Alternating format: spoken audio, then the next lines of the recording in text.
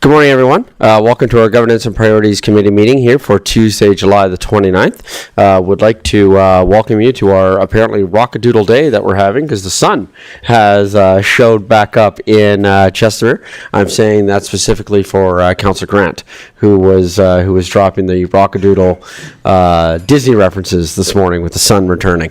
But in all seriousness, no, we do know that out in the community right now that there are some concerns and lots of questions that are happening because of the rain that we have had, and more in the forecast to come, and that there's questions with regards to storm ponds and things like that. If we could ask our community, if you have concerns with that, please reach out to the city. Please phone the city, our front desk, and our front desk will be able to help you. And just as a point of clarity, there's some of our communities that have not yet been turned over to the city. And so for areas such as Dawson, you're going to want to reach out to Qualico. For Waterford, you're going to be wanting to reach out to Douglas Homes, and for Chelsea, you're going to be wanting to reach out to Anthem. However, if you do reach out to the city, we will reroute those calls to the particular developers that are involved. But we do understand that there's lots of questions. I myself live pretty close to one of the storm ponds that is quite high right now, where the pathways are essentially underwater right now, and so we do know that we're getting lots of questions about those. So if you have some concerns about a storm pond in your area or a street flooding in your area, then please reach out to the city so that we can address it. I have been told by our CAO that our crews have been out and about having a look. But obviously, we're a continually growing city, and to be able to get out there and address them is an ongoing challenge. So please, if you do have concerns, we do invite you to reach out. I also understand that we'll be releasing some messaging later on today as to who to contact should you have any concerns with any of the rain. We do know that the ground is quite saturated right now, and it would be nice to get a few days of nice weather because, well, it is summer after all. So starting with our land acknowledgement, in the spirit of respect, reciprocity, and truth, we honor and acknowledge the Mokitas and the traditional Treaty 7 territory and oral practices of the Blackfoot Confederacy, Siksika, Kainai, Piikani, Legal Nakota Nations, Chiniki, Bearspaw, Goodstoney, and Tsuut'ina Nation. We acknowledge that this territory is home to the Métis government of the Métis Nation with Alberta District 4. And finally, we acknowledge all nations, Indigenous and non, who live, work, and play on this land and who honor and celebrate this territory. This sacred gathering place provides us with an opportunity to engage in and demonstrate leadership on reconciliation, and we are honored to have you join us on Treaty 7 territory. Looking at the additions and adoption of the agenda, I think we're going to be moving a couple of things around, but other than that, I think we're just going to be moving item 6.2 before 6.1. But looking first to council if there's any additions or amendments to the agenda. Seeing none. Administration, other than this one, seeing none. Can I have a councillor read the following motion, please? Councillor Randhawa. Thank you, Your Worship. Good morning, everyone. I move that the Government and Priority Committee approve the July 29th, 2025 Governments and Priority Committee meeting agenda with the following amendment. Move agenda item 6.2 to before item 6.1. Comments, questions for council? Call for the vote.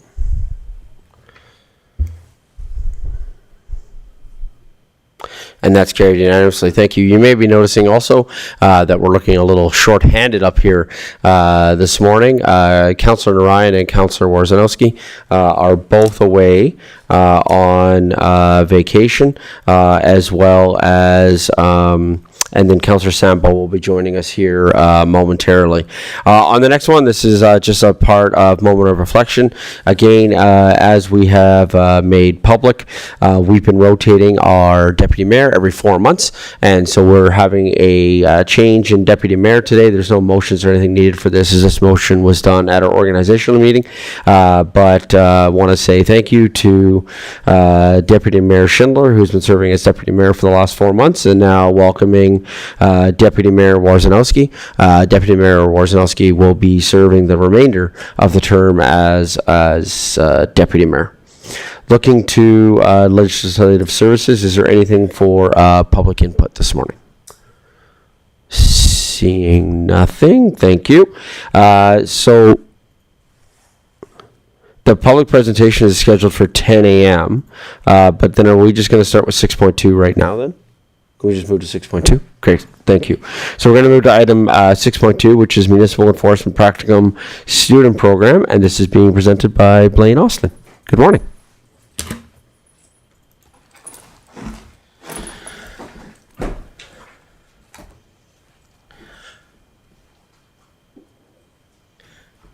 Morning, Mayor and Council.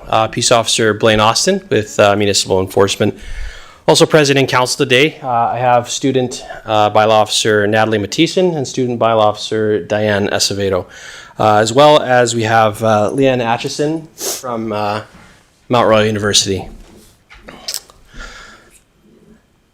I'm here today to present on the Chestermere Municipal Enforcement's Practicum Student Program. This is a program that we have been operating since 2023 in partnership with Mount Royal University, in which over the course of a semester, they engage in a 280-hour practicum. Now, all 280 hours of those are unpaid. They volunteer their time. It's currently open to third and fourth year criminal justice students. We have a competitive interview process. These students aren't just given to us by the university. We actually are given a selection of applications. We host an interview process, in which case I imagine it was very intimidating. It was myself, Peace Officer Steinfeld, as well as Staff Sergeant Clausen from the RCMP. And we pick the best ones that we think are going to be a good fit for the city and the practicum as well. As you can see, the bylaw officers are in uniform. They are given appointments under the Municipal Governments Act to be fully legislated bylaw officers. They're given the full range of authority to enforce the city's bylaws, and they are able to essentially do anything that a peace officer would with respect to the bylaws only. Just a point of clarity on that, students are not peace officers. So while there is some interpretations of the of certain acts and pieces of legislation that bylaw officer is inclusive of the definition of a peace officer, they are not by title or by designation a peace officer. So what we're doing is with the students is we're looking to obviously give them, it's a practicum, so we're looking to give them firsthand experience on law enforcement. It's a very complex, dynamic, and diverse career path, and there's not a lot that can prepare you for the demands of law enforcement in a classroom setting. So this gives them the opportunity to take what they've learned in their four-year degree program and apply it to real-world scenarios. It also gives them the exposure to investigative standards, court procedures. They start to learn things like the how the Charter of Rights and Freedoms applies, as well as evidentiary standards, so that ensure that when they receive a file, that they're collecting evidence, disclosing it to the courts, and using it in their enforcement practices in a prudent manner. It also enhances our departmental level of service in terms of we get 2 extra bodies over the summer months to essentially take on bylaw files. As we're all aware, the city experiences a significant increase in traffic and visitation and activity during the summer months, and having those extra hands on deck can really help share the workload. It also supports their future law enforcement career endeavors. Not everyone who goes through a criminal justice program necessarily wants to be in law enforcement directly as an officer. Some of them go into social services, probation. Some of them pursue a further career in the legal field. It can be a fairly diverse crowd that we attract, and the experiences apply differently, potentially on what career path they've chosen. So they're working directly under our supervision. We sort of take them on and guide them through the process. We train them up to a standard that we expect of a bylaw officer. We're giving them low to medium complexity, non-confrontational files, so that we're not exposing them to as much risk than we would deem necessary or appropriate. They take on bylaw complaints such as parking enforcement, unsightly premises, animal control, snow removal. Hopefully not in the summer months, but it is Alberta. And they're able to issue direction, and any direction issued by a bylaw student is legal. It is enforceable, and it is official. They're able to write tickets. They're able to issue orders under the MGA or any other bylaws. I think if they have to enforce any snow removal over the summer, the community's going to blame you because it's in the presentation. I'll take it. I think is what's going to happen there. So the city sees a number of benefits from this program. Obviously, I've touched on the fact that we see an increased presence of department personnel. There's both a direct and indirect capacity to this. So not only do we have the extra 2 uniformed personnel on staff to help us, because they're taking some of that workload, that bylaw workload away from the peace officers, we're able to be out and be more visible in our patrol vehicles, able to be taking on more traffic enforcement, and also we're able to flex our time a little bit better in terms of city events or our shift schedules. Supports community-oriented enforcement and education. They quickly learn that this is a part of the community and they are accountable to the community. And this isn't a job where they come in and they're just looking to write tickets and wag their finger and get mad at people. They quickly learn that their decisions have an impact on the community and a reflection of both the city and the law enforcement community as a whole. It is a cost-effective support during peak season. We pay them $0. I'll touch on that later. Essentially, all the cities had to pay for them is their uniform shirts that they're wearing right now, as well as any gas that they use while driving city vehicles. Residents will experience a higher level of service from department personnel dedicated to handling bylaw complaints. So if any of you have done a ride along with us, you'll know how quickly our schedule and our timelines can change and how quickly our job can change. We can be driving on our way to pick up a stray dog when a car accident comes in. We can see someone doing 50 over the speed limit, or even just a general speeding offense or a traffic offense that evolves into something else, right? It's not uncommon for us to be pulled away from our bylaw duties because of something that we've seen on our way or something that's happened, either an external event or emergency. Bylaw students don't have that level of authority, don't have that level of responsibility. They are just there waiting to take bylaw complaints. So if we're out dealing with an emergency, there's still going to be someone that's ready to take on that parking complaint. And oftentimes we've had to tell residents that, sorry, we can't come deal with somebody parking in front of your driveway right now. We're at a car accident, or we've had to arrest somebody. And with that comes a faster response time to bylaw complaints. As I've touched on before, it allows us to prioritize our time and schedule to focus on more serious matters. Moving traffic enforcement, emergencies, other duties that come with peace officer appointment, which is warrant executions, arrests, and attendance in court. It is not uncommon for us to have most, if not all, of the city's peace officers in court on a given day because of the court schedule with Strathmore Regional Court. So that would still leave people in the jurisdiction to handle bylaw complaints as they come up.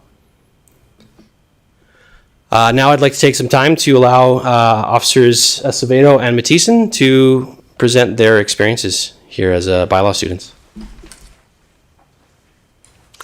You beat me to the punch on this because I'm not sure if you remember when we met the rookies from the fire department. We put them on the spot where we said that they were going to have to do speeches that, they weren't having to do. And then when I saw this in there, I was like, oh, well done, Pete. Well done. Well done. I like this. I like this. Good morning, Mayor and Council. My name is Bylaw Officer Mattison with the City of Chestermere, and I've had the incredible opportunity over the last 14 weeks to complete my criminal justice practicum placement with Chestermere Municipal Enforcement as a bylaw officer. I'm grateful for the chance to stand by you today and share a few reflections on what has been a meaningful and an eye-opening experience. From day one, I was welcomed into a professional and supportive environment. I had a chance to work alongside a team of dedicated officers who not only take pride in their work, but also care deeply about the community they serve. Whether we were conducting foot patrols, responding to complaints, or engaging with residents, I always felt like I was contributing to something bigger, helping to maintain peace, safety, and respect within Chestermere. One of the aspects I enjoyed most about this placement was the variety. No 2 days were ever the same. I learned how to apply bylaws in real-life situations, communicate effectively with the public, and de-escalate tense interactions with professionalism and confidence. Each interaction, whether big or small, taught me something about the law, about people, and about myself. What I took from this placement goes beyond practical skills. I've gained a clearer sense of purpose. The role of a bylaw officer is often misunderstood, but through this experience, I've seen how essential it is bridging the gap between the community and law enforcement.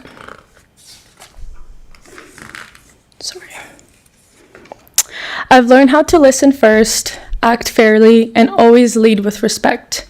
These are lessons I will carry on forward as I continue my journey in law enforcement. This practicum has confirmed for me that this is the right path. It's helped shape my understanding of public service, and it's given me a solid foundation for whatever comes next in my career.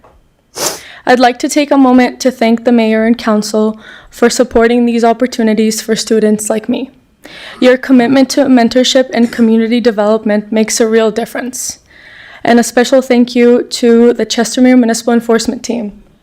Your guidance, patience, and professionalism has left a lasting impact on me. Thank you again for the opportunity to learn and grow in such a dynamic and supportive environment. I'm truly grateful. Thank you. Thank you.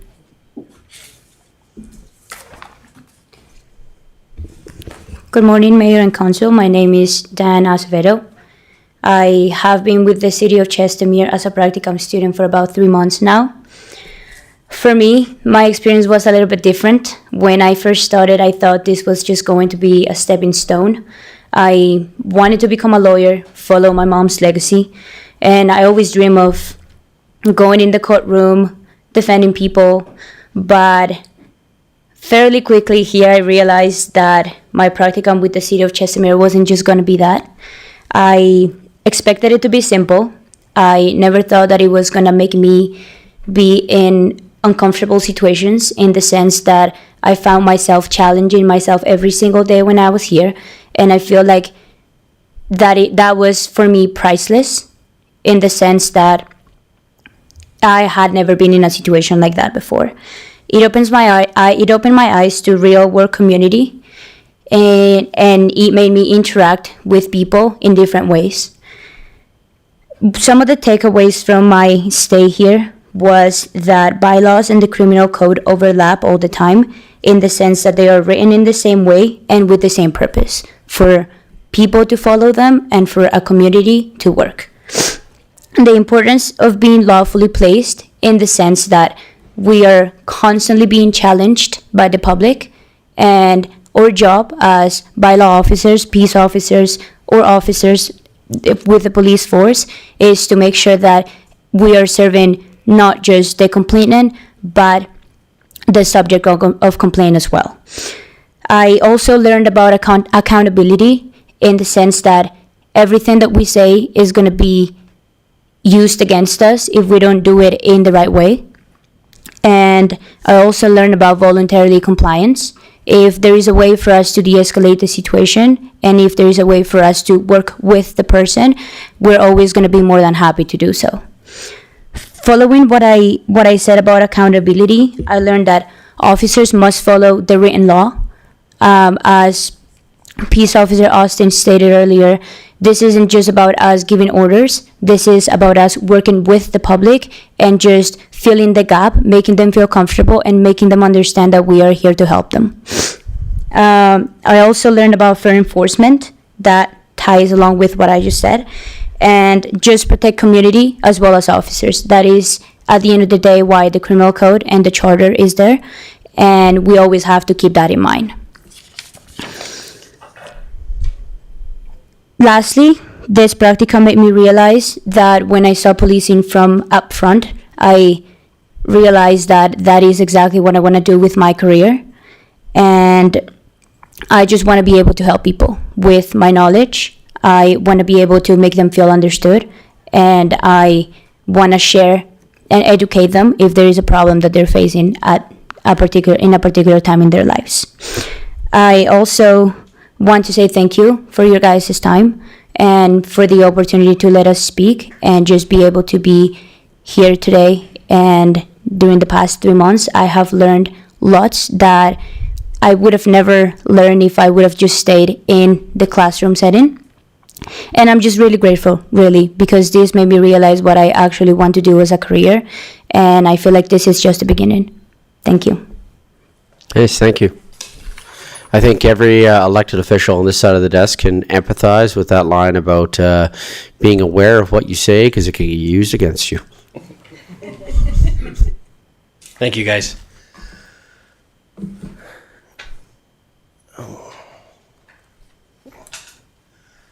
So we've talked about a lot of the great things that have happened over the course of the semester and the practicum student program. It doesn't come without challenges. We're quickly faced with a few obstacles that we need to work on overcoming. And if we want to maintain the sustainability of the program, what needs to be done. So some of the challenges are a short active semester period. So we hear semester, everybody thinks 4 months. It's actually, for all intents and purposes, 3 months. That fourth month is often dedicated for exams, wrapping up coursework, and they're going into their last week, either this week or next week. So for the entire month of August, which is still a busy month for the city of Chestermere, we won't have that support from the students.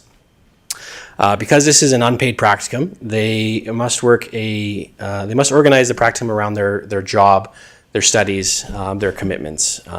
Both of them work full-time, probably more than full-time considering other obligations. They're managing course loads, and they're having to also be a young person and live their life.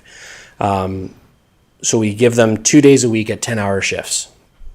Because we have 2 of them, ideally we get 4 days a week of coverage over the course of a week. That does come with its own level of difficulty because some files aren't open and shut. You can deal with it the same day. Sometimes you're giving a timeline, and sometimes that timeline or that objective is on a day that you're not working. Most of the time, it's not. Most issues aren't time sensitive, and they can be flexible, such as if they're giving someone an order to cut their grass. If it's 7 days or 8 days, not the end of the world as long as it gets done. But it can make for some difficulty for file continuity if they have a hard deadline to meet and it happens to fall on a day off. So they either have to transfer that file to their colleague, student colleague, or a peace officer themselves. Fleet restrictions, so they're not allowed to drive peace officer vehicles because they're not peace officers.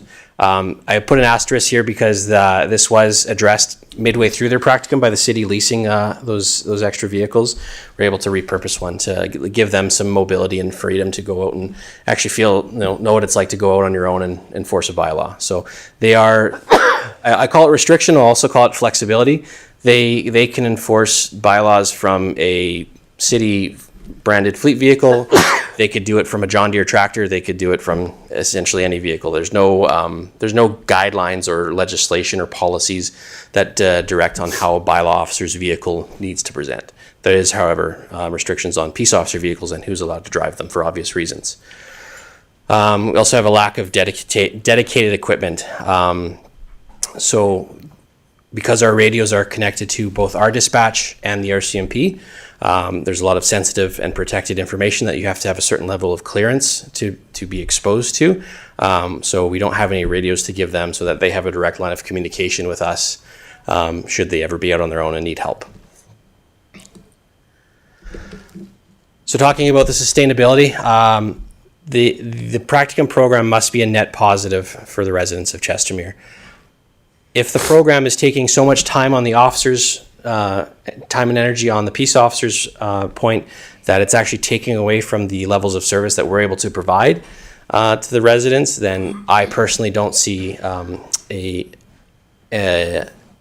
reason as to why we should continue that, because ultimately our job is to serve the community, and if the community is suffering because we want to take on students, then it doesn't really make sense to me. So looking at other municipalities, what's sort of the industry standard on how we handle this program? So a number of municipalities, I've reached out, I've spoken with the manager of protective services at the town of Vegreville. I've seen job postings for Morinville, Sylvan Lake, Stony Plain. It's an industry practice for the summer months to bring on a seasonal paid bylaw officer. So a lot of municipalities, especially the ones that sort of have an attraction to them during a busy season, such as Sylvan Lake or Chestermere, or other comparable municipalities, with that comes a lot of extra workload on the municipal enforcement department. Ideally, this would, if this is the direction a city wants to go, and this is not an RFD, this is just a report for information, it would allow the students an opportunity to return in a paid fashion because they're donating their time to serve the community here. It'd give them an opportunity to come back in fully trained, already aware of the community. The investment in a seasonal paid bylaw officer would enhance the sustainability and flexibility of the unpaid practicum program. So I'm not saying that we would stop the unpaid practicum program. I think it would actually enhance it in terms of it would give them more variety on whether or not they want to focus on bylaw enforcement and their sort of hands-on application or the exposure to the peace officers. Because the benefit of the exposure to the peace officers is that they get to see how we work in situations that they're not allowed to work in, such as motor vehicle collisions. They get to see how we process an arrest, how we execute a warrant, how we go to court and justify our evidence. So they get some really good exposure that enhances their experience as a practicum student. Again, it's cost-effective support during peak season, and it improves operational efficiency by addressing the fluctuations in our workload. So what this means is, if we're staffing peace officers because during the summer months we get so many calls for service that we're just running around like chickens with our head cut off and we can't keep up with the calls. But what does that mean for January and February when everyone's holed up in their homes staying warm, right? If we're staffing our peace officer complement for the summer months, well, those peace officers don't just go away in the winter, and it can sort of become a catch-22. As much as many residents, I think, would like a peace officer to be at every intersection and every corner enforcing the traffic laws, it's not always reasonable. And it could lead to the city feeling over-policed. So it's just a flexible way to bring on extra help during the summer that sort of keeps everyone efficient. Financial considerations of a paid bylaw officer is obviously their wage and salary. Their equipment, that would be anything like, most of which we already have. The biggest ones would probably be a Kevlar vest. Their uniforms, the fleet, again, going back, they can just pull from the city's standing fleet. Safety and their monitoring and safety, which in terms of monitoring and service, they would go through our dispatch but operate off of a mobile application that doesn't have direct radio connection to them, so they're not getting police information, but they would still have a work alone solution for that problem. Some other cost considerations, and I'll preface this by saying enforcement's job is never to generate revenue. It is, however, a reality of what we do. When I talk about bylaw ticket revenue, Anniversary Park comes to mind during the summer months. The chaos that can be the West Chestermere Drive and the parking lot of Anniversary and the rec center can become an issue. And really, the only way that you're able to deal with parking complaints in a efficient manner to send a message to the community that you can't just park wherever you want is through parking tickets. They are able to issue tickets for other bylaw matters. However, I've told them since day one that the goal of a bylaw officer is always to gain voluntary compliance. There's a secondary revenue implication for CPO ticket revenue because, again, we would be taking workload from the bylaw perspective off of the CPO's plate, or at least in some part, which generally bylaw files, as mentioned, bylaws enforcement is via voluntary compliance focused, and as a result, it's low revenue. now being able to take these peace officers and put them out into traffic enforcement, you might see a little bit more revenue come back into the city from the result of the peace officer being out more, driving around, being visible, writing more tickets. And again, to touch on ticket revenue, it is a reality of the law enforcement world that we write tickets, but it's also a good way to offset the costs from law-abiding citizens onto violators. Why should a resident who is driving the speed limit, following the rules of the road, and keeping their property in order, why should they have to foot more of a property tax bill because other people can't follow the rules? So it sort of offsets that tax implication from the law-abiding citizen to the violator. We do actually also have availability of the Canada Summer Jobs Grant. However, I don't feel this is an appropriate application for the bylaw student program because it is application-based to the federal government. One of the biggest requirements that they have is that they have to be attending school in the following fall semester. Because we take on students from third and fourth year, if they do their first unpaid practicum in their third year, that fourth year, as they're exiting university and they want to take on a potential paid bylaw position, they wouldn't be eligible for the Canada Summer Jobs Grant because they're not returning back to school. They've completed their studies. Sorry, that changed. That did? Yeah. So now Canada Summer Jobs is available to anybody up to the age of 30, whether or not they return to school. So that provision, CSJs, was taken out. Great. Yeah. Love to hear it. So CSJs are available up to 30 years old. Yeah. So the only other standing issue with that is that we are reliant on the Canada Summer Jobs Grant being approved for every season that we have this going. I'd like to take any questions. Awesome. Thank you. Council, any questions? Councillor Schindler. It's weird not hearing Deputy Mayor. Thank you, Mr. Mayor. I just had a couple of questions through the chair to administration. Maybe Mr. Edney can answer this. Are we fully staffed with our CPOs currently?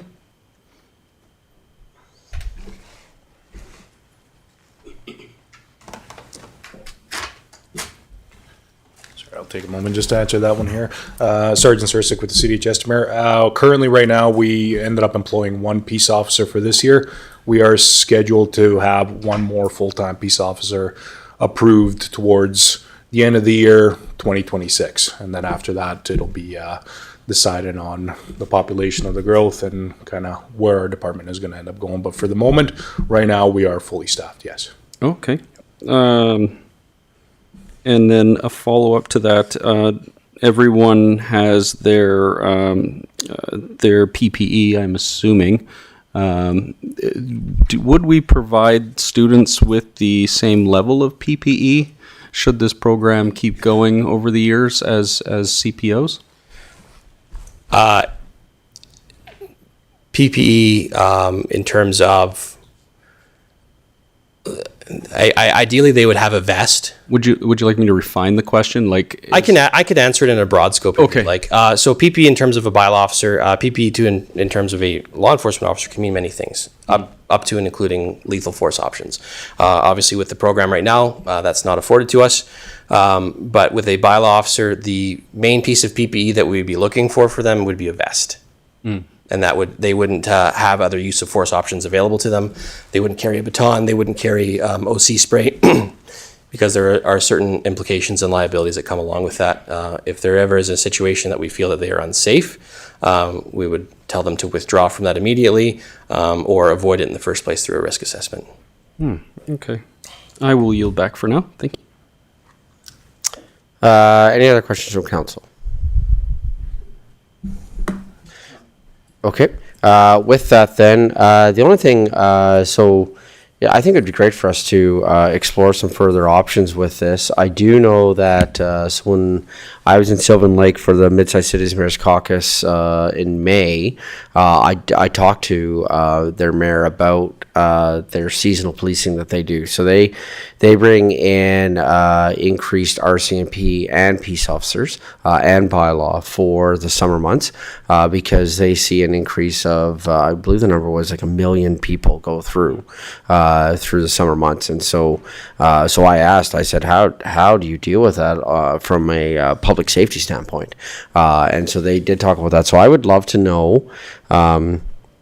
I would love to us have a look at what other mid-size are doing. I think we've really shown a commitment over the last while of our comparables really are the other mid-size around Alberta. And being a part of that caucus, I think it's good for us to utilize those as comparables, and Sylvan Lake is a great comparable. So I guess I would go to Mr. Edney because we are at a GAP meeting, so a committee meeting essentially. If we want to explore further options on this, do you have a suggested motion that we could look at for that?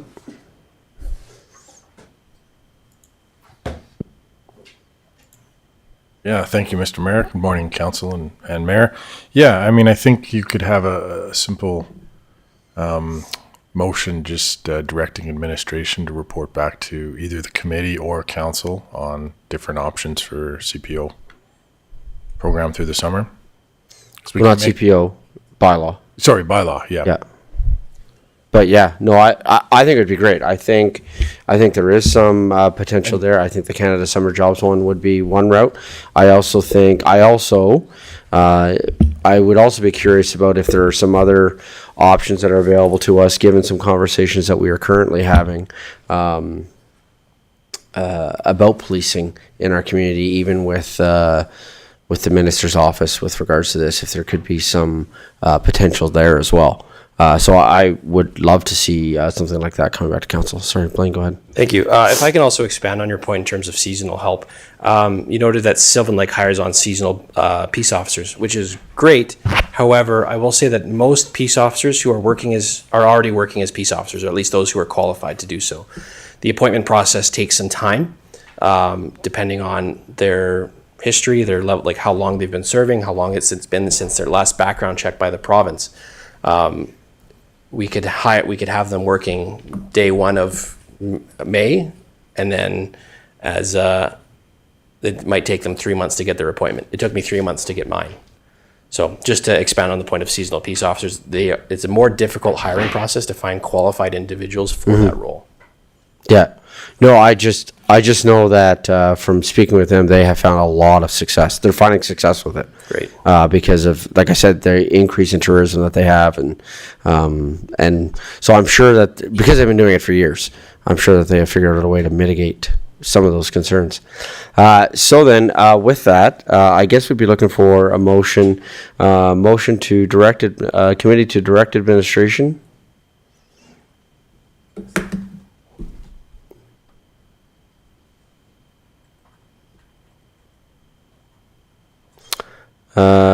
To bring back a report on options for seasonal bylaw officers in Chestermere. Summer seasonal.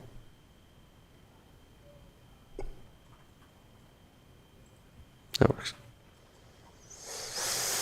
Mr. Edney, do you think that would satisfy it? Oh, sorry. Mr. Edney? Yeah, I think it's good. In the spirit, since Councillor Wawrzynowski or Deputy Mayor Wawrzynowski isn't here, would you like to put a time frame on by a 2026 budget process? Yeah, so I would say end of December 2025. Yeah. So by end of December 2025.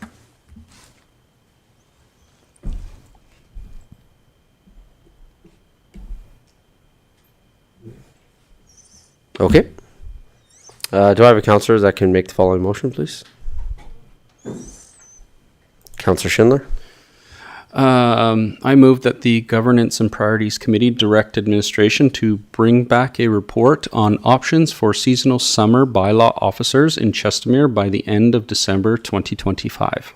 Comments, questions from council? Just Call for the vote. And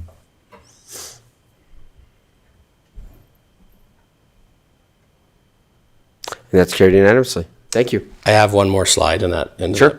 If I can ask.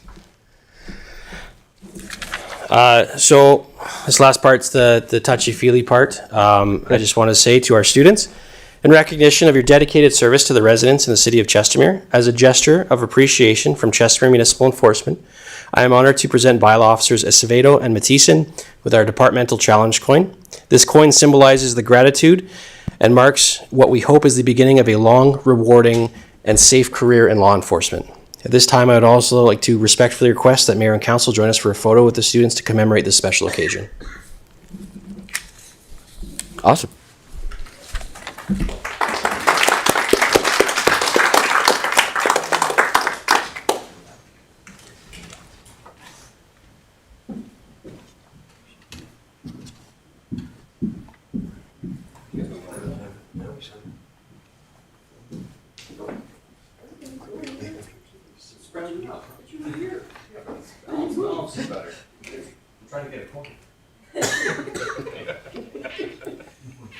Oh, yeah, get that.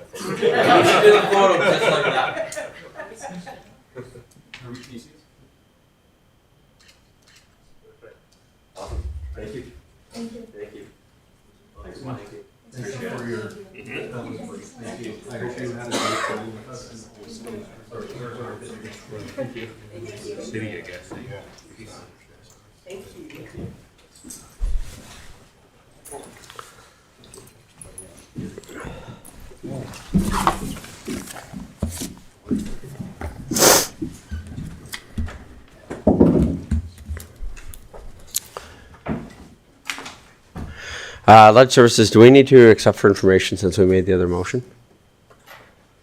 Should we still accept the presentation for information? No, because we made the other motion. So we had an action item attached to it. Great, thank you.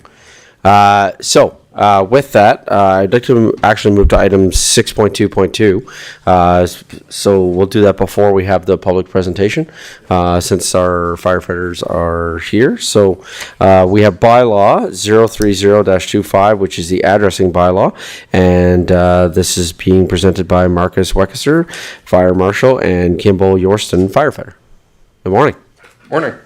Morning, Mayor and Council. My name is Kimball Yorston. I'm the Fire Prevention Officer for the City of Chestermere.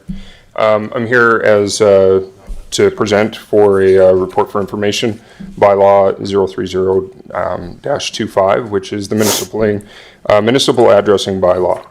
The background on this bylaw was, as I took on this new role in January, we started looking at some features that we could provide to our residents and to our business owners that provided them an inspection pre-checklist so that we could take the stress out of that for them as we come out and do our annual inspections. As we were going through this, we realized that there was no addressing bylaw that was in the city of Chestermere.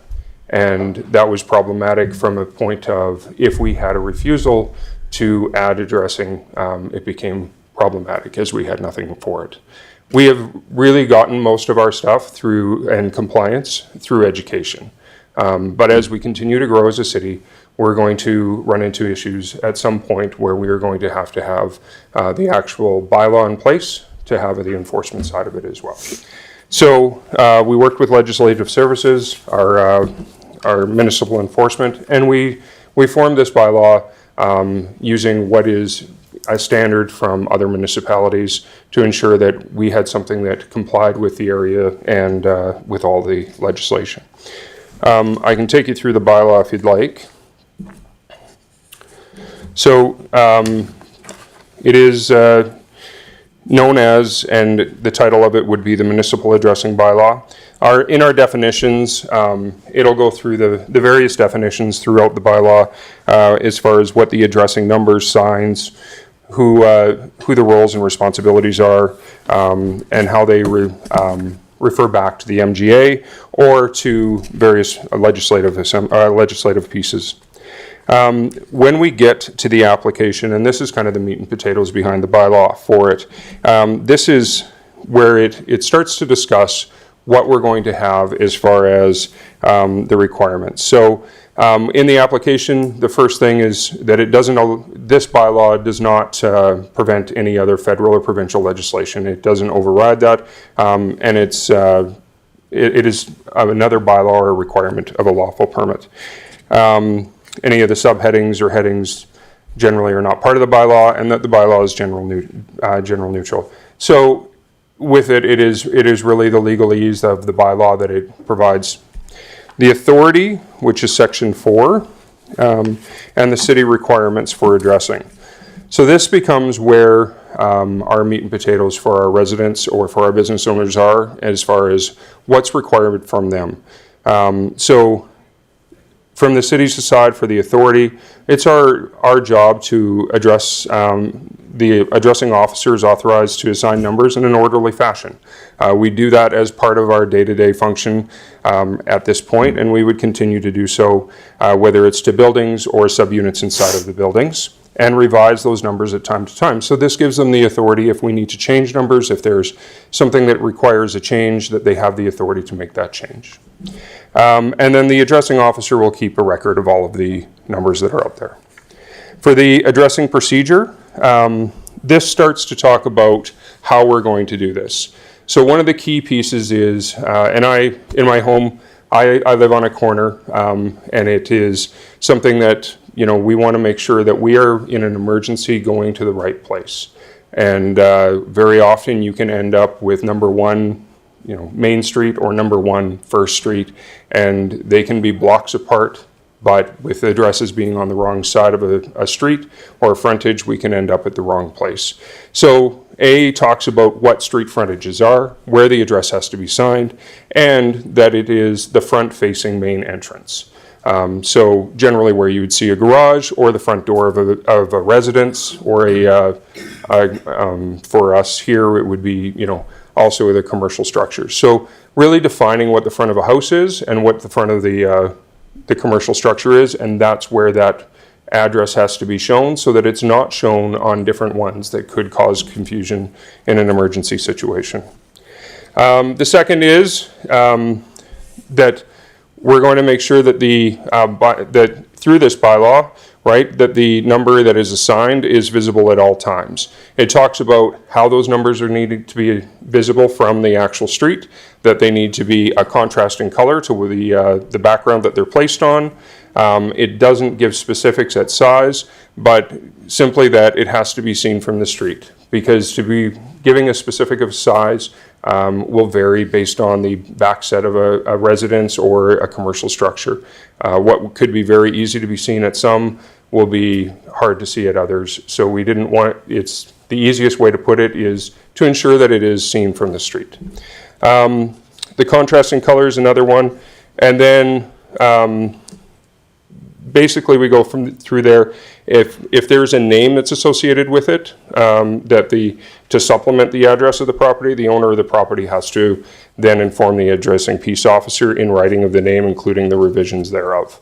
So if there is, for whatever reason, a name that's associated with that, which we haven't come across here, but as we continue to grow, we wanted to make sure that this bylaw not only satisfies what we need today, but for our future growth, that is in there as well.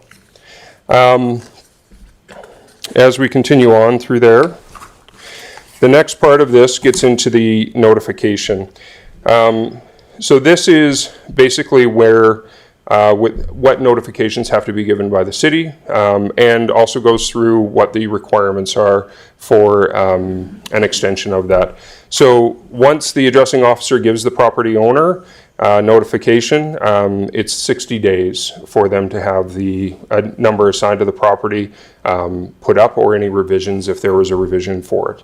And that notice can be delivered either in person to the owner or by ordinary mail to the address shown on the tax roll. So we've define how we're going to give notice, we define the timeline for notice, and then C really talks about the owner's ability to request an extension. So after at any time within 30 days immediately following the receipt of notice, the owner can then ask the addressing officer or request the addressing officer for an extension not exceeding 120 days. The following after that, I mean, the bylaw is really separated into two pieces.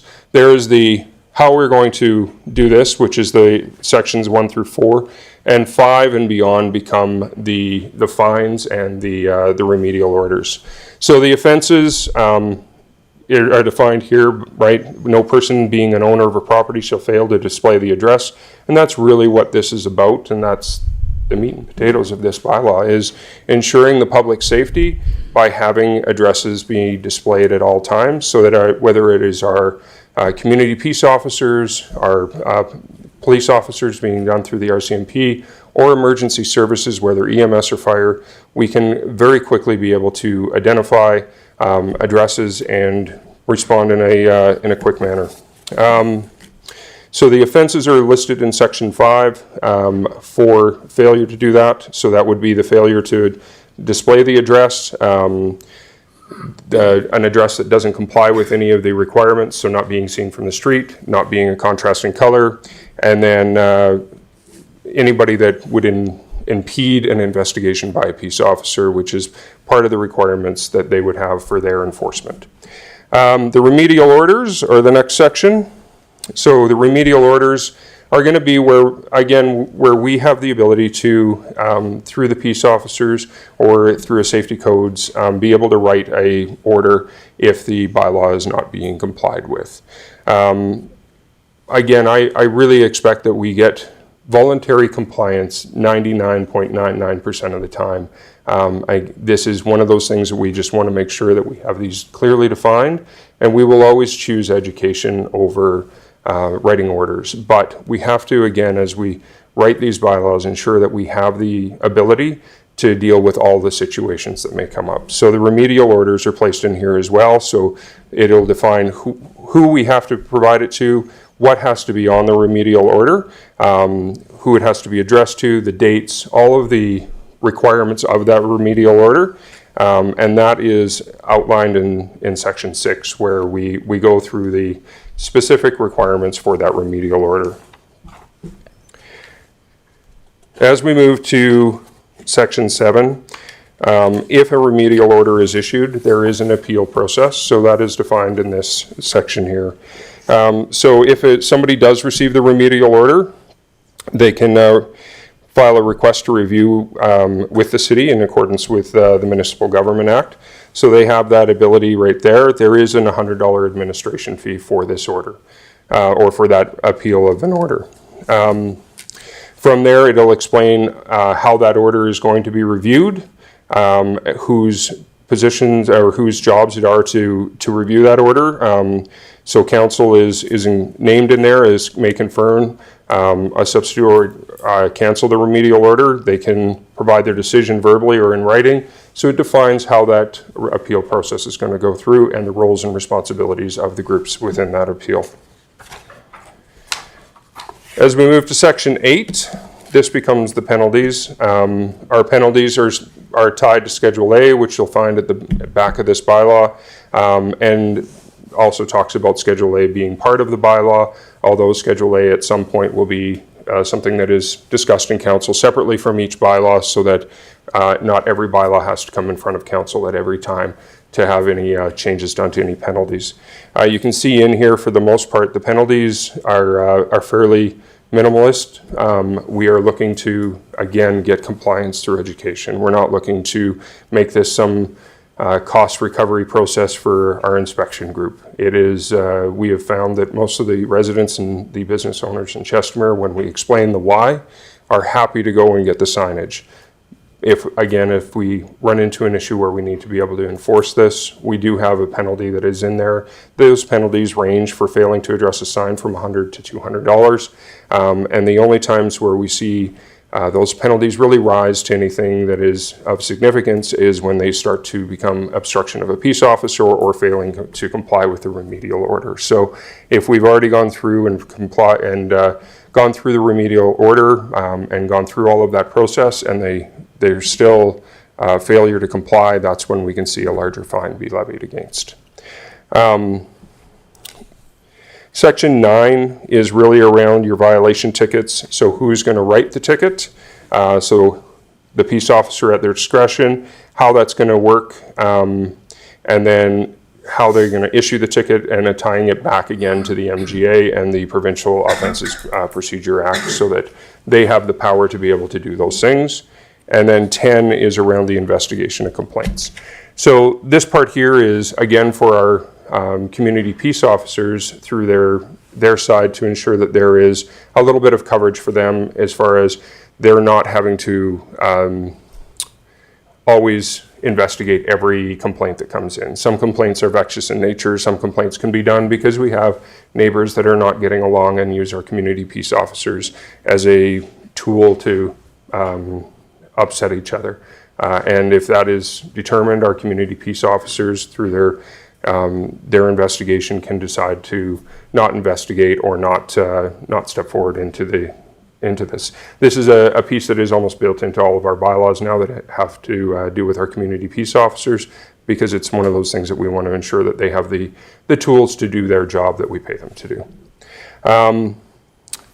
Beyond that, the last section is section 11, and that is to ensure that, again, we're covering from a legal standpoint if there's any part of this bylaw that is found to be in court to be illegal, unenforceable, right, that that section shall be deemed just that, and the rest of the bylaw still remains. And then the last piece would be that the bylaw would come into full force on its third reading. So that is a very quick look at an municipal addressing bylaw, which basically the meat and potatoes is we all have to have addresses, and those addresses need to be seen from the street, and if we have lane access, from the lane. And this is, the background of this is all about community safety and being able to get our responders to our people as quickly as possible. I think, too, it's worth pointing out that part of this also came from a couple of 15-minute meetings with the mayor, where we have discovered a couple of problem areas in our community. So some residents came forward. They utilized the process of booking the 15-minute meeting. And in coming forward, we actually discovered that packages, so whether it be from Amazon or otherwise, mail, food deliveries, skip the dishes, those sorts of things, were all being delivered to a wrong address. And you are correct. The vast majority of humans would just go, oh, sorry, we have a mistake here on our addressing. That one actually should go down the street. Well, we actually have a couple of particular situations in Chestermere where unfortunately this isn't true. And we have had packages that are being delivered to some particular houses that then are not being passed along to the rightful owners. And so this is also being utilized to address some of those issues. So certainly the safety absolutely is priority number one, but also we have also seen, and it's put our CPOs in a bit of a bind because enforcement of that is difficult. Whereas if we have a bylaw to help address this, it's going to put our CPOs in a much better position. So I do think that just in the spirit of some of that where this has come forward, is that some residents also brought this forward to us utilizing that 50-minute meeting with the mayor, then passed on to administration. And that's also part of where this addressing bylaw is coming on, because we've had some rather serious situations here over the last number of months in some of our new communities because of a lack of this bylaw. Yep. And I think that, you know, this is one of those things that we'll be able to address both of those very quickly for us. So yeah, Mr. Edney. Yeah, thank you, Mayor Dean. I think you just touched on what I was going to comment on, but to give a little more tangible example, where these problems are happening, and I think Mr. Yorston talked about it, is we have a number of houses that are built on corners. Yeah. And their garage faces one road, and that's their address. And then they have put their numbers on the other side where their doorway is. And to most people's point, most people would just move their numbers. What we've encountered is these people refuse to move their numbers. So it seems like they're 180 XYZ Street when in fact they're 180 ABC Street. And in this really unique situation, we realized we have actually no enforcement on them. We can ask them to do it, but when they keep saying, we'll do it, and they don't, now this gives us a teeth to go and say, you must do this. Either we can rename, or we can either readdress their house to be on the side street, or we can force them to move their numbers to the proper place on their home. So there's a double-edged sword. There's a safety issue of making sure you go to the right place, but there's also a practical, we are experiencing the 0.01 that Mr. Yorson referenced that aren't actually cooperating. Now we're going to have the means to actually enforce and make them make a change. Well, and to play that out, what was happening is we would have house number 180 that was on the corner of Edney Drive and Rundawa Way, and the garage was facing Rundawa Way, but they were putting the 180 on Edney Drive, and then what was happening? There was another 180 on Edney Way. And so what was happening is that 180 should have been on Rundawa Drive, but because it was on Edney Way, the packages were going to that 180 because it came first before the other 180. And it's created a bit of a headache in our community, and we have more than one of these situations happening in our community. So certainly there's the response time for our first responders. Now, I also think too that we should make it clear that the GPS systems and the technology that our first responders utilize for getting from the call to where the emergency happening is much better than Google, right? I mean, what we utilize to get to an address, what our first responders are using is much, much better. So rest assured, residents, that the technology that we're using is much better on our first responder side. However, it is a concern, and seconds matter in an emergency situation, and also with these other situations that we are dealing with. The one question I did have was when it talks about the owner of property which has access to a lane. So we have properties that say their front entrance is on the road, and then they have a back alley or a lane, and then their garage is there. Are we suggesting with this bylaw, and a lot of those ones that are where the garage is in the alley, they do not have any numbers on them at all, which has been a bit of a surprise for me. So are we saying that under this bylaw that we will be requesting that those garages now also have the address? Because many currently do not.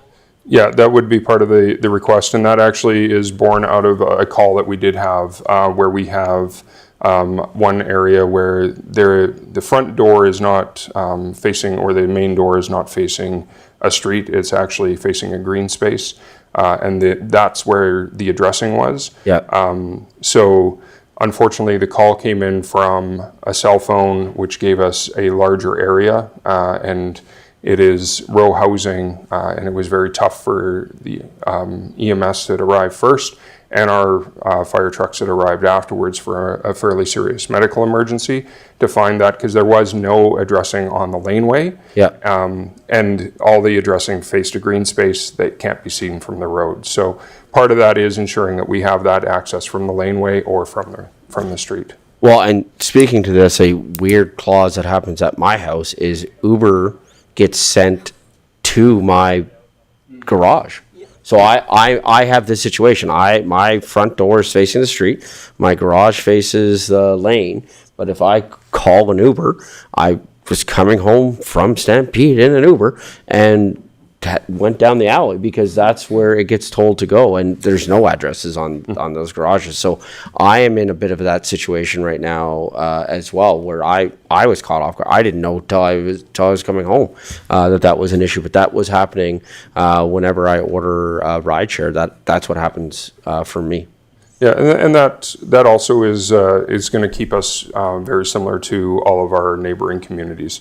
It is a requirement in the city of Calgary to have your addressing not only on the street side, but if you are serviced by a laneway, that you have an address on your laneway as well. So right now, then, that would be a cost that would probably have to be borne by homeowners because of what's happened. In the future, then, I would guess I would go to Mr. Edney on this. In the future, then, for our new developments, with this bylaw, would the developer then be required to put the numbers on both the front of the house and on the garage with regards to the situations I'm speaking to? Mr. Edney? Yeah, to council, it sounds like they would be. I'm not sure if the developers put the numbers up. I know when I bought a brand new house one time, they gave me the numbers to put up myself, but yeah, depends how each developer treats it, I guess. Fair enough. But they'll have to have some kind of notification so we can respond effectively. Thank you. Councillor Schindler. Yeah, thank you for your presentation. I've now had a thought to go look at my numbers and make sure that they're visible, because I do recall them being they're blending into the background. That said, through the chair to administration, should we, as we bring this back, also have a comms exercise or something to that effect where we talk about these issues for homeowners to keep an eye on their numbers, address the new bylaws that we're putting out for this, and then some fire safety stuff. And would you like a motion for that? I think with that, I'll take that if, and Mr. Edney, if I get anything of this wrong, please feel free to jump in. I guess we're at the point right now where we will be just accepting this for information because we're not even doing first reading because as a committee we can't. So what I would say is your comment there, that would come next, right? So after we pass the bylaw, I would anticipate then I see nodding coming from our CAO. Right. Then that full comm strategy would happen. And then I could even see communications even coming through. I think we've all coming through our the social media that our firefighters do as well on their platforms and things like that. So I think the comm strategy would come after we do the full 3 readings of the bylaw. Just an odd question. Does anyone know how to update the GPS sat navs to bring cars to the front of the house, or is that something that, I know this may be outside of scope here, but I'm just curious. No? I see a lot of shaking of head. Yeah, okay. Yeah, because I would love to have people come to the front door of your house, Shannon, because I know we had that issue during Stampede. So it did. Yeah, it happened a few times. So yeah. Councillor Grant. Thank you, Mayor. Are we moving on to questions for our presenter? Yes, sir. Thank you for the presentation, Mr. Yorston.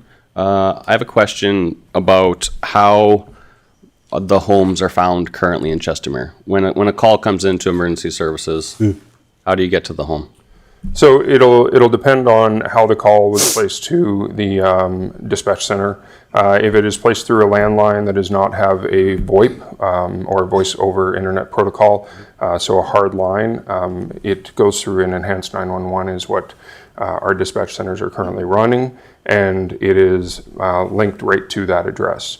Where we have some issues is where you have a voice over internet protocol where somebody may not have registered that in the appropriate place, so they haven't updated their address with their actual provider for that voice over internet protocol telephone, and you can have that go to the wrong dispatch center or show a wrong address, and that's where it becomes more important for them to have the addresses shown and things like that very easily.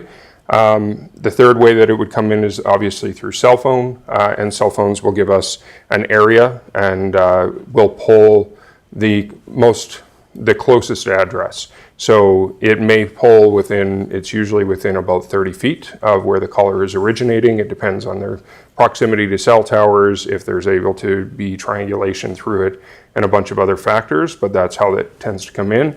And we get a flag that is dropped on, if it is the address, it will have that clear address, or we may get an estimate, and then it will provide an address where it's estimating the emergency is at. Perfect, thank you. I have another question about the cost. So in here, we talk about an addressing officer. Is that a current position? I believe that's something that we currently are running. We do have that role as far as it's being done with our planning and development group, but it's not necessarily the addressing officer. It would mean a title change or a change in that workload for that person. So, Mr. Edney? Yeah, thank you, Mr. Mayor. I was just going to expand on that. Yeah, the addresses are assigned through our planning department when the permits and stuff come in. So it's not necessarily an addressing officer, but that would be combined in with an existing role that already exists. Okay, perfect. So then in the administration of this bylaw, would there be any additional costs to the city? Mr. Edney? Sorry, yeah, through the chair to Councillor Grant. No, I don't foresee anything. This is really something that we're already doing in practice. This just gives us some teeth when we have that 0.01 situation that the mayor and I described where the person doesn't cooperate. This just gives some teeth for us to now be able to say, okay, you must cooperate. So really practically, I don't think it changes our staffing or anything we're doing day to day anyways. Thank you. Okay, so with that, I think we're just going to be accepting this information today because then this would come forward to a regular meeting of council for first, second, third reading. Mr. Edney? Yeah, thank you, Mr. Mayor. I know in here it says bring it to the September 9th meeting. Let's just put it to a meeting in September. I think you and I have discussed that, I mean, there is some urgency to this, but there's a really big agenda September 9th coming right now. So just give us some flexibility of try to have it on the 9th, but if it doesn't, we can bring it to the next one. Yeah, that meeting keeps growing. Yeah. I feel daily at this point, that meeting. Yeah. Okay. Sorry, by end of September.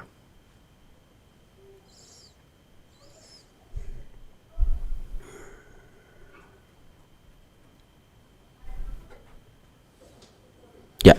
That work for you, Mr. Edney? Okay, can I have a councillor make the following motion, please? Councillor Sambo. Thank you, Your Worship. I move that the Governance and Priorities Committee direct administration to bring back bylaw 030-25, being the municipal addressing bylaw, to a future meeting of council by the end of September 2025. Comments, questions from council? I'm just wondering, a comment to administration. I'm wondering if we could reach back out to some of those residents that have brought this issue to us and just let them know that this is coming, because I know that these things take some time, but I do think it would be good to inform these residents that we have taken some action on this, because we do know that it's been a struggle for them. So if just as a comment, if administration could just do that, I think that would be fantastic for our residents. Awesome. Thank you. With that, we'll call for the vote.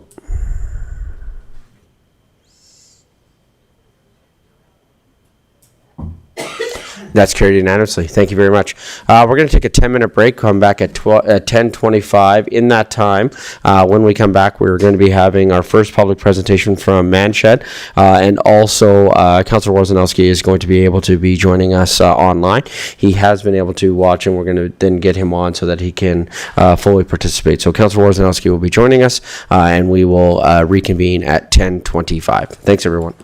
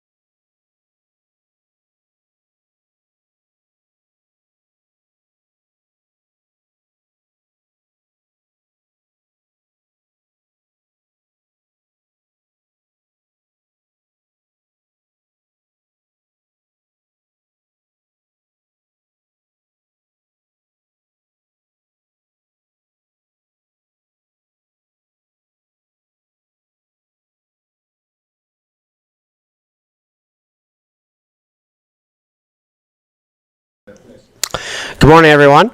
Just coming back from our break, and as promised, Councillor Wawrzynowski is now officially joining us online. He has been in the background there, but thank you to our IT department and Legislative Services for getting that set up and having Councillor Wawrzynowski joining us. So, with that, we're going to be moving now to our first of 3 public presentations today, and our first one is from the Chestermere Men's Shed. And this is being presented by James Marriott, who's the president of the Chestermere Men's Shed. Good morning. Good morning, Mayor Dean, staff and guests, and 2 shedders here sitting in the audience. I guess I have control here, do I, with this thing? I think so, yeah. No, Yes. I don't want to mess you up. I see nodding. So as Mayor Dean said, I'm Jamie Marriott, president of the Men's Shed, and I'm here to basically give you guys, everybody here, an idea of what the Men's Shed is, why we have it, why we think we should be briefing you about it, and why we think it's important to the community, not just the men in the community, but everybody else. So with that, why are we briefing you? Well, we want to raise awareness. I mean, that's a fundamental thing. Because the shed isn't an entity that works in isolation. We need to work with the community and in concert with the community on behalf of the men, and we have to basically, we're looking for ways to help men, but we're looking for ways to help them help the community as well. So that's why I'm here this morning. Oh, there we go. Oh, by the way, I want to point out on that, you might notice I have on there the Kirby Men's Shed. It wasn't that we couldn't make up a little picture of ours, but I'm going to come back to that later. There's a lot of men's sheds, and that particular one I'll talk to as to why that's on the opening slide. Should I be pointing this? There we are. Just make sure okay, I'll get used to this. This is why old men need help, by the way. Let's try that again. Okay, why a men's shed? Mental health, men's mental health is a crisis. Not only within this community, but everywhere. It's a big problem. And it's a problem, it's not that there aren't other people that have mental health issues, but for men, they spend all their work life, usually, they have their social network and everything, and their self-worth is all related to work. And then they retire, and then they're isolated. And that causes a lot of problems for a lot of men. And I think all of you probably know somebody who's retired, they're older, maybe they're a widower, maybe they're estranged from their family. This is a huge issue, and I'm going to talk a little bit about that later too. So here's a bit of statistics on that. Loneliness, you're isolated, all of a sudden you have no purpose. Why do you get up in the morning? A lot of older men especially, and by the way, the club isn't just for older men, but the need is more focused in that group. Older men often get isolated from their families. And even when there's a good connection, once they retire and they get old, and some of them, not me, get cranky and hard to be around, some of the families don't want to be around them anymore. Mental health, 25% of them seek support, and they don't know where to seek support. That should actually read, they need support, because they don't know where to seek it, and they don't know how to do that. And that's part of what we're going to talk about today. And the ultimate is survival. Some of these guys don't make it, and that's a hard fact to deal with. And there's all kinds of agencies that are addressing this issue, but I think you'll see at the end, Men's Shed has a kind of a special niche here, I think, to do that. Now, how many sheds are there? Well, they're everywhere. This was started in Australia in the 1990s, this whole organization. And it was started to address the issues I'm talking about. And when they started up, they had one shed, and now there are 3,000 and more. They're counting every day. They're in 12 countries. Canada, Australia, New Zealand, Kenya, South Africa. They're all over the world right now, mostly in Western countries, and they're growing fast. In Canada, there's 150 sheds, and in Alberta, there's 35. And right in this area, in Forest Lawn, there's a shed, Airdrie, Olds, and the Kirby Center. I put them in because those are the ones we talked to when we started this, and I'll get to the history of our club in a bit. But there's a whole network, a support network, internationally, nationally, provincially, and locally for new sheds. And we actually now are trying to initiate and start up sheds in other communities. And the vision of the whole movement is a shed in every community, a shed for every man. Every man that needs help, we want to have someone in that community representing the men's shed movement that can provide a little piece of that help. So we started here in Chestermere. Craig McLeod actually had invited a few guys for coffee at Tim's one morning, just over a year ago. And I think Todd and Peter were part of that group, and one of them invited me. And that was the very first meeting of that. Now Craig had done a lot of background sort of organization, but he was the one that actually came up with the idea and decided he needed a few guys in the community to help him with it. So 7 of us got together, and basically Todd, me, and a few other guys, some of these guys you will know in the community, and we decided that we needed to get together regularly. So we got together in Todd's garage every week, every Thursday from 10 till noon. But then we got into the fall, and it was getting cold. And Todd didn't have the heater on or wouldn't put it on, so this garage was no longer suitable. And I went around the city looking for a place to meet. And that was that was the first roadblock, trying to find a place to meet.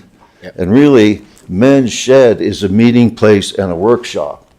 But we were just looking for a place to meet, for guys to get together and have coffee. Luckily, Lisa over here at the Manor, she donated a place for us to meet every Thursday. And we've been meeting there ever since. So kudos to her and the Manor, they really helped us get going. So in May of 2024, we had half a dozen people. We now have 20-something. Almost every week we add 1 or 2 more members. Some stick around, some go, but we've been going up in numbers ever since last year. As I said, we meet every Thursday. Everybody that we find, we tell them and come to the meeting, or if they know somebody that needs some help or needs a group to get together with, send them to our meetings, and that's how we've been growing. We've worked on quite a few projects. I've listed a couple here, and I'm not going to go through them, but we're constantly looking for projects that we can work on serving the community or somebody in the community or the city. And the most recent one up there is picnic tables. About a month ago, somebody noticed the picnic tables in the park here were pretty rough. And we thought, well, that's the type of thing we could do. So with Robert's, and by the way, Robert's a shedder, as we call him. We call him other things, but not when he's at the meetings. But he's part of the men's shed. And I think you and Craig and 2 of the other guys just realized that there were picnic tables there and they were in disrepair and they needed painting. And we just had, in the last week, I think they've all been repaired and painted. And Todd and Peter were part of that, and they can talk to that later for a minute if they want. As you can see, we've been out to activities. We try to do things together. It can be just a couple of guys, 4 or 5, or all 20 of us. We go to museums. We participate in community events. We have booths wherever we can. We've been to mental health days. We've given out little bells for kids' bicycles. Anything we can think of that it helps the men to have something to do, have a purpose. And if it helps the city, that's a bonus. But at the end of the day, it's to help men and get them out of their isolation. This one is just a little bit of a kind of a, not a who's who, but what kind of skills we have. If you look quickly at that sheet, you can see that we've got 20-some members. If you're looking, now, old guys might lose their edge, but they don't really lose, their skills. And we've got guys that cover almost everything you can think of in the 20 people, from engineers, plumbers, welders, project managers, or whatever. So I put this up to show there's a huge pool of untapped talent that can supplement, if not fill gaps within the city or other clubs and organizations. We can do mentoring. We have people that know enough to present courses or self-help and so on. So that's just, there's 20-some people probably with 100 different skills that they can offer the community. We're affiliated with all of the men's shed organizations, the Canadian, Albertan men's sheds. They're all under the international umbrella, but it's layered down, and they all share resources. And we have regular Zoom meetings. Some of them here, because Craig has provided the meeting room a couple of times. We have them with the other Alberta clubs. I have meetings with clubs all over from Nova Scotia to New Brunswick. I think there's even a couple up north, and we share ideas. So it's a pretty vibrant, growing, sort of self-supporting community of sheds. And we visited a couple, Forest Lawn, Airdrie, and Olds. And I should say, Forest Lawn has provided us a lot of startup help. And this is almost like churches operate. There's plants, and then someone that has a shed helps the new organization. And we met up recently at the men's mental health event with some reporters from Strathmore, for example.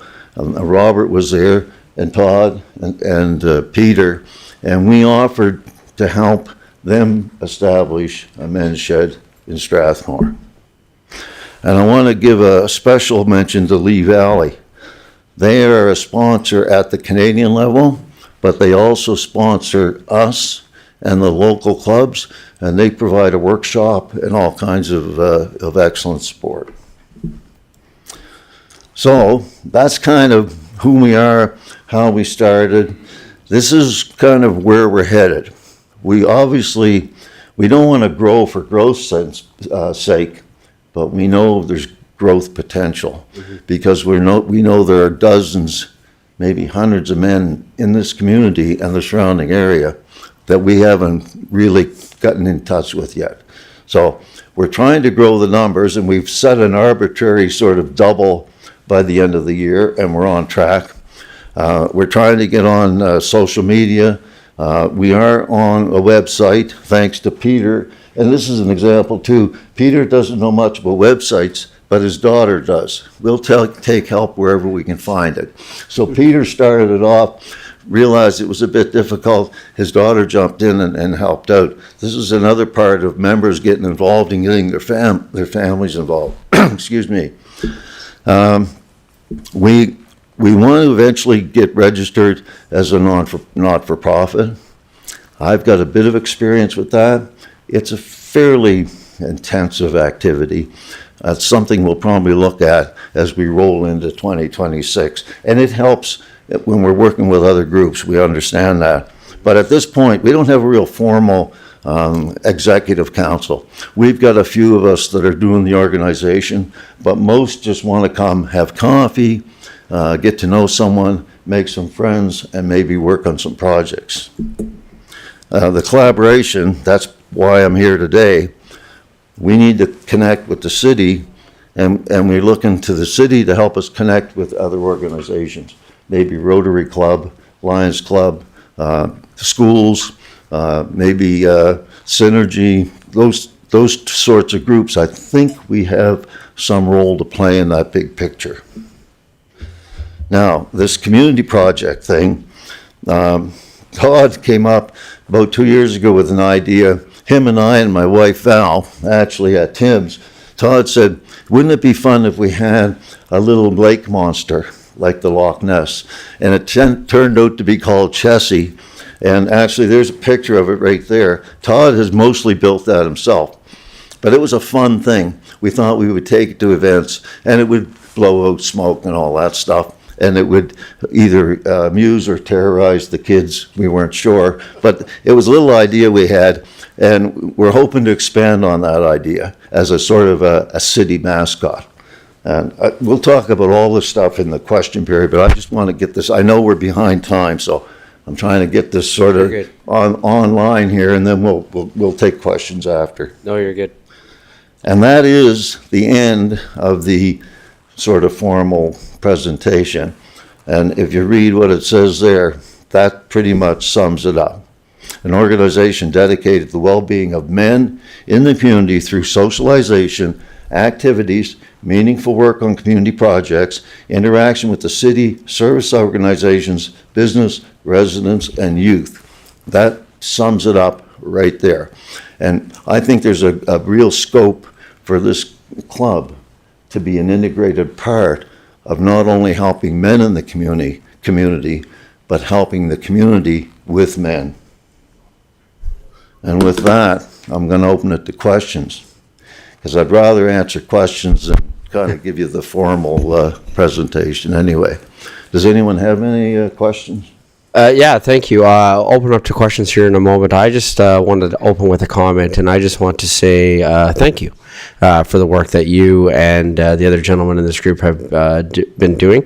I apologize. I've been wanting to get out, and we just seem to book the mayor's Thursday mornings full of, that's when we do our agenda prep, and that's when there's Thursday mornings just seem to be the busy time for myself with administration. But I just want to say thank you. As somebody who has gone on a bit of his own journey over the last couple of years, and as somebody who his own support networks fell apart for a little while, and just had to navigate that, I can say that having a group like this is vital for some men in our community. And so I just wanted to say a personal thank you. This is, I guess, is becoming from Shannon Dean, not even Mayor Dean, just from Shannon Dean, who, like I said, had a rough few years and had his own support networks kind of fall apart for a little bit. And so having a group like this is vital, because sometimes you don't know where you're going or where you're turning, and just being able to sit with another group of gentlemen and have a coffee and have a conversation can be, and I don't say this as an over-exaggeration. Having a group of men that you can sit with to have a conversation with can be life-saving. Yeah. Oh, sorry. Your mic is off. Sorry. One sec. There you go. I'm so glad you said that, because, we've got 20-some people. It's hard to talk about it without. We all have something. We all need somebody. Yeah. At some time. If I try to say more, I'll get all emotional. But every one of us has a story, not just men, but today we're talking about men. And we have in that 20-some people, you name it, we have it. Yeah. Dementia, mental health, widowed, isolation from family, confusion, don't know where to go, have no friends. If they just have a place where someone says, come and have coffee and talk to men. And the shed part is, men don't talk. We don't talk about our problems. But if we're working with somebody or we're doing an activity, it could be fishing, could be hunting, it could be raking the lawn. And this is where that's why the shed is an important part of this. When guys are standing together, working together, they make a bond. When they make a bond, they make a friend. And when they make a friend, we share with friends, not with strangers. Men don't do that. They need that bond, and the bond is through the shed part. And by the way, the 20-some people, they meet every Thursday, but what we do is we match people up. We're not a dating service, but we find out who's interested. We've got guys that are all into music. 3 or 4 of them, one of them has a music studio. Peter's one of them, and they go to that guy's house. It's not just Thursday. They go to that guy's house and they meet as a group. It could be 2, 3, 4 of us. We get together at different times. So you're making friends and you're doing lots of things together. Anyway, sorry. I just wanted to respond to that. No I could need to share apologize. my personal story too, but we could all do that, but then we'd all be emotional. We wouldn't be able to talk much. That's right. We'll That's wait right. till we're in the shed. That's right. That's right. Absolutely. Any other questions? Yeah, I saw Deputy Mayor Wawrzynowski had his hand up a moment ago. I think Ledge Services, so you need to unmute him. I can't. Or he needs to unmute. Deputy Mayor, you need to unmute yourself. There you go. Good morning. Yeah, thank you for the presentation. I like hearing about all this work. I know a man of, everybody has a story, and I certainly have my own, and went through my own journeys of ups and downs. But my question for our presenter, through our mayor to our presenter, is you talk a lot about loneliness and people who are retired. What's the age demographic of the current Watershed here in Chestermere? And if it's older, which I assume it is, what can we do for some of our younger men? They have different challenges that they need help with, and how can we, together look at welcoming them into such a shed? Okay, well, first of all, the demographic. The demographic is mainly older. And I think the problem is probably mainly older, but it's certainly not limited to that demographic. In terms of age, most of the guys are retired. We've had guys from their 50s to their 80s, basically, but it's slanted towards the 80s. And most of us are 60, 70, and most of us are retired. So that's the demographic part of it right there. As for the targeting, we've kind of went with the Thursday because we learned quickly, well, first of all, people were coming to that meeting. Of course, they aren't working. So we thought about that problem, and we tried to have other events. I used to work with a Christian men's group for 15 years in Calgary. It's the same problem. The men that are working, we all know, I know that, we don't have time. We got kids, we got families, we got jobs. You really don't have time for this, and maybe you don't have time to realize you even need it. And so the need always for these groups is the older retired generation. And I've tried over the years with other groups and with this one, to have meetings like in the evenings and on the weekends. That's the obvious solution.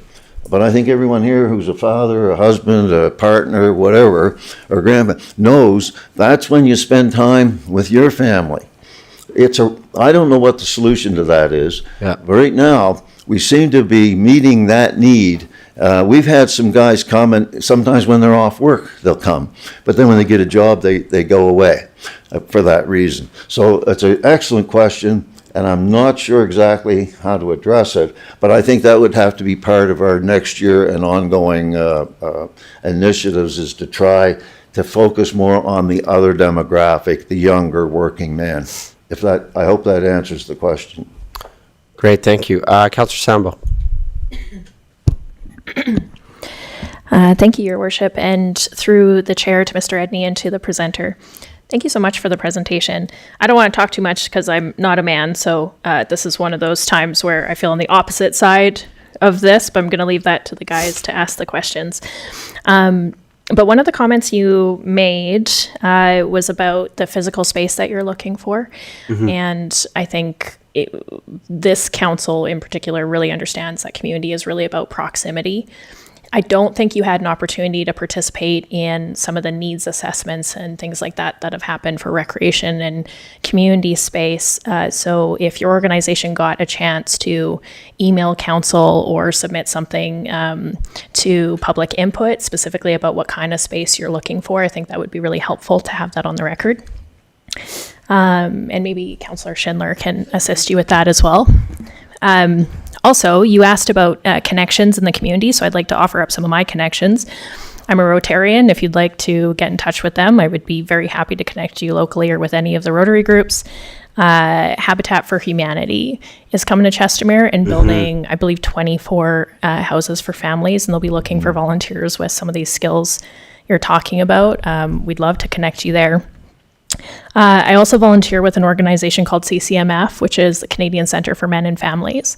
And they have a presence in Chestermere. They offer scaled counseling services with therapists and registered psychologists. They also have a shelter for dads in Calgary. So if you know any dads who are needing a safe place to go with their kids, they have a place there.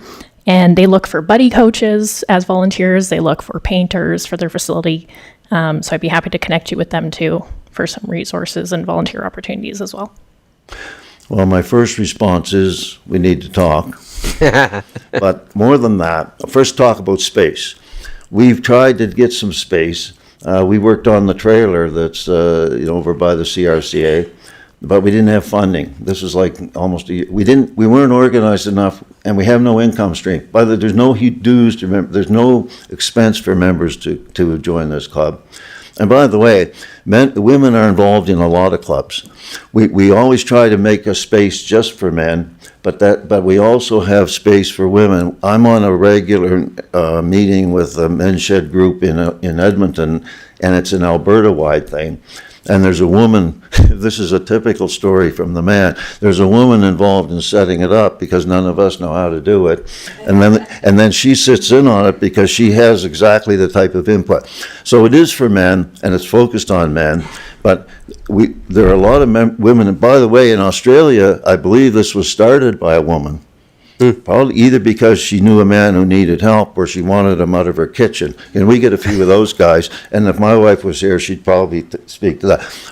So we did look for space, and we couldn't afford a lease. And that there's a mess there between CRCA and Rocky View, which I'm sure you guys all familiar with. We're solving that. We couldn't break. Plus, we just didn't have money to commit. We had to pay for it. The CRCA offered us a spot, but it wasn't big enough, had no power. And we've been looking around for a space, but honestly, we're not ready, I think, at this stage in terms of finances and capability, and we're not registered as an NPF to address that issue on our own. And maybe that's something that city or some other group can help us with. Might be some company around here that has a workshop that we could use or something like that. So that's two of your questions, and you had a couple other comments in there. I don't know if I've addressed them all, but yeah, I really like all those ones you mentioned. I mean, go back to that sheet which shows the skills we have. And again, to go back to the demographic, I would say about half of us are kind of, able-bodied, fairly sound of mind, lots of skills. Another quarter are, like me, maybe iffy. There's some even worse than me. I mean, there are some people that just need help. They can't help. But we probably got 15 people there that are able-bodied, still got our faculties, and still able to do work. And I see a lot of connections there that we can follow up on. Yeah, to Councillor Sample, thank you for bringing up all those connections, and absolutely that connection with Habitat. I think it's going to create some really cool opportunities for our community to be involved. And also, just on a comment that you made there, I would say too that this is why our council has created the Task Force for Not-for-Profits, because space is an issue in our community, and it's also why our council has made the commitment to investment in recreation, and because we define recreation as organized recreation, like organized sports that we see all throughout, through individual sport, but also participation in social programs such as this, and in moving forward. And I think that is a big reason why this council has kind of stepped up to the plate when it comes to some investments. And we've been public about the fact that we have signed a purchase and sales agreement for the land, so that now the partnership will be between the CRCA and the city of Chestermere, which we are hoping is going to be able to solve and move forward on some of these space issues as well. So we are aware, and again, I think that's why this council has really taken some big bold steps in moving forward on some of these things, because space is at a premium right now, not just for your group, but for groups across our community. Councillor Grant. Thank you, Mayor. I just want to say thank you. There are not enough champions in this city for men's mental health, and the fact that you guys are stepping up and stepping forward and trying to attract men and try and solve the issues that we have in this community as it relates to men. I think that's fantastic. I remember I watched a Netflix documentary not too long ago called Living to 100, The Secrets of the Blue Zones. And within those blue zones, one of the secrets to longevity is, in Japan, it's called moai. And it's a close friend group. And what they found is that these close friend groups stay together their whole lives. And that sense of belonging and connectivity and relationship has led to longevity of this culture, really, because it's a cultural phenomenon that they do. And I think it's extremely important. My grandfather suffered from a lot of those same things that you mentioned, where he retired, and the day he retired, it was downhill. So I just want to say thank you, and I appreciate all the work you're doing, and I'd really like to be more involved, although I think that might be hazardous to my health. As you mentioned, my wife would say I'm not home enough as it is. So, but if I can find time, this is one thing that will absolutely get my time, because I truly believe in it. And one offered advice for you to help with funding. The city has a grant program, a grant adjudication committee, and that happens on a yearly cycle. So I would say make sure you're paying attention, have a project or a task in mind ready to go, so that when that call comes out, you guys can submit your application and get put forward for consideration. But again, thank you all. I appreciate everything. On that note, I just may add a couple of personal stories that I think tie this together. I mean, I meet with several groups, all old men, all over the city in here, probably half a dozen. And it's they're all men's sheds, but they're not recognized as such. But that is exactly what each one of them is. And we get together for coffee. The other thing is, I go down to Nova Scotia every year. I just got back last night. Every time I go down, I meet with all the guys I went to school with in elementary school. There's only 2 of us left. But he meets every year, and he looks forward to me. I always say, when you look forward to meeting with me, you're in dire straits. And he does. And his wife told me he's suffering from anxiety.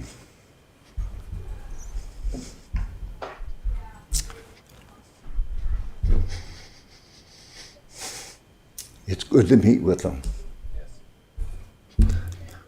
That's all I can say. And I'm going to say one more thing, because this one won't make me all emotional. But it's not. I got a call from a woman in Australia who phoned me and said, my father is over in Garrison Wood, and he's in a home, and he had to move out of his house with a workshop. Can you help him? And I referred him to our regional director, who's at the Forest Lawn one, and we're trying to hook her father up with a workshop somewhere where because she said he needs to get out of that room. Him and his wife are there. He needs to have a workshop, and he needs a place to work with people. And I'm taking you back to the Kirby Center, because I got a hold of the guy there. You're close, fairly close to Garrison Wood, closer to me, and what he told me was, Jamie, we are in the same stage you are. We started up, we were looking for a place, we had trouble finding a place. We found one, the Kirby Center. We had a pretty good organization, and they got into financial trouble, and they needed $3,000 a month for the space, and we don't have a men's shed now. That kind of shows you, first of all, the reach of this organization, but the need. The organization cannot function without, and the Kirby Center, it's not their fault, I'm sure. Everyone's looking for funding, and everything takes money. But mainly it takes caring people, and I know all of you are, and I appreciate the chance to talk to you today. And if there's any more questions, if there aren't any more. No, I have 2 that have lit up on my screen here. So, Councillor Randawa. Thank you, Your Worship, through you too. Thank you. I really appreciate for that information from your. Actually, it is eye-opener for me as well, because as a woman, I always think men is rough, tough, they can do anything and stuff. And that's the way this world is, because anytime we see our father or the grandfather or the brother, they always is strong and in the family. But to opening up for they get isolated too, because whole their life they spend time working, bring food for the family on their table, to taking care of the children and stuff, and children grow up and they have their own responsibilities towards the families, and sometimes we do put aside, no, they are our father, so, or they can do it, our parents. But yes, I understand where this comes from, and especially the members for the Watershed, how experienced they are. So I saw like list engineer, carpenter, like this is actually, it's really nice. Thank you. I really appreciate you bring this presentation here. As everybody knows, there is a Chestermere Senior Services, but there is majority senior is men's over there. They don't understand the language here. They came few years back, and they spent their young life in back home, and now they feel isolated here because of the language barrier and those all sudden. And it's this council 100% we aware we don't have a space, but we are definitely working. As you know, we are very vocal, and this council is working, listening to the community needs and stuff. Our non-profits, we are looking for space, and that's why we put a step forward to, for the initial rec center, we have to do further, right? Because the new one we are building, it will take a time, but our community really need it. That is, even though is cannot fulfill our 100% needs, but some of them can do that. But I really appreciate bottom of my heart for this presentation. Thank you. Well, you and I have talked a couple of times, and, you know, I see the Sikh community here, a bunch of old guys like us in a different country with no language. And I've tried to have a conversation. I'd like to see the day when we're all meeting together. Yeah. But when there's a language barrier, it's extremely difficult. But you can see the Sikh community, the older guys our age, they're all together too in groups. They have found their shed, and it's under the trees down by the bridge or whatever. And I think we need to support that, but we also somehow need to bring that all together sometime. And maybe a facility is part of that solution. Yeah, absolutely agree. Councillor Schindler. Thanks again for your presentation. As a fellow shedder, I wish I could get out as often as some of you guys. It's a challenge with kiddos and council and all the things, all the pressures that life puts on you. It's certainly my nice safe space where I can go in and use my skills outside of my garage and help someone else fix their coffee maker, or loan my tools out to be used instead of just collecting dust because I'm too busy to use them. I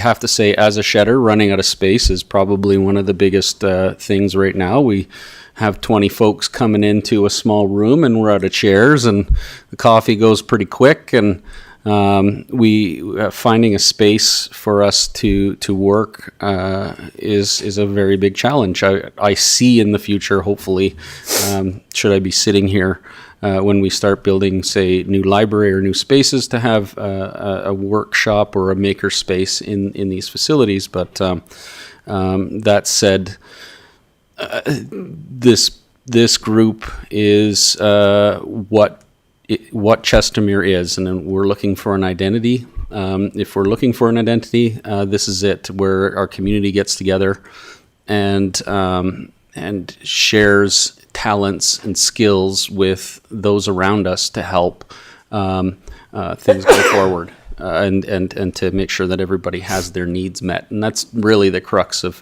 why I joined Watershed and why I want to continue to champion it.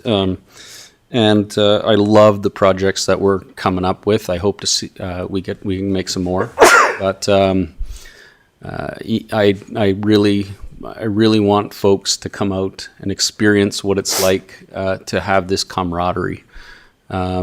yeah, you guys maybe don't understand the impact that you've had on me just the few times that I've been out, but being around a bunch of old guys is how I came up in my career, how I learned to do the things that I can do today, and I want to pass that on to the next generation by perpetuating something like this. So, thank you, and I hope to see you guys again on Thursday. Old guys have lots of opinions, and we love sharing them. And I forgot in the demographic, actually, your son Noah, isn't it? Booker. Booker. Or Okay.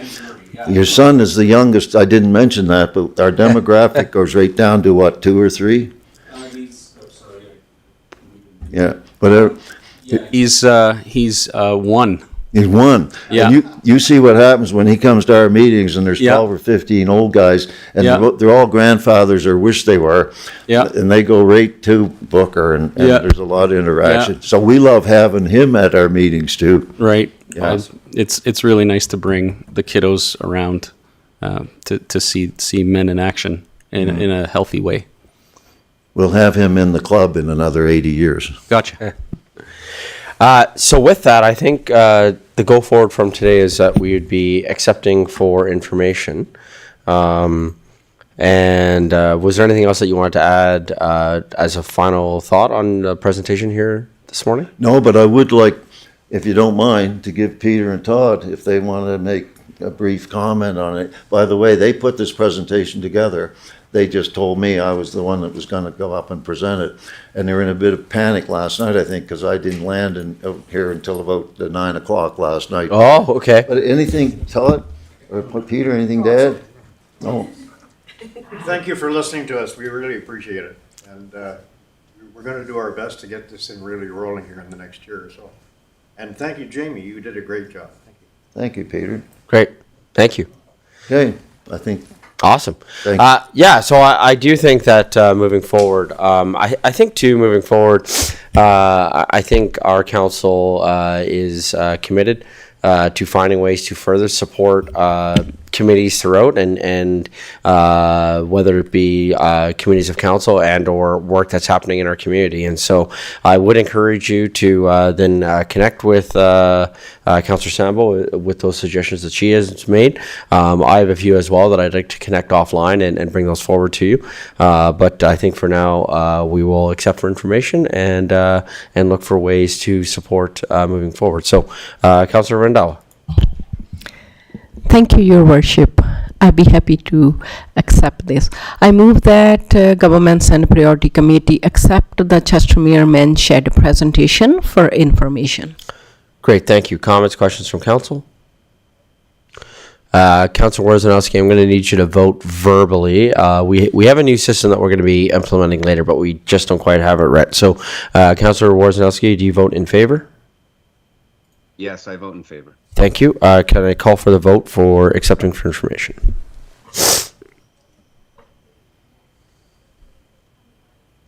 And that's carried unanimously. Thank you very much. Appreciate it. Thank you.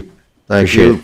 And special thanks, by the way, to all of you, because I've talked to a number of you, maybe most of you, but especially Robert and Craig, who've really been a lot of help and probably are the main reason we got a chance to get here. And so we appreciate really you guys giving us this opportunity. Thanks very much. Yeah, and with permission of the CAO, I do want to acknowledge Craig and his work on this. This has been his baby.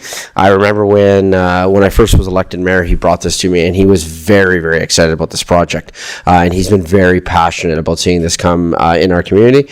It's unfortunately he's not here today. He's on vacation this week. But yeah, I think acknowledging Craig is absolutely appropriate because he's been very, very passionate about bringing this to our community. And I think it's not just a comment on him, but it's also a comment on the great work that's done by our community support services team and the support that he gets right through his manager all the way up to the CAO's office with regards to the work that department does. So absolutely, thank you for acknowledging the staff within that as well. We appreciate that. With that, we'll take a quick 9-minute break, and we'll come back at 11:20. Thanks, everybody.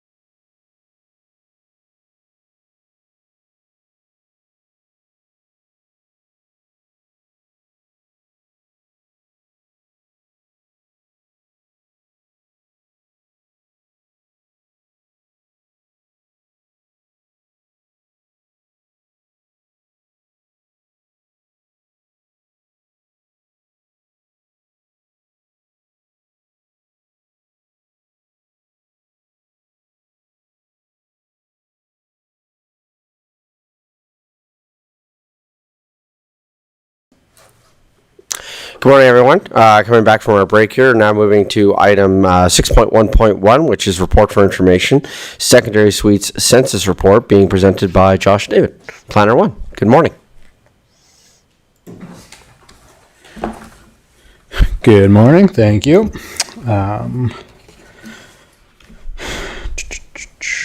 Morning, everyone. My name's Josh David, Planner 1 with Community Growth and Infrastructure. Before we begin, I'd like to note that all my comments will be directed through the CEO to the committee. Today, administration is presenting a report for information regarding secondary suites informed by the findings of the 2025 municipal census. So the motion before the committee today is that the committee recommend to council to direct administration to bring the following motion to a future meeting of council. That council direct administration to keep secondary suites as a discretionary use in all current districts. So before we get into the census data, I'd just like to provide a brief overview of secondary suites in Chestermere. So secondary suites were first introduced into Chestermere's land use bylaw in 2016. Since then, approximately 256 permits have been issued, with 9 being appealed through the SDAB. The current regulations governing secondary suites are outlined in section 7.32 of our land use bylaw. Over the past year, administration has actively gathered public feedback to understand community perspectives on secondary suites. This past November, the Governance and Priorities Committee tasked administration to conduct community consultation to gather input on potential amendments in relation to secondary suites. So to facilitate this, an open house was held in January at the Chestermere Recreation Community Association, offering residents a platform to share their perspectives, concerns, and any suggestions they might have. And an online survey was launched in January and February of this year, which was promoted across social media and accessible on our website to ensure a wide community participation. The findings of these were compiled and presented to council in April.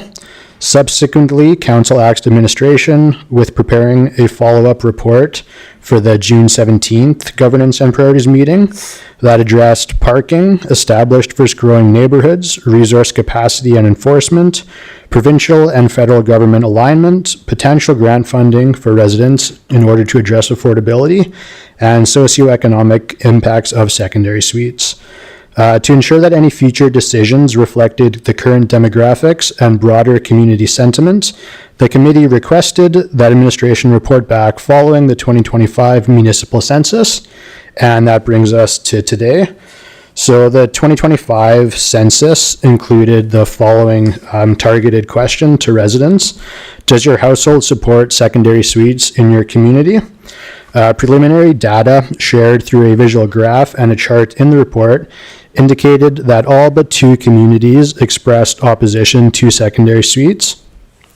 This indicates a strong, though not unanimous, sentiment against them. However, it is important to note that the question did not capture any underlying rationale. When this data is viewed alongside input from the open house, the online survey, previous council decisions, and broader consultation, it's clear that this is a very complex issue without a one-size-fits-all solution. Despite opposition reflected in the census, a meaningful portion of residents still express support for secondary suites. This nuance points to the need for a balanced policy making that considers both the benefits and the concerns of community. Historical data also provides some insight that of the 256 applications submitted, only 9 were formally appealed, suggesting that while concerns do exist, they don't result in direct challenges often. In light of these findings, administration recommends that secondary suites remain a discretionary use, which they currently are. This approach will continue to allow for a case-by-case evaluation based on individual merit to ensure thoughtful placement of secondary suites in locations that are best suited for additional dwelling units, and also provides any affected neighbors the avenue for appeal. To proactively address community concerns, particularly those related to parking and congestion, which is what administration heard most from residents, council may wish to direct administration to explore future amendments to the land use bylaw, including strengthening or expanding the current parking requirements. Pairing a discretionary review process with strategic policy enhancements offers a balanced and responsive path forward, one that continues to support responsible growth within the city while remaining responsive to residents' inputs and concerns. Thank you very much. Are there any questions?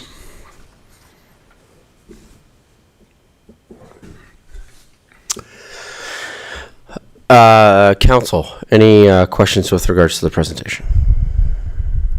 Councillor Schindler. Hi, through the chair, through administration, to our presenter, Mr. David. Was there any surprises that you saw in this, in with the census data, and did it change any of the previous proposed changes to this bylaw?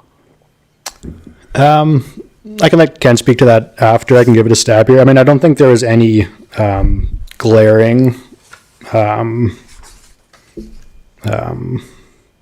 surprises, I should say. Mm-hmm. I mean, the majority of those who responded were not in support of them, which, I mean, it's a very polarizing issue, so it is kind of what we had expected.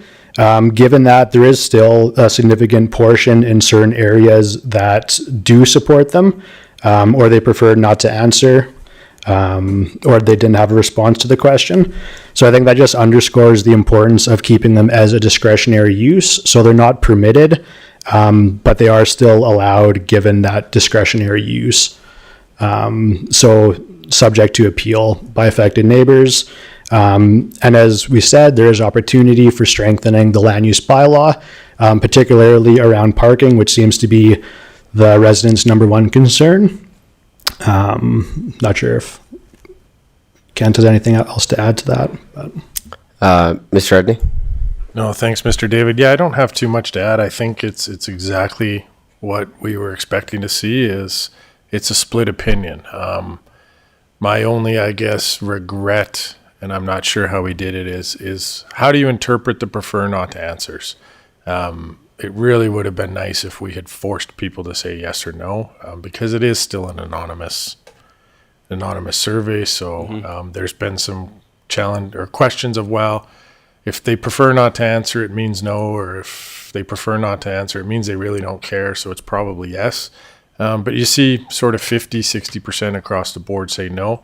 But again, as Josh pointed out, we get a bunch of permits and there's not often a lot of appeals in that process. So it kind of tells you, I agree with where planning's going on this. If it's not a slam dunk yes and it's not a slam dunk no, let's leave it discretionary and keep the means we have in place currently to deal with these. And yeah, otherwise I'm not really surprised that it didn't give us a concrete answer.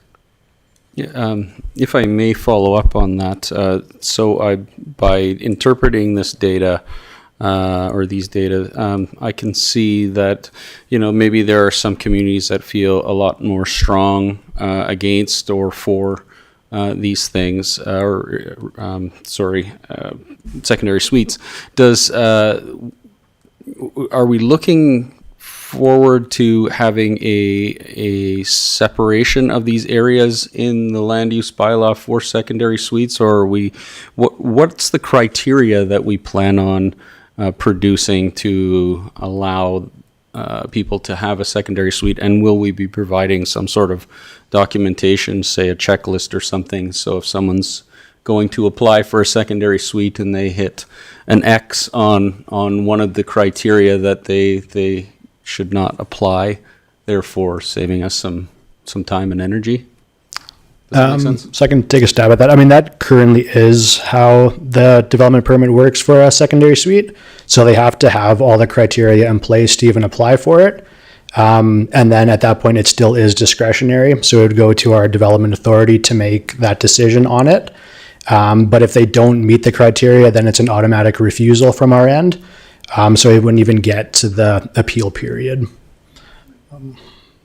Yeah, sorry.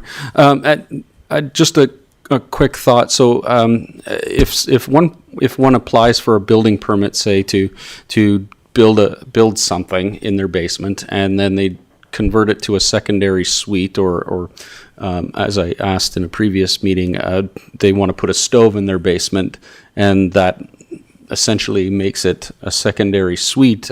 I think. Is that going to, say that person comes to us and goes, well, you let us put a stove in there, why won't you let us have a secondary suite? Does that open us up to some form of litigation or any further issues like that? I mean, we do separate out a secondary suite versus a basement development. So a basement development doesn't need a development permit. It would just need a building permit. And then as soon as they apply for a secondary suite, which would be that cooking facility, and there's some other building code requirements that go along with it, then there would need to be a development permit, which would constitute an appeal period. So that would get posted, circulated, and affected neighbors would be able to appeal it. And then it would go to the Subdivision and Development Appeal Board, and then they would make the decision on it. Deputy Mayor Wawrzynowski. Thank you, Mayor Dean. I like what's being presented here. So through our chair to you, Mr. Edney, and maybe Josh can answer this.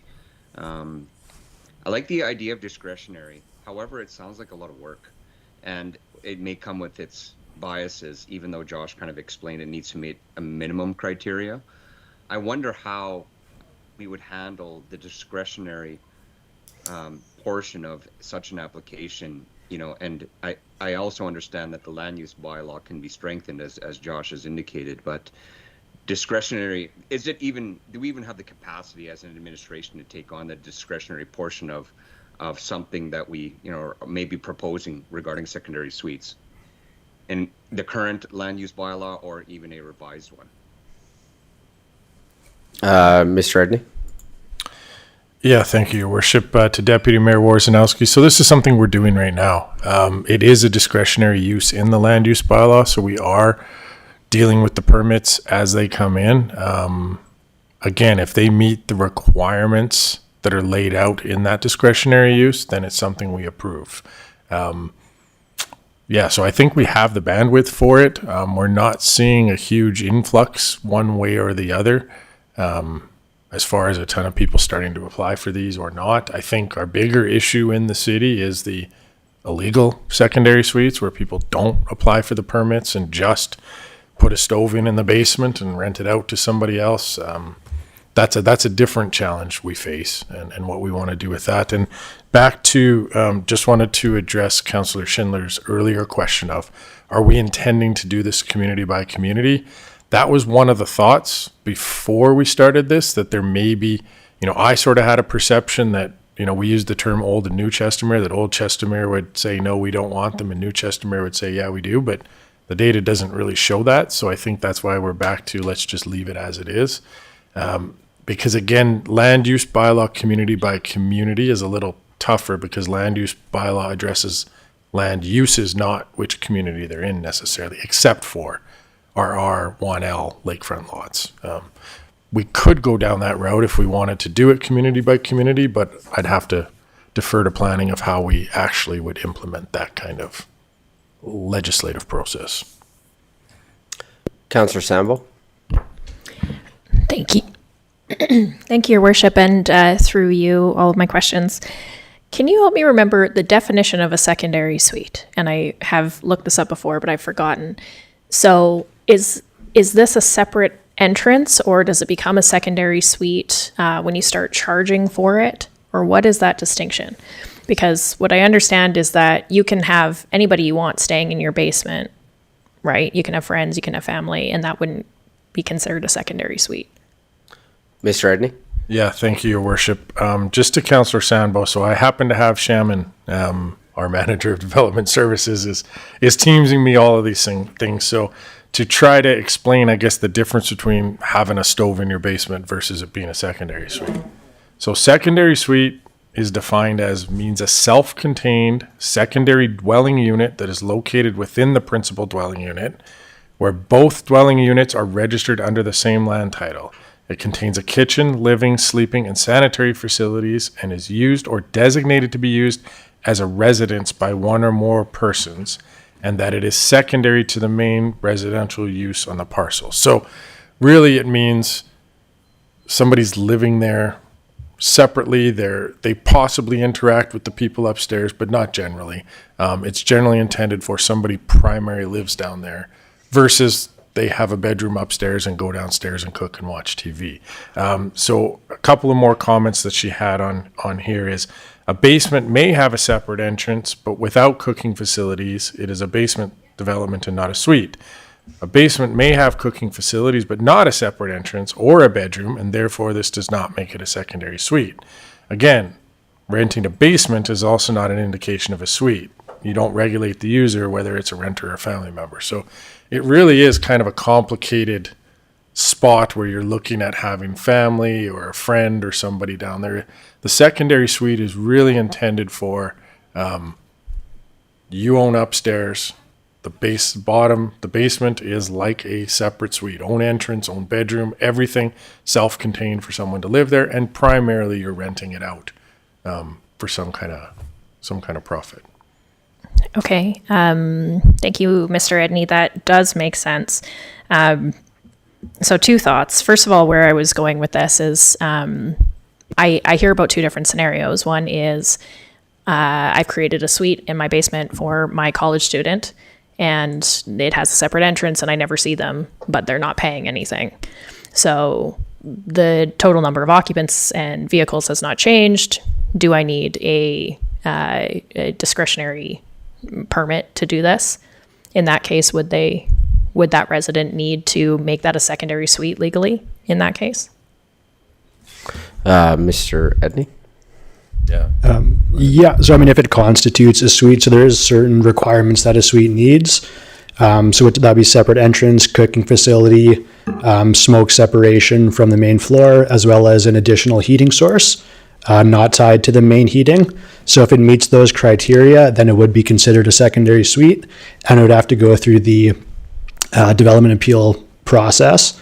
So it's not the user that would determine it, or if they're paying for rent, it would be the actual physical space, and if it constitutes a suite or a basement development. Okay. So, Mr. Edney? And I think the one thing that Shaman continually keeps saying is it's intended to be self-sufficient. So it's not relying on the air conditioning from the rest of the house. It's not relying on the heater. You don't need to go upstairs to cook. You don't need to go upstairs to sleep or use the washroom. You can come in the separate entrance, live as though there's nothing above you or beside you or wherever the suite happens to be. right. So it's that really sufficiency part. And I think that's where Josh hit the important parts of, and the fire department isn't here to talk about it, but we've had these discussions of if you have somebody, it's different than same when my son, he comes in, goes to the basement, we don't ever see him. He could cook down there, but that's not necessarily a suite because he can kind of come upstairs. There's one furnace, there's all that kind of stuff. If it's intended to be a separate living area, that's where then, there's fireproofing, there's soundproofing, there's separate air intake and exhaust systems. You usually have a separate water heater. You definitely have a separate furnace. So it becomes a much more intensive. It's like a house within a house. House within a house. Versus just a room that has some stuff that other places of the house have, if that makes sense. So the other scenario that I hear about sometimes is it doesn't meet that definition of a secondary suite in the basement. So maybe there's no stove down there. Maybe they have a hot plate, but it's not completely separate. However, the neighbors know for a fact that they're renting out the basement to 10 people, and they have some concerns about occupancy down there. So if that's not under secondary suite permitting, how is that situation managed? I've heard several stories of folks who have tried to call the city. Bylaw says they can't do anything about it. To me, that feels like an unsafe situation. How is that addressed? Mr. Edney? So I'm jumping in here as I've had to try to become fairly familiar with this as we were talking about what we were going to present here. And I think this is a challenge. It's a challenge that maybe I'd recommend we go back and like right now we're talking about what a secondary suite is, but you're right. my observation in the community is not necessarily the secondary suites. It's how many people are in a house. We don't, as far as I know, there's no limit on how many people you have in a house. I'm sure the fire department would come in at some point, and there's weights and capacities and that kind of thing. But we don't have a bylaw that says if you have a 4-bedroom house, you can only have 5 people living there or 10 people living there. But you're right, it might create a different kind of safety issue. And I think that's why there's so much education out there for renters and stuff of be careful what kind of suite you're renting, right? Because it may not be safe. Do you have proper windows? Do you have proper ventilation for your cooking appliances? Do you have your own furnace where you're not exposed to whatever happens upstairs? And that's why the legal suites are if you're a renter, a better place to rent, because somebody's gone through and checked all that. So I think we may have potentially a problem that's not really addressed well with secondary suites or with our land use bylaw, and maybe something we have to look at. What mechanisms are there to deal with that outside of either one of these? Thank you, Mr. Endy. I think that's where I'm going with it too, because we've kind of lumped this up into secondary suites, but a lot of the, I don't want to say complaints, a lot of feedback that I think we on the bench would get is about parking or noise or too many people in a house or, unsightly properties or something like that. I think it's less about the secondary suite and more about the occupants in there. Very last question on this line of reasoning. I know some of the new builds are being marketed as multi-generational homes, right? So are those fully permitted secondary suite homes? And is that something the development community is doing, or is that something that the homeowner would have to do? Mr. Edney?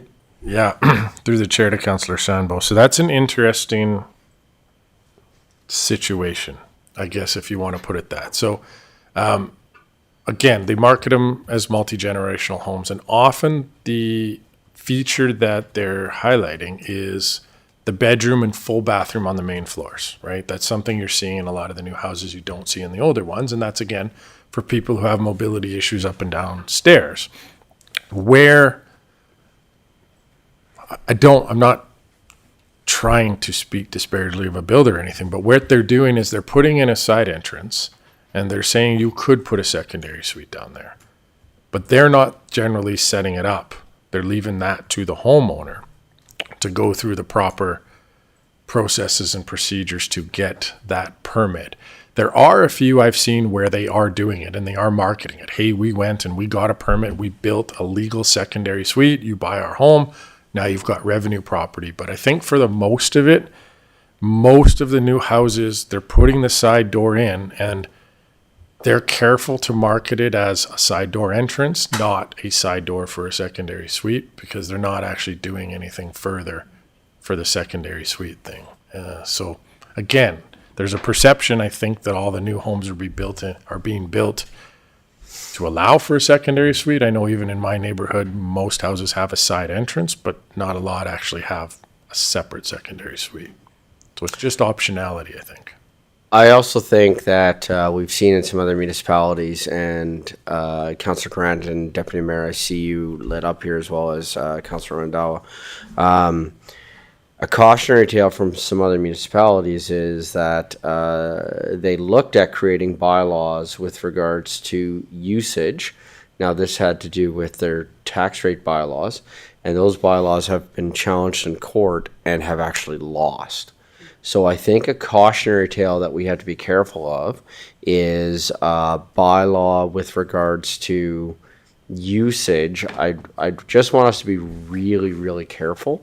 And so I'm not saying that anything that we're saying right now is incorrect or wrong or anything like that. Just a cautionary tale that we are seeing this throughout the province right now. And I think that as we move forward, it would be wise of us, I think, to follow what's happening in some of those other municipalities right now, because it is a cautionary tale with regards to some bylaws, because we're not the only municipality trying to figure out how to deal with this issue. We're not the only mid-size trying to figure out how to deal with this issue. But we have seen some challenges that have now happened with regards to some bylaws that have been created in some other communities. Councillor Grant. Thank you, Mayor. I don't think my comments are going to be any surprise to anyone here, but density is the largest issue that I hear in our community. This is specifically secondary suites is the largest comment that I get from the people I know, consistently to this day. So we're allowing these new areas to be developed to a certain UPA, as our financial North Star tells us we should. But then later on, we let that community grow beyond that density that we decided.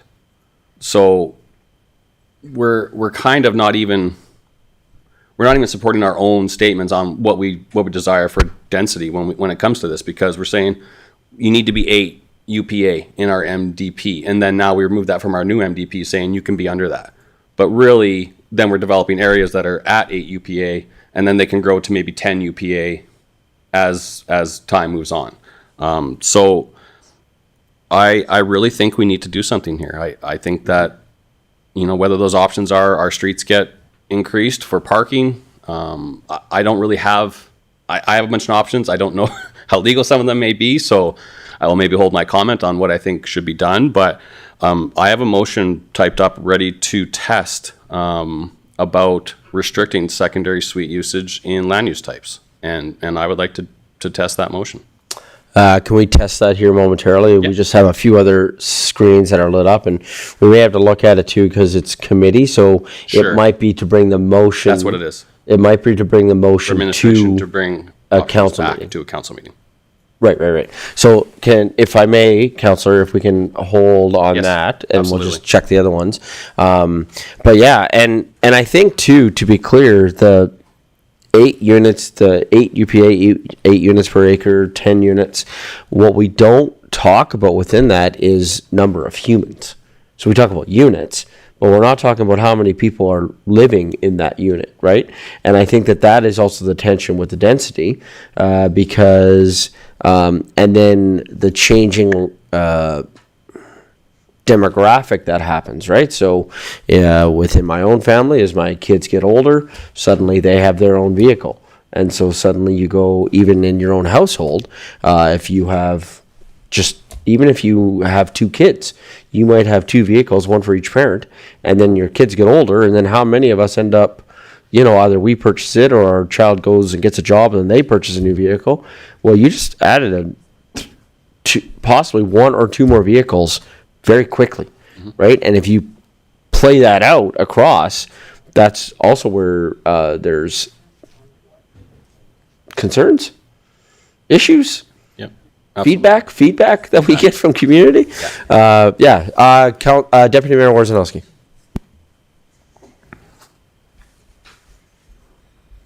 Yes, thank you, Mayor Dean.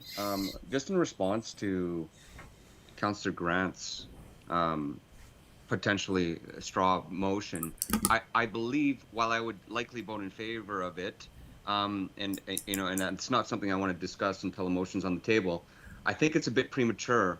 What I wanted to mention is I'd be prepared to state a motion as Kent, in line with what our CAO Kent Edney is saying, is that we have some room to tighten up our land use bylaw, and it would include some of the commentary that we've all been talking about, Councillor Grant's, but also something that caught my attention to what Councillor Sandbo had mentioned is, whether some people are using a hot plate or not and they're self-sustainable, there is a topic of shared accommodation that has not been addressed in any of our bylaws as well. So my point is the land use bylaw needs to be tightened up and aligned with our MDP that is likely going to get their 3rd reading here in the next near future, which will involve the lakefront community, which will involve the golf course communities that are opposed to a lot of this, in alignment with what Councillor Grant is saying, but shared accommodations aren't even a thought. So to your point, parking, all those things need to be addressed in our land use bylaw. So I'd be prepared to present a motion to direct administration to bring back refinement to address the concerns of the community regarding shared accommodations, parking, secondary discretionary suites, etc. And if that ends up being by not by land use, but by area, that's what it ends up being. But I think that's something that I'd like to see come back to council at a future meeting of council. Thank you. Mr. Edney. Yeah, I think just as we're sorry, through the chair, to council, just as we're having a bit of a group chat here and talking to staff, I think there's sort of two different challenges we're trying to face. One is number of occupants, number of cars, and that's not always going to be challenged that's not always going to be solved by secondary suites necessarily, right? When you look at the fire code, to my earlier comment, it actually says 2 people per bedroom per dwelling unit. So if you had a house with 3 rooms upstairs and 2 in the basement, and you have five total bedrooms, you can have 10 people in there. If that basement is a secondary suite with two bedrooms, you can still only have 4 in the basement and 6 upstairs. So it may not necessarily be a secondary suite issue, but it may be more of enforcing occupancy. I'm sure we can put something in for number of cars per parking space and that kind of thing. But it definitely sounds to me like there's some work we can do here to try to address council's concerns through the various different mechanisms we have, not just the land use bylaw for secondary suites.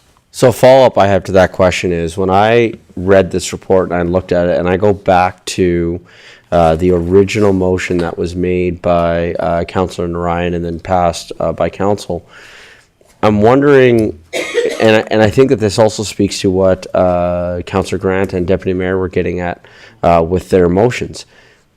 It sounds to me like right now in real time, Mr. Edney, that you are getting feedback from various people within administration who are clearly watching the meeting, providing you feedback. You are then providing us that feedback. I guess the question I would have is, what is the time that administration would need to come back with a more comprehensive report?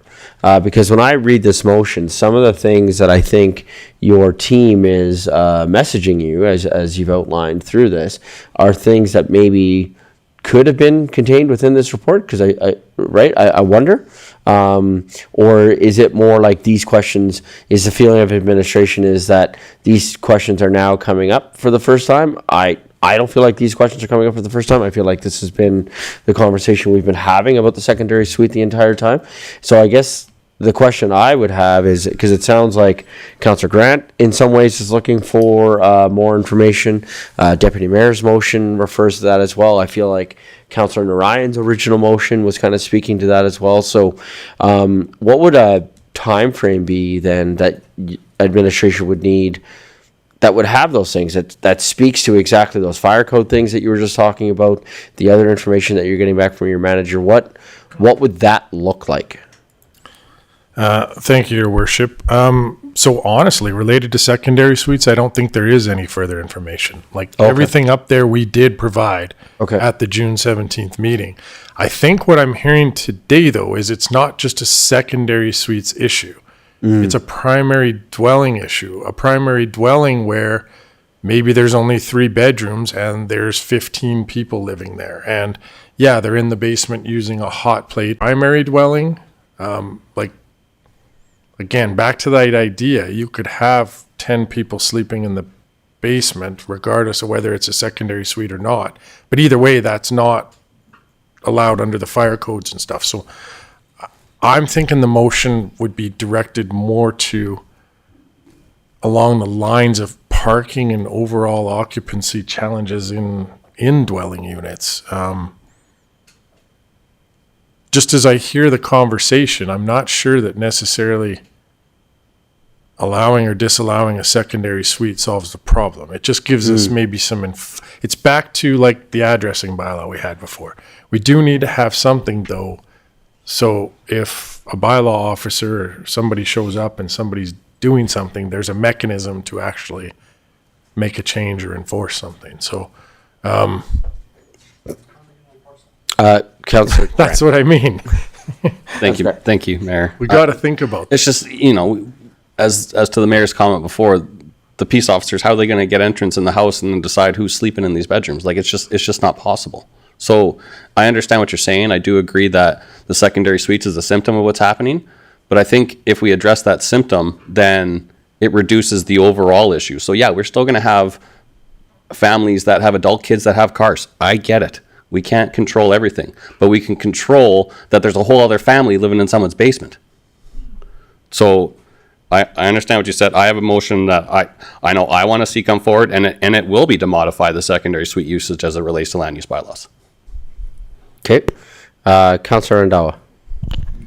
Thank you, Your Worship, through you to the administration. I have one question. I understand that secondary suite is totally different and the developer basement is different. For the property tax, are we charging these separate, like developed basement and secondary suite? Sometimes they have in the community is legal secondary suite and developed basement. I know when I build my home, it is a developed basement but not a secondary suite, purposely, even not having a side entrance. Even that time builder asked me, I said no, I don't want the separate entrance either. So that time I called the cities for the property tax. Yes, they said if it's developed with it, there is a property tax charge, but I never rent my basement, nothing, just for my own use. And how about when even some developer build a secondary suite with the permit, their new home, are we charging different property tax from them? Because it is for like kind of commercial, they're renting that basement for use, or is under the same, just develop how we are define these. Mr. Edney. Yeah, thank you, Your Worship, to Councillor Rando and the rest of council. So we don't explicitly charge, like it's not a separate tax roll for the secondary suite. There's not like two tax bills that go out. But you're right, a developed basement is dealt with during the assessment process. So a developed basement adds value to your home. So that's taken into account where now the assessed value of your home will go up. A secondary suite, because it does have the extra furnace, the extra fire, the soundproofing, it'll be of even more value than just a developed basement. So inherently, you're capturing it through, or we should be capturing it through, a higher assessed value for that particular property. So if you had two houses exactly the same, one has a legal developed secondary suite, we're going to know that through the permits. The other one has no basement. This one's going to be quite a bit higher. If it has just a basement, it'll be a bit higher than no basement, but not the same as a secondary suite. But again, I think one comment, I want to make to council, and the mayor and I talk a lot about this, is everything we're talking right now assumes that people are following the rules. And we know that most don't. And so that's what makes this problem a little more complicated. I know we've had situations where we've had complaints where a neighbor has said there's a secondary suite operating, and you show up, and again, just seeing a kitchen or just seeing a stove doesn't make it a secondary suite. Like it becomes hard to prove that somebody is living there separately from the rest of the house and even collecting rent. Like it becomes a real enforcement. There's, we're dealing with this on some other stuff. There's what you know and there's what you can prove. And I think that's where we're missing something right now in the what you can prove. And that's, I think, what we need to work on. Councillor Grant. Thank you, Mayor. I do have another comment about this. And my first comment relates to the idea that Councillor Randawa brought up about the property tax. And my question is, of the 200 and something secondary suite homeowners that we have, are they required to have a business license? Mr. Edney? Yeah, thank you, Your Worship, to Councillor Grant. I'd have to look into that, but I don't think so. I'd have to get back to you for certain. I don't want to say something that's inaccurate. I have my belief and my understanding, but I'm not 100% sure on it. So I don't want to give a false answer. Okay, that's okay. And my second comment, this isn't the first time we've heard about secondary suites up here. We've all had other presentations or residents that have made comments to us, especially about cul-de-sacs. And I have yet to hear that issue addressed here at all today.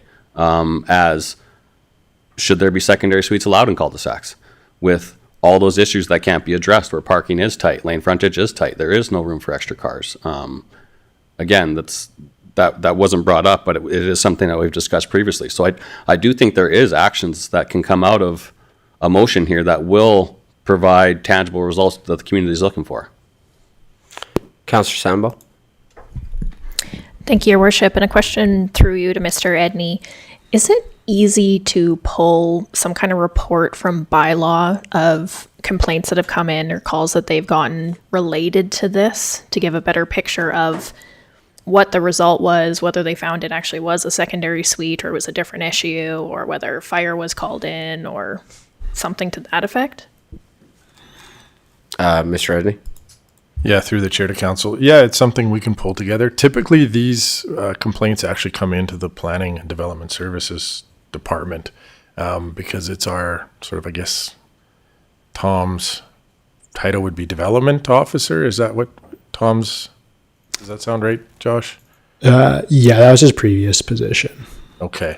But generally, it's dealt with through our Planning and Development Services when we get the complaints about the secondary suite stuff. It's not often bylaw that ends up dealing with it. But again, I'm getting a message right now. Planning technician, there we go, is who actually will go and investigate these. And we can be done. And I got an answer back to the business license. No, they don't. Yeah, which makes sense. I have a rental property in another community. I don't need a business license, but I wasn't sure of the Chestermere ism of it. And no, the answer is no, they don't. Okay, Councillor Grant, you had an idea that you want to bring to the table. Thank you, Mayor. I did have a motion if you're ready for me to state it. Is that a yeah?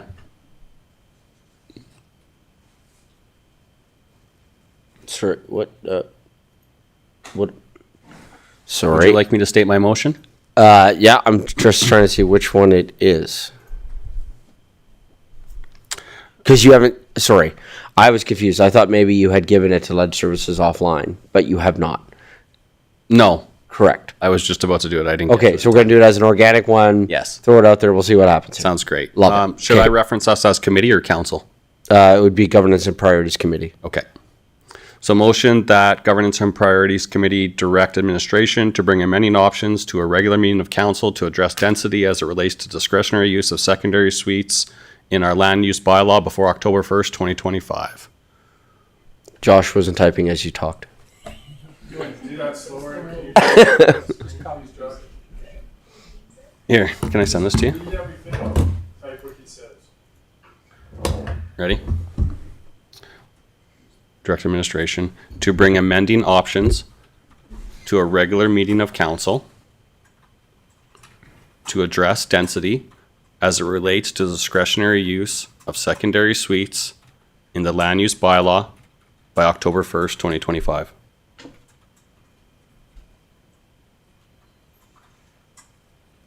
First.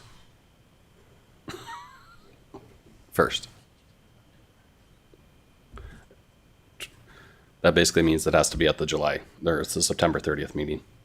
Does that work? Oh, it's happening. Tot? Yeah, before we break. Mr. Edney. Don't you turn my mic off. Yeah, thank you, Your Worship. I know what Councillor Grant is trying to get at. I'm just not. So the answer is we've already done that. Secondary suites don't create a density because you could put a secondary suite with 2 bedrooms. You can also develop your home with 2 bedrooms. Sure. And from a density perspective, there's no difference. But that's not what you're trying to get at. So how could we phrase it? Like, I think where you're looking is to the important things like the parking, I left it open-ended for that purpose to address other issues other than the secondary suite itself. Yeah. So I want options to reduce secondary suites as well as options to increase road length or road width, I should say. Like that's what I'm looking for. So I think you can leave this motion as it is because the nice part is unless something really weird happens, myself and Josh and the team are going to be working on this. We know what you want. We can address all those other things to to try to come back with you for something that's not just focused on density, but Should we change density to and- concerns? or it could be to address density, Can you just change density to concerns? to address concerns related to. What if you said to address density concerns as it relates to it? I'm fine with either. Yeah, and then it kind of covers all of those. I don't want to pigeonhole you just to either we're going to keep secondary suites or not. I do want other options that may provide what we're looking for without restrictions. So Yeah. if you feel this is open enough for you to do that work, then I will restate this motion as presented. Yep. If council would like us to do this, I think we're clear on what your expectation. I don't know about council. I'm yet, not but I'll restate the presupposing a motion. vote. Do you want me to restate, Mayor? Just before that, Councillor Sambo. Thank you, Your Worship. I have a question about the motion for Councillor Grant. Is your intention to say discretionary use of secondary suites, the definition of that? So not any other occupancy related concerns, only those that are related to the definition of discretionary secondary suites? I hear what you're saying. I do agree that there are concerns around that. I just don't want to muddy the waters and get into a bunch of things that we can't actually do. Like where Mr. Edney mentioned that you can only have 2 people per bedroom. Like, we can't monitor that. Like, that's just not a realistic thing that we're going to have our bylaw go around and ask who's who and who lives in which bedroom. So I'm just trying to get down to tangible things that will address the concerns that I've heard since being elected in this position, that will provide relief in these communities that feel it. Your Worship, are we debating or are we still just? Well, I mean, the only thing we could do is if there's wording that we want changed. Otherwise, if we want to move to debate, we'll get Councillor Grant to officially state the motion, and then we can debate the snot out of it. Sorry, Councillor Schindler. I have a wording thing maybe.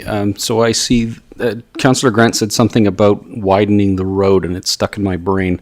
In the land use bylaw, would that also not be part of future planning in our MDP to add in, if your developer wants to put in or have houses have discretionary secondary suites, that the road has to be X big, both in our land use bylaw and as in the MDP? And should we add MDP to this motion? Councillor Grant.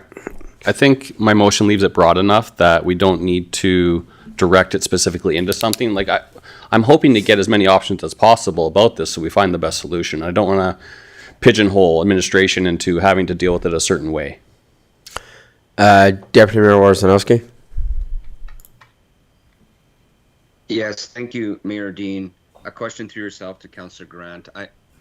I don't want to lose sight over the proverbial hot plate in the basement with shared accommodations. And I understand your commentary about not muddying the waters and working on something that's tangible. I think shared accommodations is something that we should address at the same time as secondary suites. So I'd wonder if you'd consider revising the wording of your motion to include shared accommodations, as Kent and his team are planning on looking at this anyway. Councillor Grant. Thank you, Councillor Wawrzynowski. Would you be fine with adding that after secondary suites? Yeah, that's all I would suggest, is secondary suites and shared accommodations. Because we need to define them, we need to set rules around them, and then I think those are both tangible. If you're happy with that, yeah, I'd like to see that motion come forward. Yeah, I'm good with that. Mr. Edney, you're blinking. Do you want me to come to you, or do you want us to make the motion? I'll come to you. Let's capitalize shared accommodations because it will be defined. Mr. Edney? Yeah, thank you, Your Worship. So I'm starting just as listening to the discussion here of this becoming a much bigger than just the secondary suites in the land use bylaw. But I will point out the council made an important amendment in the MDP, because one of your challenges with making wider roads, etc., is it's tougher to meet your minimum density requirements. But you've removed that shall requirement for the minimum density. So it may start to offer some flexibility in Well, changes and- you're making with the MDP to start looking at some of these. I completely some of these understand your changes. comment about the density, but, we are also in the MDP allowing for more density within our R4 product as well. That will balance that off, in my opinion. Okay, so Councillor Grant, I think we're at a point to make your motion. Yeah, sounds good. I motion that the Governance and Priority Committee direct administration to bring amending options to a regular meeting of council to address density concerns as it relates to discretionary use of secondary suites and shared accommodation in the land use bylaw by October 1st, 2025. Comments, questions from council? Councillor Sambo. Thank you, Worship, and some comments approaching on debate at this point. I very much support the intent of this, and I would also like to solve some of these problems. Where my mind is going is that I think by October 1st, we might get some recommendations, but we're not likely to get a lot of information to back it up. So I think that if this comes back this soon, we might get some recommendations, and what might end up happening is council might decide to penalize legal secondary suites, which I suspect are the least problematic shared accommodations in town. So I will listen to further debate, but as of right now, I probably won't support this unless it's amended slightly. Councillor Wawrzynowski. Sorry, Deputy Mayor Wawrzynowski, sorry. Thank you, Mayor Dean. And thank you, Councillor Grant, for accepting my amendment. I will be voting in support of this. I understand Councillor Sambo's desire for more information, and I respect that completely. I think the information is there, and we're a reasonable council if we make any decisions on October 1st. So I hope that this does come back to October 1st, council. But if they are unreasonable, if we can't be reasonable in what's being presented to council, it may be a future council that has to make this decision. So I'm happy with the date, and I'm happy with this motion. I'll be voting in favor of it. Yeah, I guess for me, the only comment I would have is what I would like to see as well is under our section within our format for our agendas, we have a piece about previous reports, council decisions, if any. What I would like to see that comes back is a package that includes kind of everything that we've done over the last year with regards to this. So what I mean by that is to have included in our package what was done on June 17th. Even during our conversation, I've gone back and I've looked at some of that information, right? And so just include that as a wholesome review because I think we have done a lot on this. I am personally torn on this right now. I think I'm in support of it at the moment because it is about information finding. If things were different, I'd be recommending even a workshop for council because I think it would be great for us to have a workshop with administration, but knowing that we're about to go into August break and knowing what September looks like, I think all things being equal, I would love to even see a workshop of council that would, because I think that there's some other things that we do need to look at, including what we're seeing in other municipalities as they try and tackle this issue and some bylaws that are being challenged in other municipalities. So I think it's going to be very important for us to proceed prudently on this and just be aware of what is happening legislatively with this as well. Councillor Grant.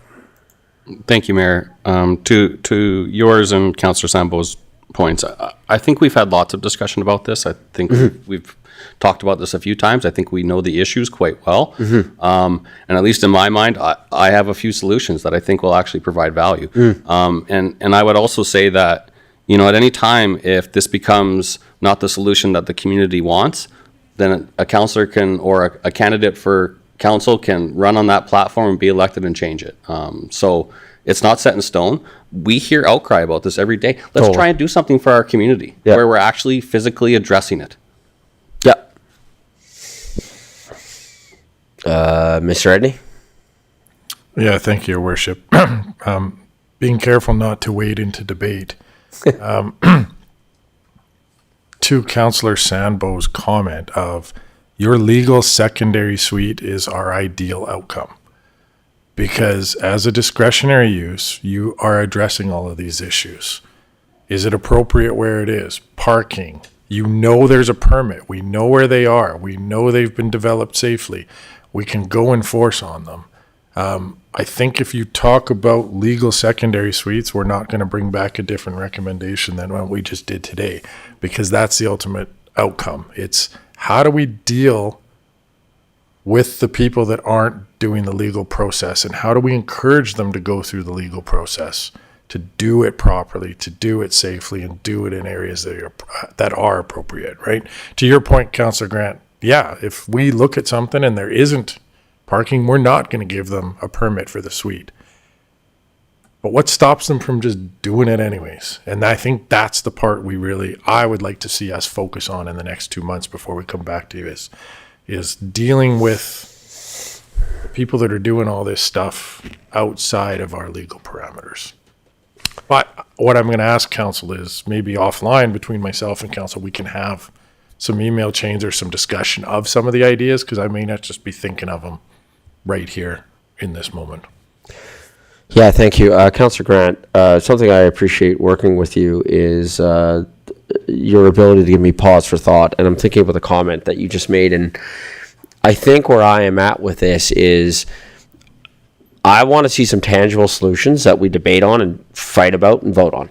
That's where I'm at with this conversation. So that, right? And so so my comment about a workshop is literally to do that, because I think we've demonstrated an ability as a council to do that, right? So I think, so where I agree with what you were saying in response to what I had said is that that's what I'm looking for. Yeah, and I would love to see that. I guess what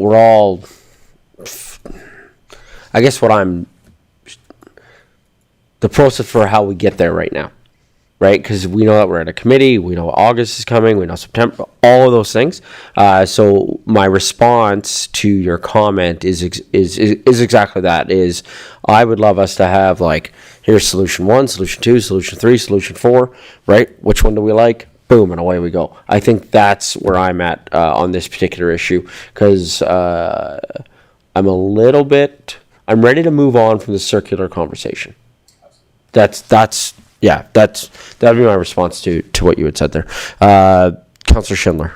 I just had a thought about what Mr. Edney said, and so through the chair to Mr. Edney, when you were talking about the people that don't necessarily follow the rules, is there a way through this motion that we can bring back recommendations on how to enforce fire code through bylaw or an addition to the secondary suites bylaw and shared accommodations? Mr. Edney? Yeah, thank you, Your Worship, to Councillor Schindler. Yeah, I think that's exactly what's going to come here, and is maybe processes or mechanisms to identify and then go do the enforcement. Because contrary to my last statement a couple of minutes ago, I've already thought of the one idea, and it's not necessarily that secondary suites aren't allowed. My frustration is how we deal with parking. A double garage with a driveway is not 4 parking spots. It's just not practical for 4 different people to park in that configuration and get in and out of the garage, etc. What we see is people have their double garage, and I've talked about this extensively, and they fill it up with a man cave and storage, and then they park their 2 vehicles on the driveway, and then the other 2 vehicles park out on the road. And I think that's one of the places where we could target of what actually constitutes a parking spot practically. And that's our problem, is it's just not practical to say that is 4 parking spots. So while I echo that concern, my main concern is having 10 people in a bedroom. Just down the street from me, there was a fire where there was a lot of people in one area that couldn't escape. So I just want to find a way to identify these and hopefully help people out so that they're not stuck in a fire situation. And I'm just wondering, is that through this motion, or can we add something to it? Mr. Edney? Yeah, through the chair. I mean, that's a concern today. I mean, the fire department isn't here. Mr. Yorston and Westner aren't here. But if somebody has a concern that people are not occupying a residence according to fire code, we already have all those rules, right? That's provincial legislation that we can go investigate. I think the issue is, it goes back to the issues we face with bylaws. So somebody sends an email in to a counselor and says, I think there's 25 people living in there. But then we can't take complaints on vague hearsay. And then people aren't willing to say, hey, I, Kent Edney, who live at this address, think that my neighbor has 25 people, and give bylaw that justification to go knock on the door and investigate, right? Because there's still those issues with that. So I would just encourage people, if you're seeing these, we have a mechanism to deal with that right now. It's just come and actually use it. So, Councillor Sambo. Thank you, Your Worship. My last question / comment. As I'm listening to this, I really think that this is less of a land use bylaw issue and more of an enforcement issue. The complaints I'm getting, a lot of folks feel that they have called bylaw, they say, but they may not know the difference of who they're calling. They say they've called bylaw and bylaw tells them there's nothing they can do. So I really want to know where those gaps are in enforcement and what people are complaining about and walking away unsatisfied. So for Councillor Grant, you might not feel that this meets your intent, but would you accept a friendly to change density concerns to enforcement concerns? Councillor Grant? I think if we take out density, it really takes away from what we're trying to accomplish here as it relates to the issues of our community. I do agree that we have enforcement issues with these things. Unless you can find a more appropriate way to add it to the motion, I would like to leave it the way it is. Okay, so with that, I think I'm going to call for the vote.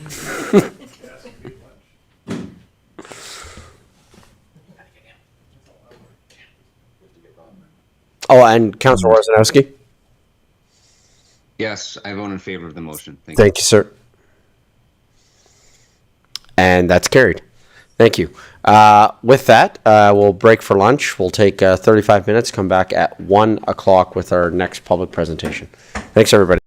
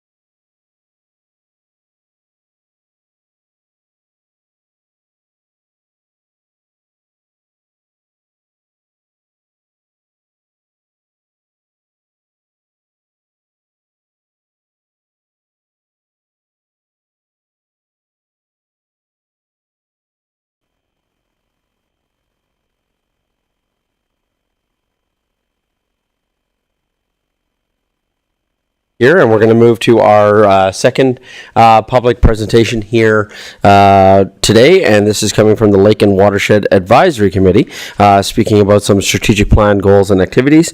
And so this is being presented by Sonia, is that correct? Awesome. Sorry, just give me 1 second. I just need to...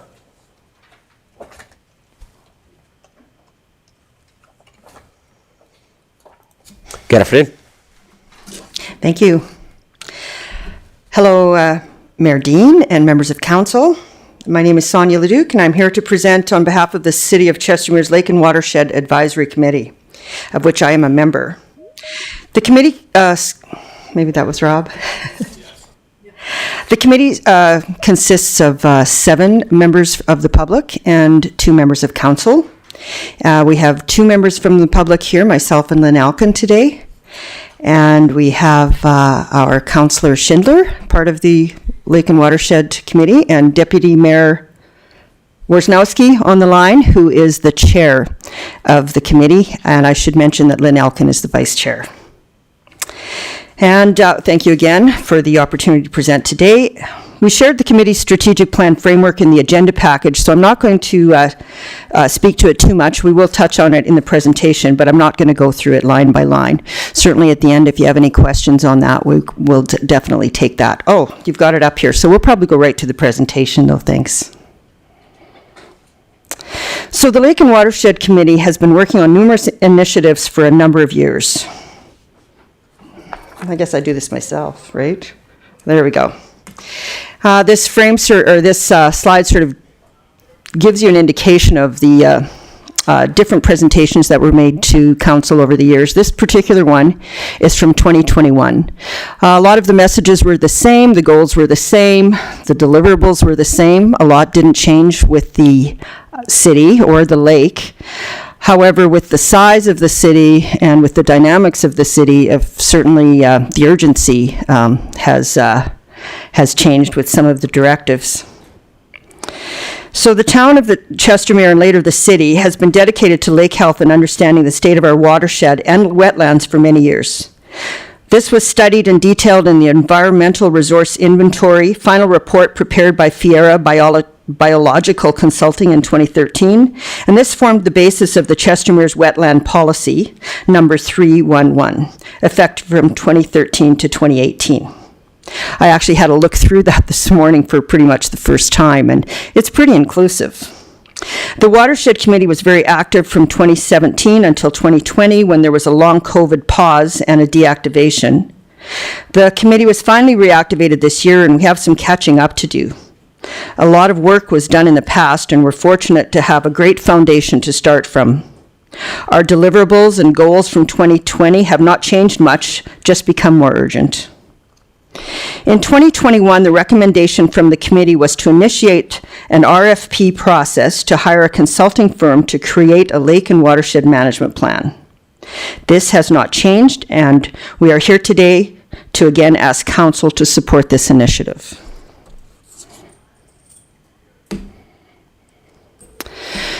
So we put together a 3-year strategic plan, and we went through a list of goals, and we based it on what was done before. So goal A, or goal 1, encourage and support the development and implementation of a lake and watershed management plan, which is why we need the RFP. The second goal was to educate and communicate, and to expand on this a lot, it's maybe to educate on invasive species, educate on the dangers of flowering rush, safe lake behaviors, runoff. I'm not saying that we're going to be experts on anything in regards to wetlands and stormwater, but certainly it all envelops the watershed in its entirety. Support activities to prevent and control aquatic invasive species, encourage and support effective shoreline management, and support safe use of lake and watershed for all users. The strategic plan had a lot more detail onto each one of those goals, and if there is any questions, like I said at the end, we'll certainly field those.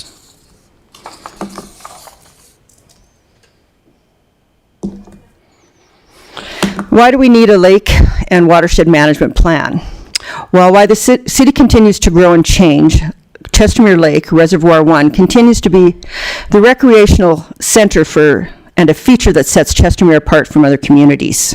It is important for the city and its stakeholders to collaborate with input from and consultation with WID on the development and implementation of a well-designed lake and watershed plan to assist in maintaining and improving the health of the lake and community watershed.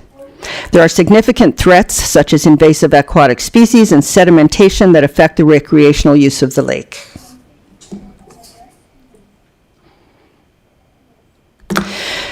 So the recommendation is to begin the process.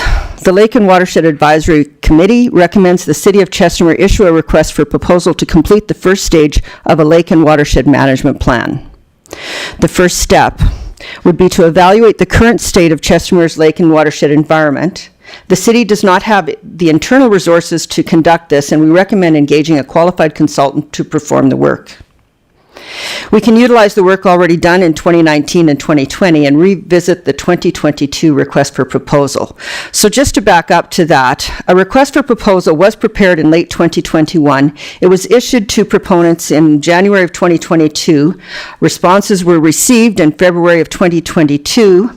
And we did have confirmation that the request for proposal was canceled also in February 2022, and that was based on council's decision not to proceed at that time.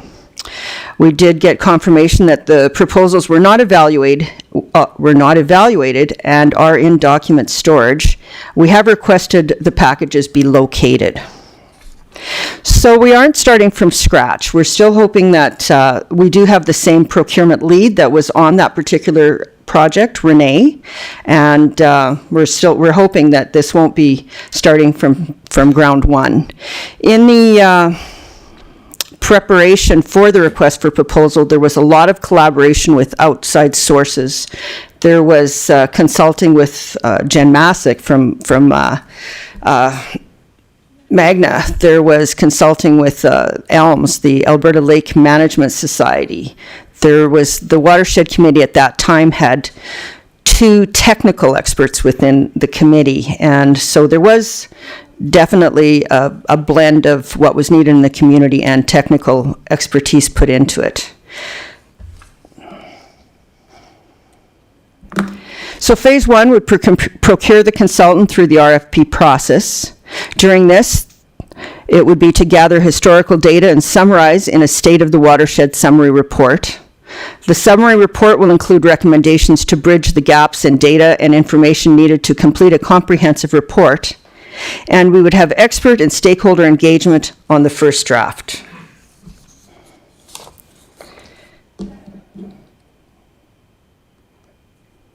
Phase 2 would be complete the comprehensive State of the Lake and Watershed Management Report. This would develop and revise the State of the Watershed Report, which includes research and results from the identified original analysis. Finalize research and data collection based on the recommendations. Develop a final draft. Engage experts, stakeholders, and WID on the draft. Receive feedback on the vision of the Lake and Watershed Plan through public engagement and education. Phase 3 would be the complete Lake and Watershed Implementation and Management Plan. The final plan will take into consideration all stakeholder engagement, technical information, and will support operational and recreational directives for the City of Chestermere's Lake and Watershed goals. The final steps, of course, would be to manage, monitor, adjust, and report on all planned stages from kickoff to implementation.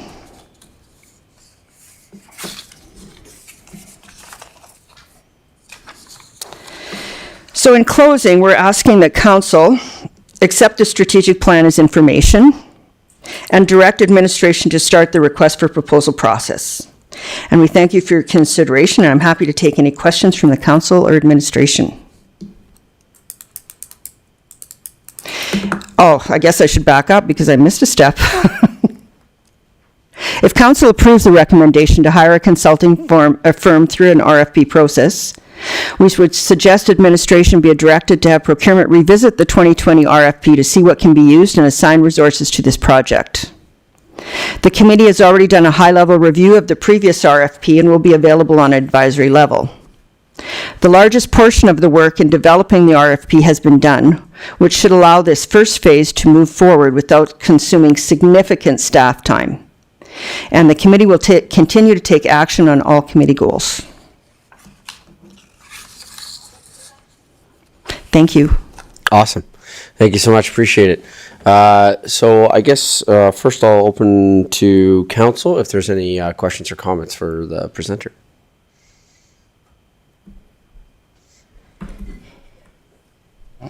Councillor Grant. Thank you, Mayor. Through the chair to our presenter, Ms. Leduc. I do have a question, and just for my understanding, I've heard a lot about flowering rush, and I'm wondering if you would be able to explain kind of what it is and what the dangers of leaving it untreated are. Of course. I love this question. So flowering rush is an aquatic invasive plant. It was introduced into Alberta probably, I'm going to say 20 or 30 years ago. It is not, I should say into North America.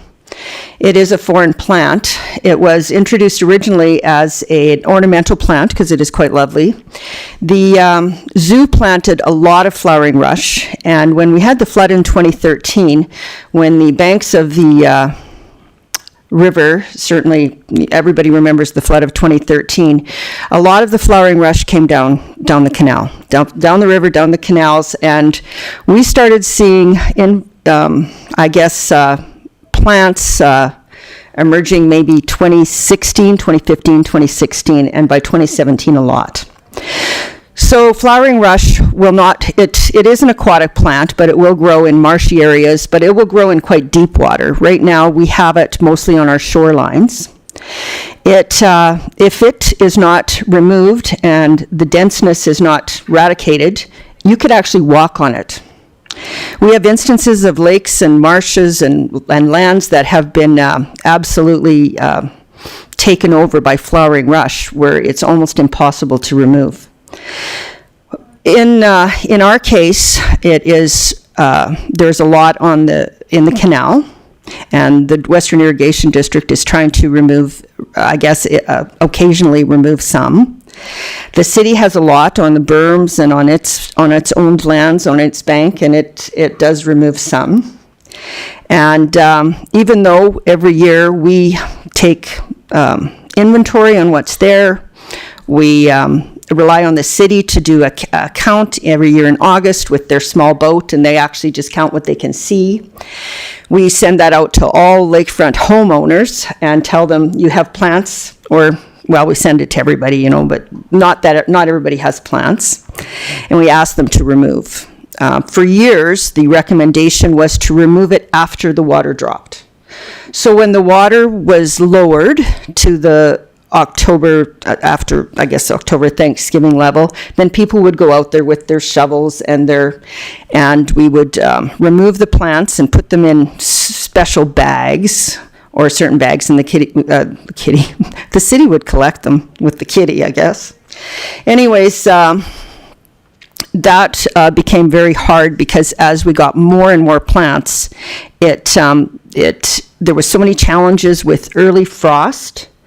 There were so many challenges with the amount of geese that we have that you couldn't even get to it. At night, they had eaten all the tops off, so if you hadn't really marked it properly in the summer, some people are smart and they'll put a certain something on it, like a patio stone or something, you couldn't find it.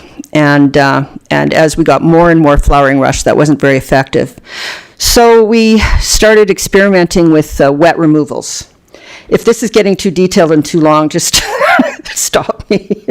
Okay, so we started, and I guess the wet removals are so much easier. So it's challenging in the sense that you have to get right under the root because it is a rhizome type plant, and every little rhizome that breaks off can be another plant. So the challenges in removing are big, but we're working on it. The city's working on it. The lakefront owners certainly take a big lead in that. But we also have the problem with our normal aquatic weeds that are cut every day, and as they cut and they get close to shore, they will pick up flowering rush, and it spreads it. So we're never going to get rid of it. We can just try to keep it from spreading too much. Thank you. Deputy Mayor Wawrzynowski. Yes, thank you, Mayor Dean. Just I wanted to add to our presenter, Ms. Leduc's commentary on invasive species. We also would be, as part of the consideration, the advisory board, being the Watershed Committee, would certainly be in support of working with all the stakeholders, including the WID, in regards to water quality, and that would hopefully mitigate our non-invasive weeds that are invasive, but they're not invasive by definition because they're not foreign, but that's just the weeds in the lake, to lower the cost of extraction, cutting, etc. And that's by working with the WID and our stakeholders to get the water quality up, such that we don't have such a large problem with the weeds in the future. So I just wanted to add that because it is a problem and a focus of the Watershed Committee as well. I would like to add that Lynn Elkin, who's here with me today, has been really our flowering rush angel in the water for the last 3 years. And if she wouldn't mind, if she would like to come up and say anything in addition, I think that would be fitting. The only piece I'll add is this is 3 years of being in the water doing wet removal, and I've tried to do it scientifically. I'm not a scientist. I have family members, and they said, document everything. So I can tell you that where I clear, the first year it's 100 or more plants in front of one property. The second year, if it's that bad, we get 10 to 15% return. And the following year, which is this year for some of them, the third year, it's again about 10% return. And we are seeing new growth about 20 to 30 to 40 feet in front of the docks on the west side. I tend to do from the canal down to about 600, 500 is where I'm trying to work, because that's as far as my paddleboard will get me quickly when I'm removing. So just so you're aware, every year there's a little bit of return, but properly done wet removal will take away 85 to 90% in a year, and then there's just this small return, so you just deal with the small returns. So it is worth the effort to do it properly, but it takes a tremendous, with the water I'm way behind, it takes a tremendous amount of time, and we're taking thousands of plants out. And we still haven't got to the whole lake yet. So yeah, it's a lot, but it's coming. Great, thank you. Mr. Redding, turning to you for a minute. Normally with a RFP process, there's also then a budget attached to that. So what would be, I have a couple questions. My first question would be process-wise with regards to if council was wanting to pursue and following up on this RFP process, just the budgetary side of that. Yeah, thank you, Mayor Dean. So to council, yeah, you would need to, because this isn't part of the operating budget currently, you would need to make a motion to add funds to the operating budget. Normally, we'd have an idea like we did last time to move it from somewhere else. I don't have off the top of my head. So you could always make a motion to add X amount of dollars that we think this might take to the operating budget to complete this study, and then take that money from the Municipal Stabilization Reserve Fund if needed.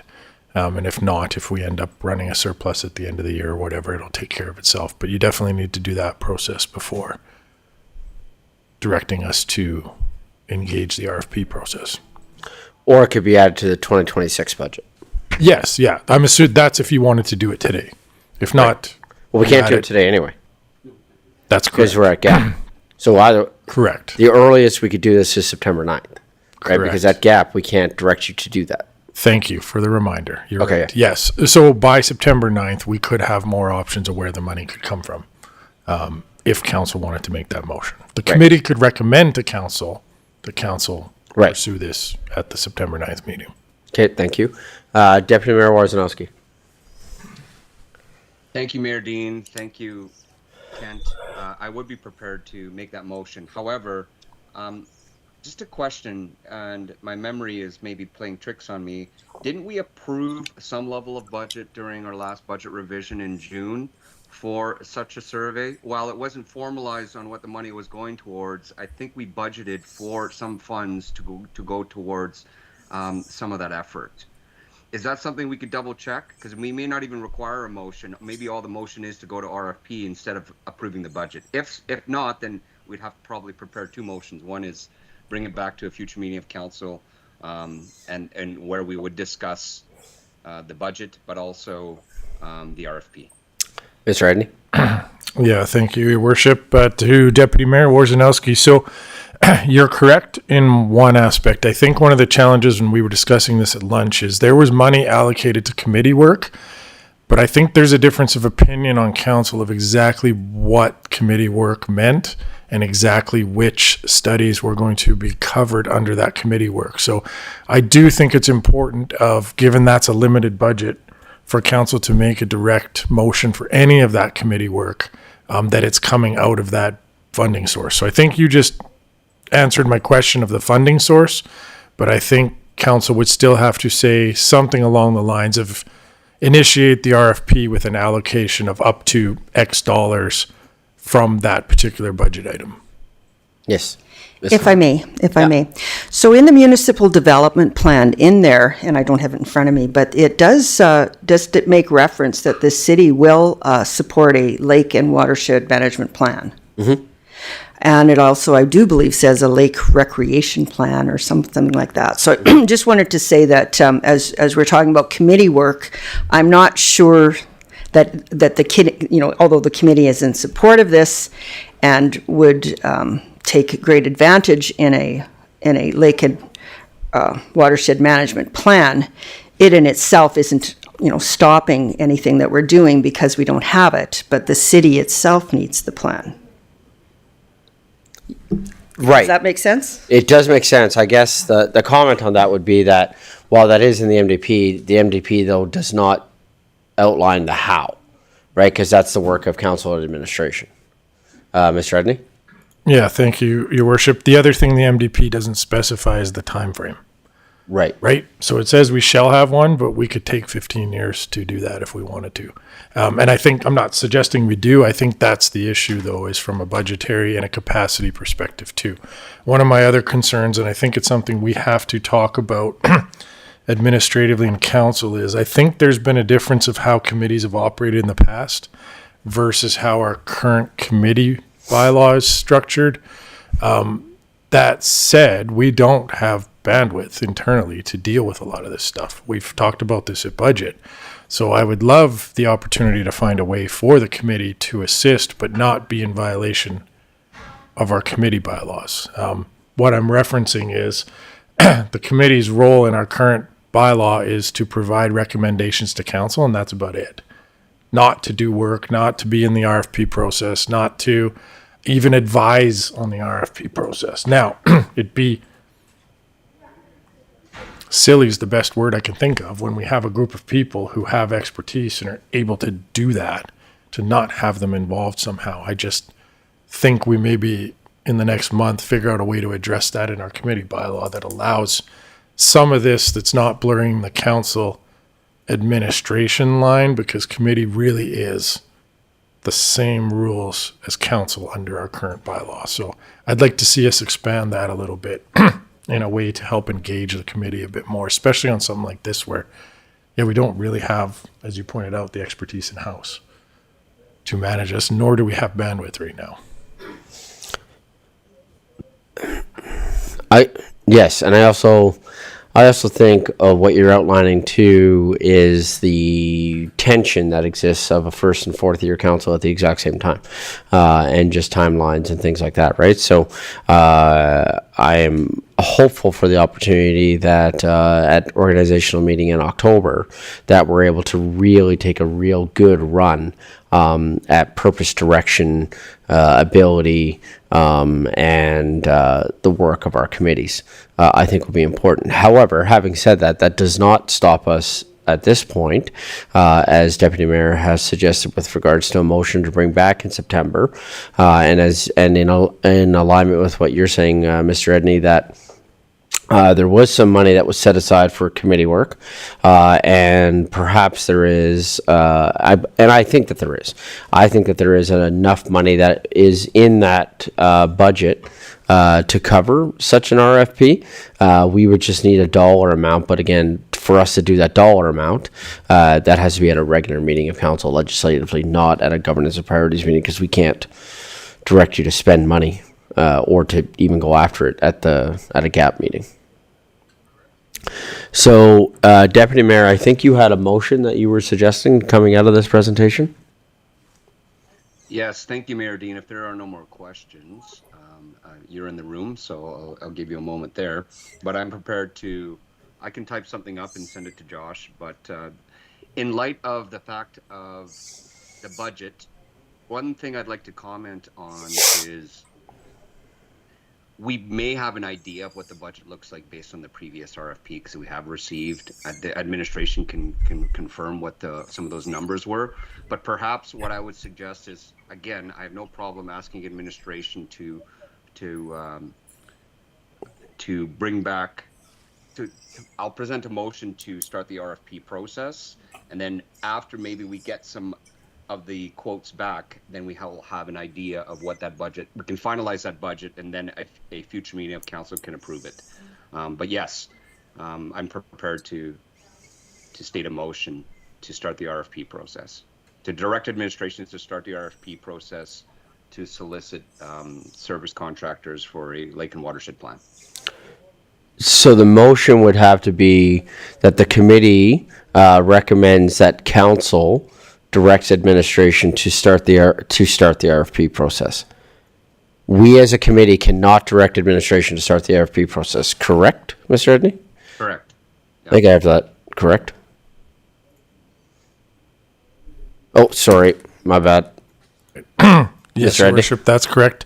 The other thing I just want to clarify there too, you do need to have the budget set aside before we start the RFP process.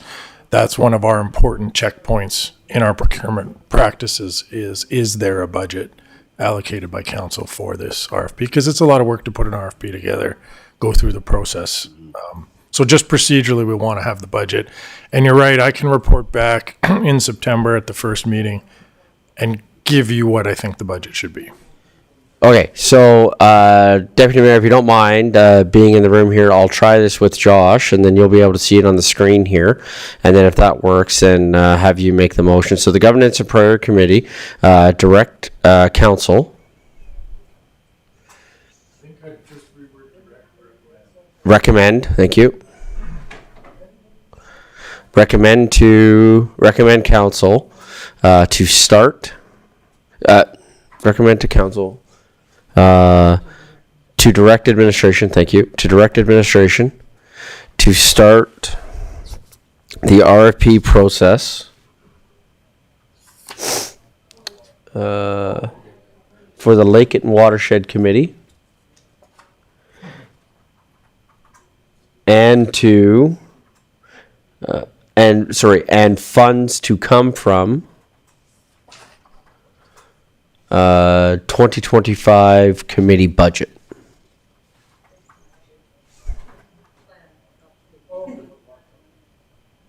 Okay, so looking for some wordsmithing here, Mr. Edney. So if we can go up to where it says to direct administration to start, I would put, because we may not use an RFP. Yeah. That's a specific term. I would to direct administration to initiate the process to complete. Actually, why don't we just make it simple? To complete a lake and watershed. What did you call it? Lake and watershed management plan. Is that right?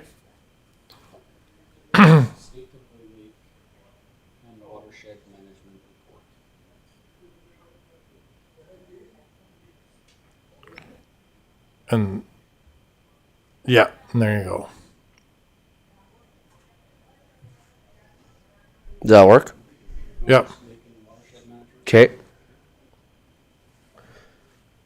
Okay. Deputy Mayor Wawrzynowski, does this work for you? Yeah, I can't see it, but Oh. from what I hear, it works.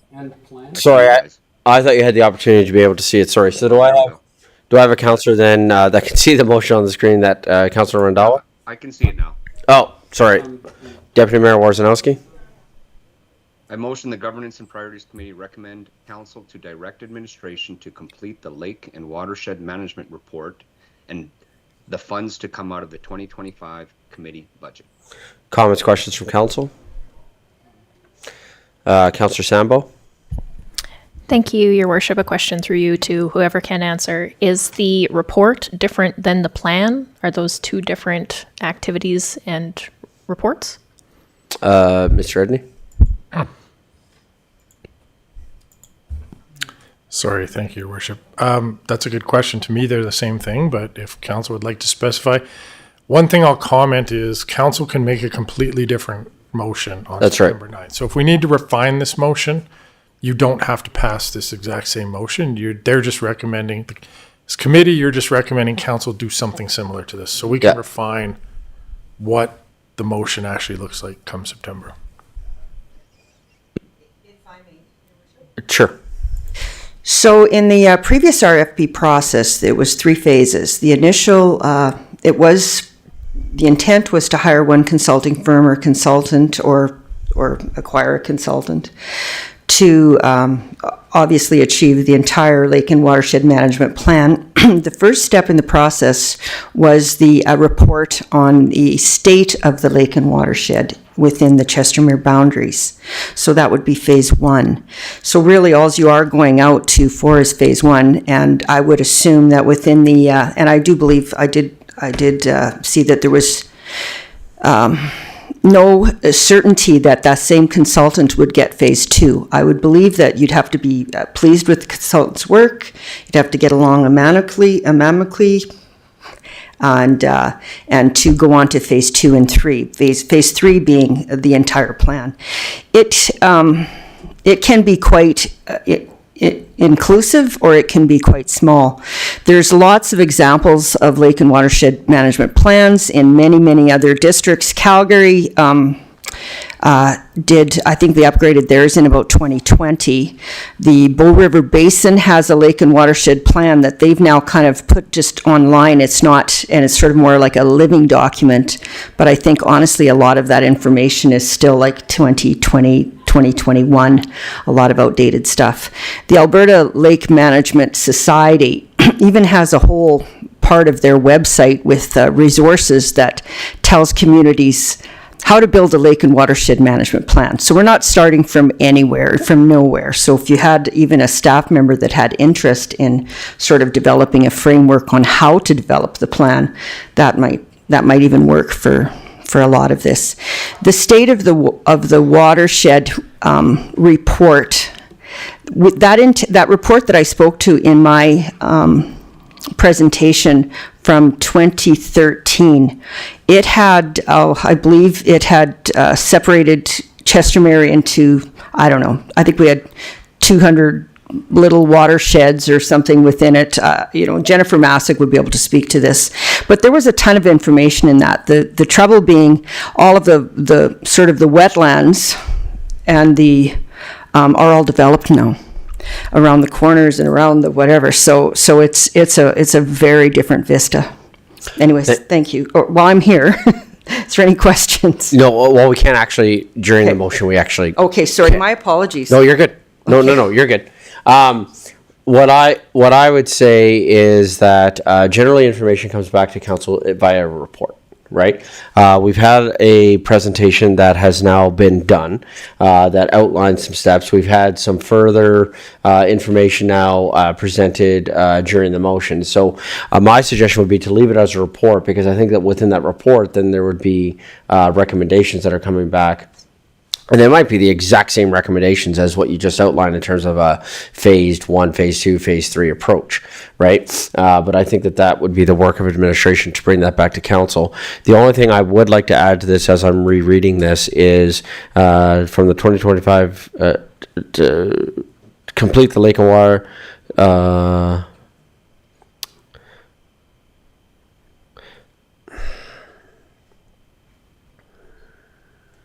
sorry, just give me 1 second. Recommend council to direct administration.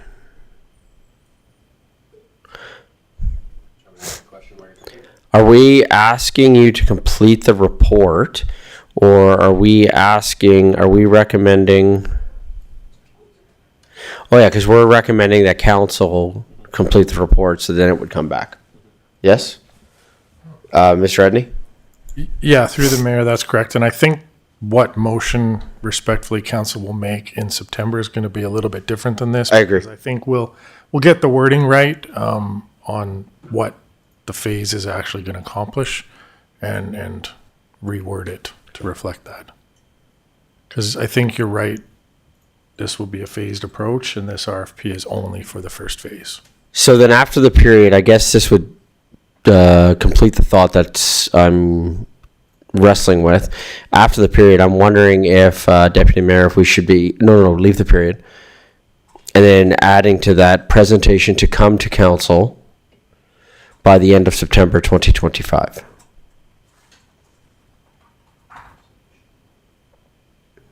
Yes, I think that's fine. I mean, Because, well, you're going to need to do a presentation for us to be able to, come out with a motion, right? So we need to add this to an agenda in September, right? So Yes, we do. So I'm thinking. Sorry, Deputy Mayor. Mr. Edney, what I'm getting at is, I think that there should be a direction on this, that this is then coming back to council in September. Mr. Edney? Yeah, I think that captures. I just wanted to clarify what the presentation was. Yeah. The report on what to do. Correct, because we're recommending, so the way I see this playing out is, within this motion, what we are saying is that we, the committee, are recommending to council that they should do this. In order for council to be able to hear that, there has to be a presentation.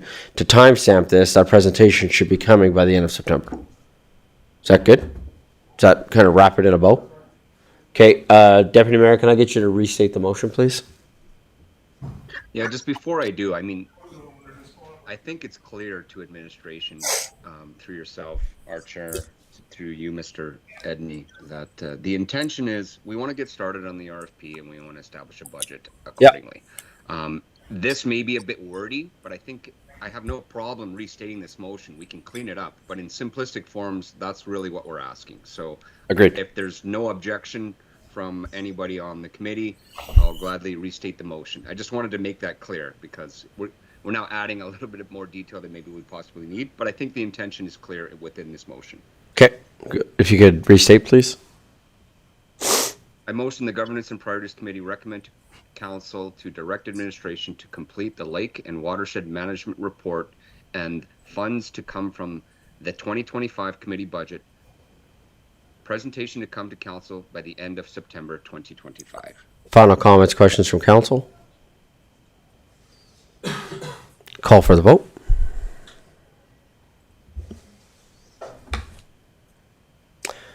Councilor Wawrzynowski? Deputy Mayor Wawrzynowski? I vote in favor of Thank the you. motion. Thank you. And that's carried unanimously. Thank you. Awesome. I think that then wraps up this matter. Great. Thank you. So then we'll move to thank you for the presentation. We'll move to item 6.1.2, which is report for information, short-term rental census report. This is being presented by Josh David, Planner 1. Welcome back. Hello again.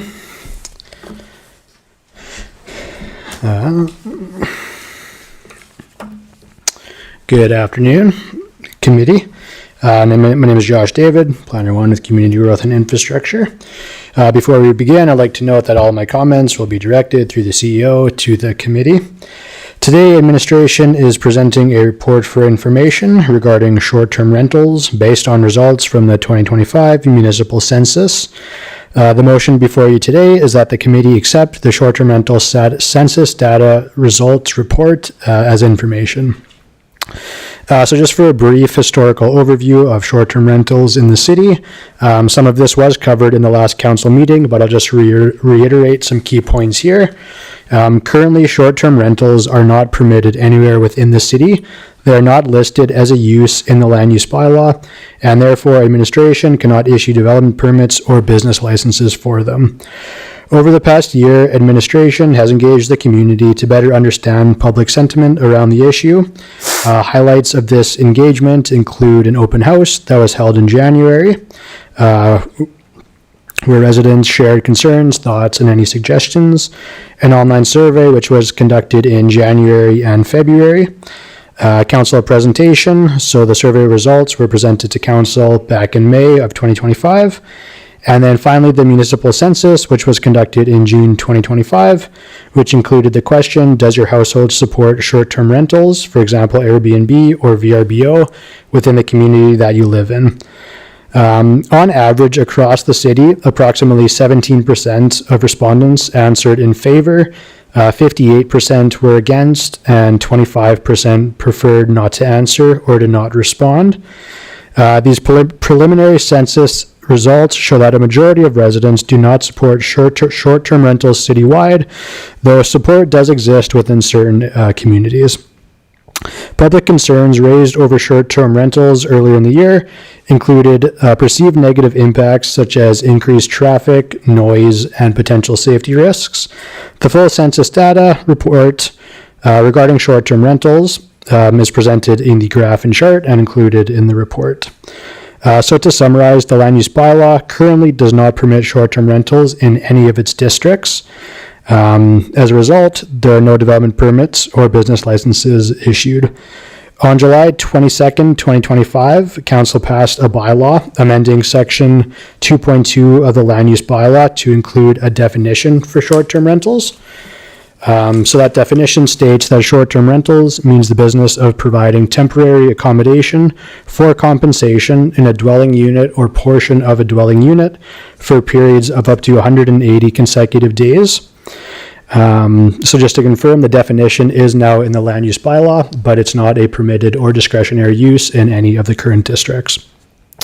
In light of administration's previous engagement with the community, as well as the recent census results, administration continues to recommend that the following be undertaken, pending council's direction on the topic. So add a definition of short-term rentals in the land use bylaw, which has now been completed. Evaluate all land use districts for the possibility to include short-term rentals as either a permitted or discretionary use in certain districts. Evaluate the addition of specific general regulations for short-term rentals. And then finally, create a short-term rental policy, which would include considerations to address licensing, safety concerns, as well as a 24-hour contact. That summarizes the report. Are there any questions at this time? Great, thank you. Questions from council?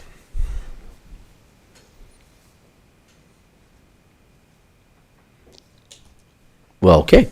So then, recommendation for today is that we're accepting this for information and some further work is going to be done and then brought back to council. Is that correct? Correct. Okay, Mr. Edney? Yep, through the mayor, I was just going to say, yeah, because there were two previous motions directing us to work on this. We're still working on it. We'll keep working on it. This was just to update some information for you. Great, thank you. Any other comments, questions from council? Thank you. Can I have a councillor make the following motion, please? Councillor Randhawa? Thank you, Your Worship. I move that the Governments and Priority Committee accept the short-term rental census data report for information. Comments, questions from council? Call for the vote.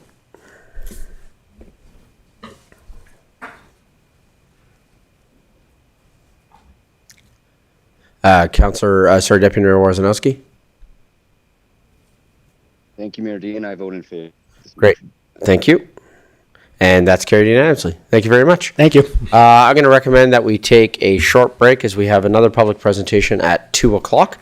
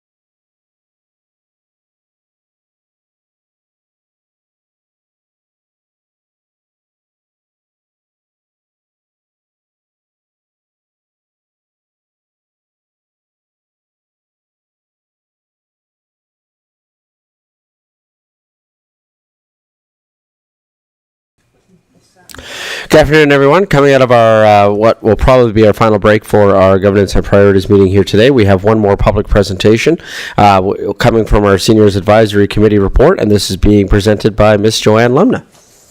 Good afternoon. Okay, my name is Joanne Lemna, and I'm presenting on behalf of the Seniors Advisory Committee. Please note that all of my comments pertaining to this item are made through the chair to all members of council. I've practiced that one for a really long time. Thank you for the opportunity for giving the Seniors Advisory Committee to give this update to council on behalf of the members of the Seniors Advisory Committee. Oh, a clicker. Okay. Really high level, this is what we've said we're going to talk about today, giving you an update on mostly on transportation and recreation, some recommendations from the Seniors Advisory Committee, but here's a list of what we'll cover off today. I'm ad-libbing here, so. Just to give you an update, introduction, while Councillor Grant and Councillor Randauer sit on her committee, I realize that not everybody from council sits on the committee and may not have all of the information. So just a really quick update. Our purpose is to advise and make recommendations to council and administration on how the city of Chestermere can improve services and infrastructure for our seniors within our community. We really are focusing on attainable, affordable, and transitional housing, physical and mental health, as well as support services. Our overview. Really what we did when we started the committee is we looked at a lot of work that was done previously from a previous Seniors Advisory Committee so as to not duplicate their work. We identified priorities that were still outstanding from their work, as well as focusing on the current Seniors Advisory Committee mandate. So our strategies and priorities. As I mentioned, we really looked for opportunities to promote and encourage older adult needs for the future through the following transportation, our resource handbook, recreation, and as I mentioned earlier, the housing, along with programming and resources and communication. So our first project that we started on was transportation. We had a lot of very robust conversation around transportation. The idea was to advocate for our needs within the city of Chestermere, destinations outside of Chestermere, making sure that it was convenient, flexible, cost-effective, sustainable, and of course, both physically and geographically accessible. So basically our observations were with all of the options that we looked at, and there was a few lists attached in the package with some of those options. Really, the majority of the current resources dealt with resources or destinations outside of the city of Chestermere. Very different levels of flexibility and convenience, as well as various costs. One of the really big things that we noticed was that almost all of the options were privately owned providers, other than, of course, the Max Purple. We identified gaps in available resources. So the limited services within the city, many were cost prohibitive to seniors, and certainly seniors that were on fixed incomes. And obviously the lack of a city-run transit, which I know City is working on. So out of the transportation discussions, here were the list of recommendations that we came up with. Some of them seem very obvious, but again, this is really a lot of work that the committee worked on. On a bus service, one of our recommendations is that consideration be given to the designated bus stops within the city of Chestermere, where they are, how older adults get to them is something that really has to be looked at. Location to purchase tickets, older adult pricing, as well as the opportunity for subsidy. Again, looking at some of our lower income residents. One of the other options we looked at were on-demand services. And finally, one that came up was the volunteer rideshare programs. And what we wanted to make as the recommendation is that council consider investigating the opportunity for volunteer ride programs. There's one that's called Drive Happiness that is actually, it's actually run out of Edmonton, but I think it's in over about 20 communities in our province. Airdrie is probably the one that's closest to us, and it's basically a not-for-profit that have volunteers that do rides for seniors to go to appointments, all kinds of different things. But it's a volunteer-run program. So I think that there's definitely an opportunity for us to look into that, as certainly with respect to seniors, an opportunity that could fill a big gap within the community. So the next thing we looked at, and this one was a really easy one because it's, I sit on another committee, the Mayor's Not-for-Profit Task Force, so this one has kind of been dealt with, and that one as well as in the interagency, was the continuance of the Chestermere Older Adults Resource Handbook, that the last edition was in 2023. One of the great things about this handbook is that it is one-stop shopping resource for older adults within our community. It is very specific to older adults' needs, and the need to have it in the various printed formats, whether it be online, which it currently is. We have a printed copy as well, and also the translation into various languages. We do have one that is in Punjabi, so the opportunity to actually expand on that is something that we looked at as well. So in our observations, it was really that we were supporting the city initiative to reproduce the updated version of the current Older Adults Resource Handbook. We looked at identifying some of the gaps in the handbook. It's a work in progress. As soon as you issue one, it's out of date. So it's making sure that we have some kind of process to be able to have it continually updated, and as well to ensure that the various formats are available, both print, digital, as well as the translation versions. So the recommendation out of this was that the City of Chestermere produces and maintains an updated version of the Chestermere Older Adults Resource Handbook from 2023 in both printed and digital formats. So the last one that we've had an opportunity to review, and again, there's a lot of work for this committee, but recreation was another one that we spent a lot of great discussion on, and with Councillor Grant also sitting on the recreation task force, it was really a great opportunity to overlap some of that information. So we did work on the previous work from the previous Seniors Advisory Committee, where some reports and suggestions were given. And really our whole process for this was to advocate to meet the older adults' needs for various forms of recreational activity throughout Chestermere.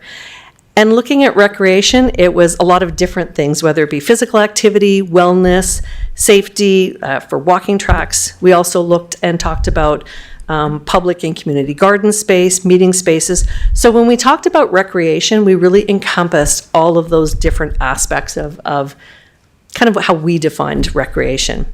So the recommendation was that the City of Chestermere initiate the development of various recreational activities to address the needs and gaps that still exist for older adults in our community. As I mentioned, we had some reports and all of the documentation that came out of this.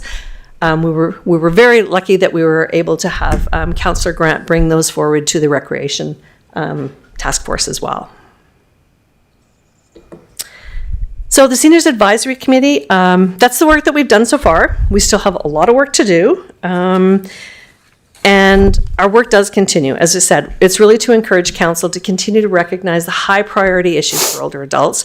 And we request that council proceed with the recommendations in this report. As I said, our work isn't done. We still have a lot of work to do.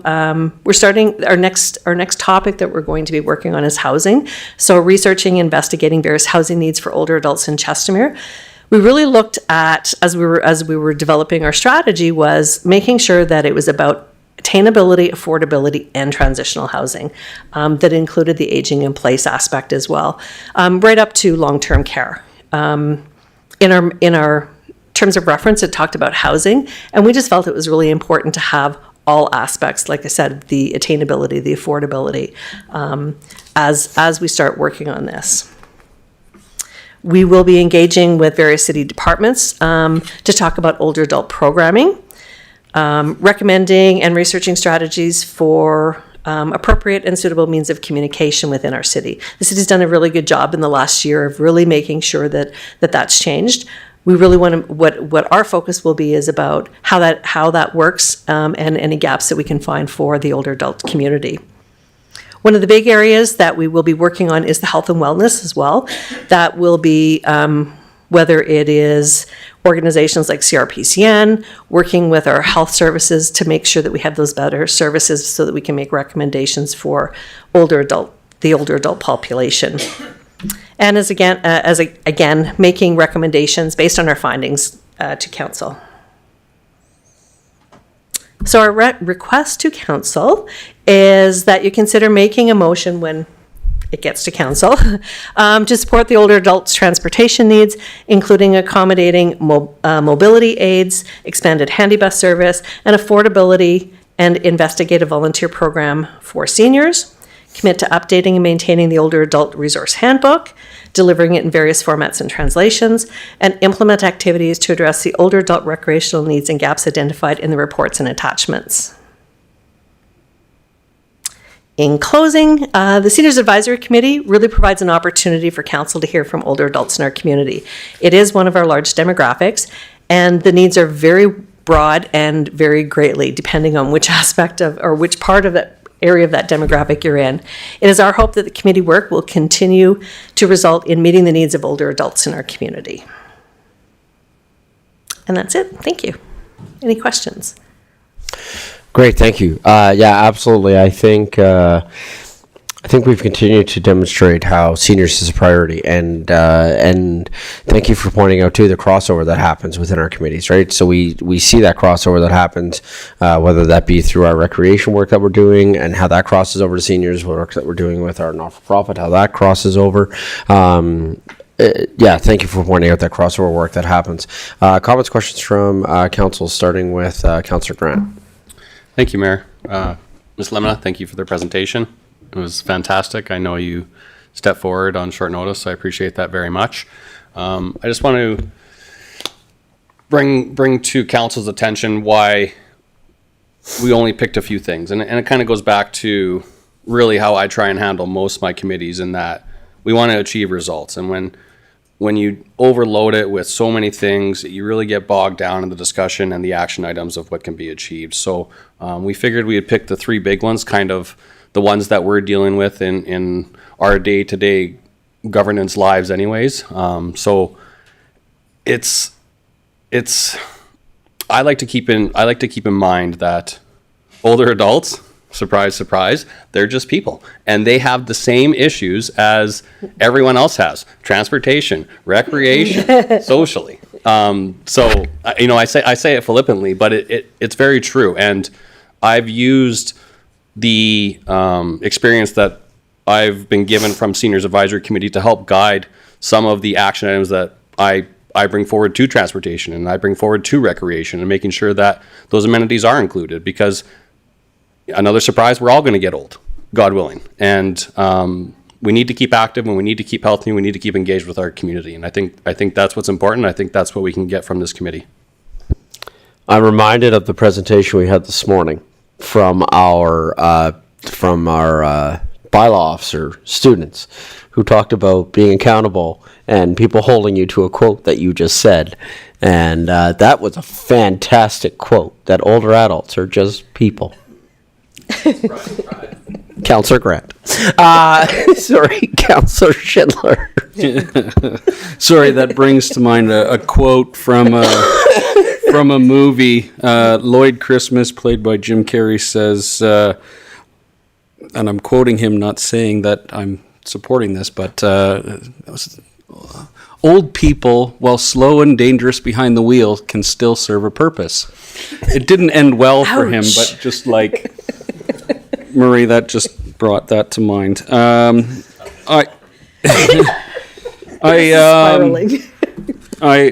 it back. It was a funny movie. So I had a question. So I'm a huge advocate for seniors housing and aging in place, and I can see a lot of synergies with the topic today and your next topic on seniors housing.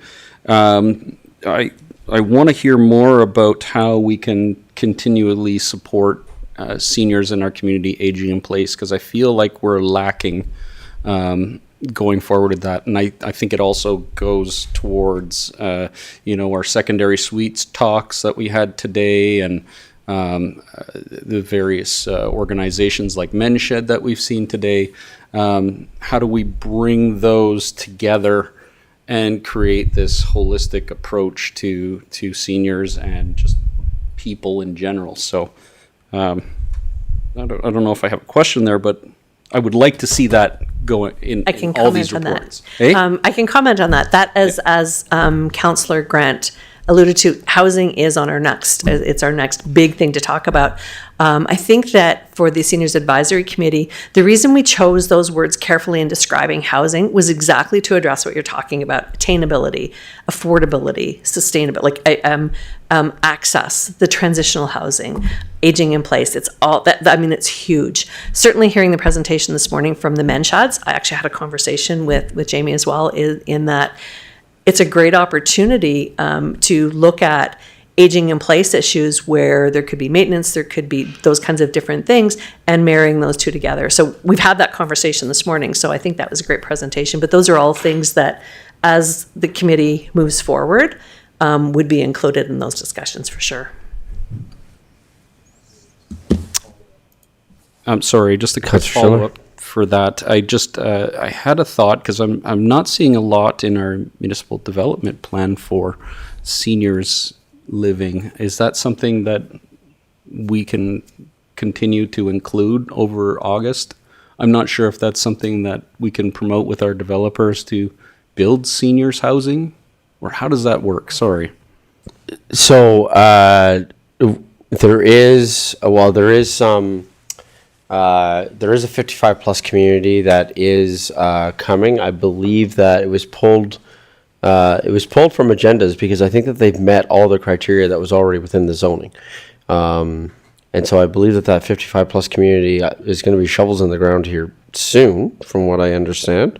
But Mr. Edney is giving me that look in his eyes of sometimes we get where he's... Mr. Edney, should I turn it over to you to... No, thank you, Your Worship. We're talking about the one in Kinneberg. Yeah. I believe you're correct. There's also plans for a seniors community in Clearwater. Yeah. And I believe we just heard there was another one in Waterford. Whatever it's called, North Waterford, the one Yeah. we just saw last week. So it's coming. And then, of course, there's the aged care facility. That's a different story, but So starting to get there. Yeah, my understanding though is that the one that is going to start the soonest is the one in Kinneberg. Like that one is soon. Yes, because there were already zoning and all that kind of Yeah. stuff in place Correct. already. That's Seniors Living Campus. Yeah. Yeah, 55 plus. Yes. Yeah. Yeah, because that land has been zoned specifically for a 55 plus community. And my understanding is, like I said, originally there was talk that it was coming, but then I believe the feeling amongst administration, and I don't think I'm oversharing, because that zoning was already done. That's public. It's even outlined within our MDP as well, that land is designated 55 plus, and I think that's the one that is the soonest to come. But certainly that is a growing need in our community that we've been aware of for years, is this idea of being able to age in place. And if I want to downsize, so to speak, there's not a lot of opportunity, because even in some of our smaller square footage, there's a lot of stairs. So in some of those, right? And so that creates a different mobility concerns. So I might want to downsize my home, but my home might be all on one floor or two floors. But if I downsize, then I may have some mobility issues. So my understanding is the ones in the 55 plus community are being built to address that issue. Councillor Sambo. Thank you, Your Worship, and thank you for that update too. Actually, a bunch of my closest friends in Chestermere are retired, 60 plus, and several of them have moved away. I have another friend who's just put her house up for sale, and another one who's thinking about doing it because there's no options in Chestermere. So that's an aside, but that's nice to hear. Through you, my question is about the request to council. So these are pretty broad requests. looks like the first one here might be covered in some of the work we're looking at around transit and transportation. And then the third one there, I think, might be covered under some of the other motions and things we have. Number 2, this handbook is awesome. This seems very administrative. Is there a business group at the city that's responsible for this? Or anybody that is taking a look at this to see when it needs to be updated? I can answer that, actually. Actually, and I think this was through the mayor's task force. It was brought up about the continuity of that, and I think that you'll have to correct this, but Mr. Etney, but I think that that is being taken on by Christian and his team in getting that kind of back into the city areas of responsibility. Great, thank you. Any other questions from council? Councilor Grant. Thank you, Mayor. I just want to make a comment and acknowledge our committee chair in the audience, Miss Lisa Beattie. She's doing a fantastic job. She's getting up to speed and doing a great job of directing our committee. So I hope that you're getting more comfortable, and we'll see you more in the future. Yes, if I may, my apologies on that. The only reason I'm doing this is I have a bit of history sitting on the last seniors advisory, so she's up for the next one. Awesome, thank you. Any other comments, questions from council? Councilor Randawa. Thank you, Your Worship. I just have a question maybe for administration. Which one we have that designated land for 55 plus? Any idea when they start building that company, or we cannot, right? It's up to them when they can. Because I seen the Lakeshore Manor, she's our chair as well, Lisa. When Lakeshore Manor has 6 residents and now is packed up, full. It's full, and waiting list is there as well. That's what I heard from the administration side. And the community is growing as well. Our community is growing, plus the senior side is also. There is anything like in our side we can do to protect this, to control? Because the reason is that before we have the like schools, right? Now we try to work on those ones. So in same like 55 plus, as council side, if we can do something, I'd be happy to move forward. Yeah, I mean, I think what we've done is, Lisa, I'll turn it over to you here in a moment. I think what we have done is council has taken some steps. For example, reading through our new municipal development plan, I understand that it's only gone through second reading, but I anticipate some successful third readings, and what I'm about to say I don't anticipate changing. We ensured that aging in place is actually identified throughout the document. We also identified in the document that future councils shall work on healthcare facilities, and I think healthcare facilities is also relates to aging in place. I also believe, if my memory is serving me correctly, there's just a lot of details going on today, is that I believe in our municipal development plan we even outlined specifics that for aging in place, the locations to be within X number of meters. I believe it was 600 meters of convenience stores, possibly 400 meters, but somewhere in that neighborhood between 400 and 600 meters within walking distance within our aging in place. So I think council has taken some steps with regards to this, but Councilor Randawa, to your point, there's always more that can be done, and this is where I'm also I think we've taken some great strides with our development community as well. If you go back to our theme that we had for our last Door to Door about building Chestermere together, and this is an identified concern, and we just heard from our CAO a moment ago that one of our newer developers, if you will, over doing the Clearwater project is having a focus on seniors housing in that area. We also saw that happen in South Shore. That was a presentation that came to council 6-7 months ago. We wrote a letter of support to obtain provincial funding for that. So I think we have taken a number of steps. I think one of the things that I think has happened with this council is when we go through the list of kind of everything that's happened, it's like we almost forget. Right, I'm sure that a few of us just a moment ago went, "Oh yeah, we did do that South Shore thing," right? Because that was a big moment that we had where we wrote a letter of support to do that. So I think we've taken some significant steps. However, I think to your point, Councillor Randall, we're not done yet, and there's still a lot that we can do for support for seniors in our community. Anyway, with that, Lisa. Oh, I didn't know if you had a question for me. Okay. Sorry, my apologies. Oh, okay. Gotcha. Councillor Grant. Thank you, Mayor. Well, we have our chair, Miss Lisa, standing here. Lisa, I'm not. I just wanted to reference the earlier presentation that we had from the Man Shed and the struggles they have gone through about obtaining space and how important I think that work is. And I really want to commend the Manor for stepping up and providing a home for those people, because I know they appreciate it and I appreciate it too. So I just wanted to say thank you. Yeah, absolutely. Thank you.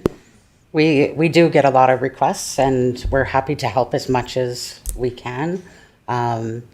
It's once a week, so we can kind of work around that, but absolutely.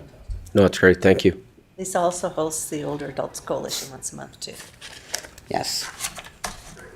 Awesome. Thank you so much. Thank you.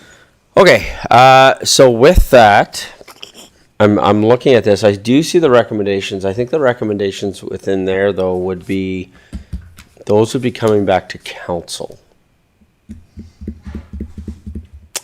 So I'm looking at the 3 recommendations that are within there. So I'm wondering if the motion should be for the committee to recommend to council to accept the recommendations from the Seniors Advisory Committee as outlined in the presentation on July 29th, 2025. Do you want me to say that again? Okay, I just got to remember what I said. The Governance and Priorities Committee recommend to council to accept the proposals. That's not what I said the first time. If somebody can remember, help me. The proposed recommendations. Thank you. That's what I said. The proposed recommendations as outlined in the July 2029 in Seniors Advisory Committee presentation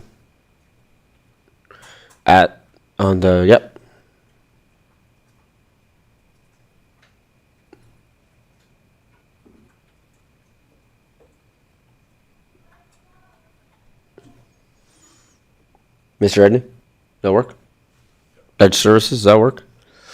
Council, we good with that? Can I have a councillor make the following motion, please? Councillor Grant. Thank you, Mayor. I move the Governance and Priority Committee recommend to council to accept the proposed recommendations as outlined in the Seniors Advisory Committee presentation on July 29th, 2025, Governance and Priorities Committee meeting. Comments, questions from council? Call for the vote. Deputy Mayor Wawrzynowski. I vote in favor. Thank you. And that's carried unanimously. Thank you very much. Thank you. Appreciate it. Thank you very much. Okay, moving to item 6.3, which is the 6.3.1, the 2025 City of Chestermere Census Report. This is being presented by Ms. Vanessa Vandermeer, Manager of Legislative Services.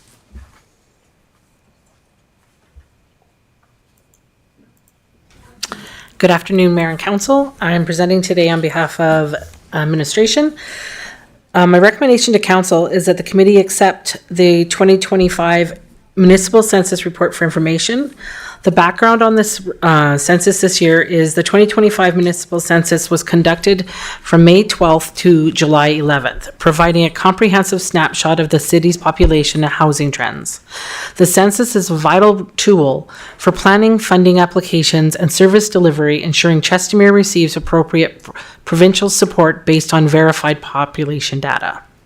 Our implications on this census has experienced significant population growth over the past 2 decades. In 2005, we had approximately 9,032 residents. 2015, we had 19,393 residents. And this year, we have 32,255 residents. This represents a massive increase over 20 years, underscoring the city's rapid development and importance of a proactive infrastructure and service planning. A key driver of this growth is residential construction. The city's average construction timeline from partial building permit release to occupancy is approximately 288 days, meaning population increases in a given year are largely supported by building permits issued the previous year. In 2024, the city issued 898 building permits, which directly aligns with the 15% population increase observed in 2025. The 2025 forecast indicates 1,025 permits, expected to result in 3,382 to 3,587 new residents in 2026, based on the city's standard 3.3 persons per household. In 2025 revealed, the person per household, though, became at 3.5%, higher than both the historical average of 2.8 and the federal average of 3.3. This strong correlation between housing development and population growth is essential for accurate forecasting and long-term planning. I would like to also mention, just on a side note, I would like to put a big shout out to all of the volunteers that helped with making this possible, including all of our enumerators and the staff that have assisted in making this happen. So. Great, thank you. Comments, questions from council with regards to our census report? Councillor Sambo. I was waiting for you. Thank you, Your Worship. Starting with a comment, this is wild, right? This is absolutely wild. Seeing this kind of growth and then knowing that next year we're likely to see even more and maybe that trend is even continuing is absolutely wild. For me, I'm concerned because we are very far behind and we have so many bits of infrastructure and amenities that we need to catch up on, and this is going to make it more challenging.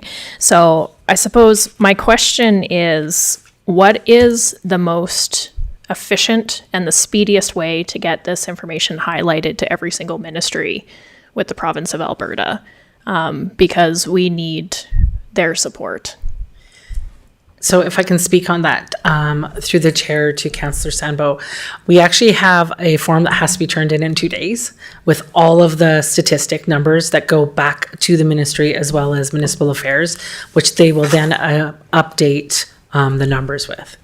And if I could also make another note to the mayor and council, these numbers do not include secondary suites of how many people live in them.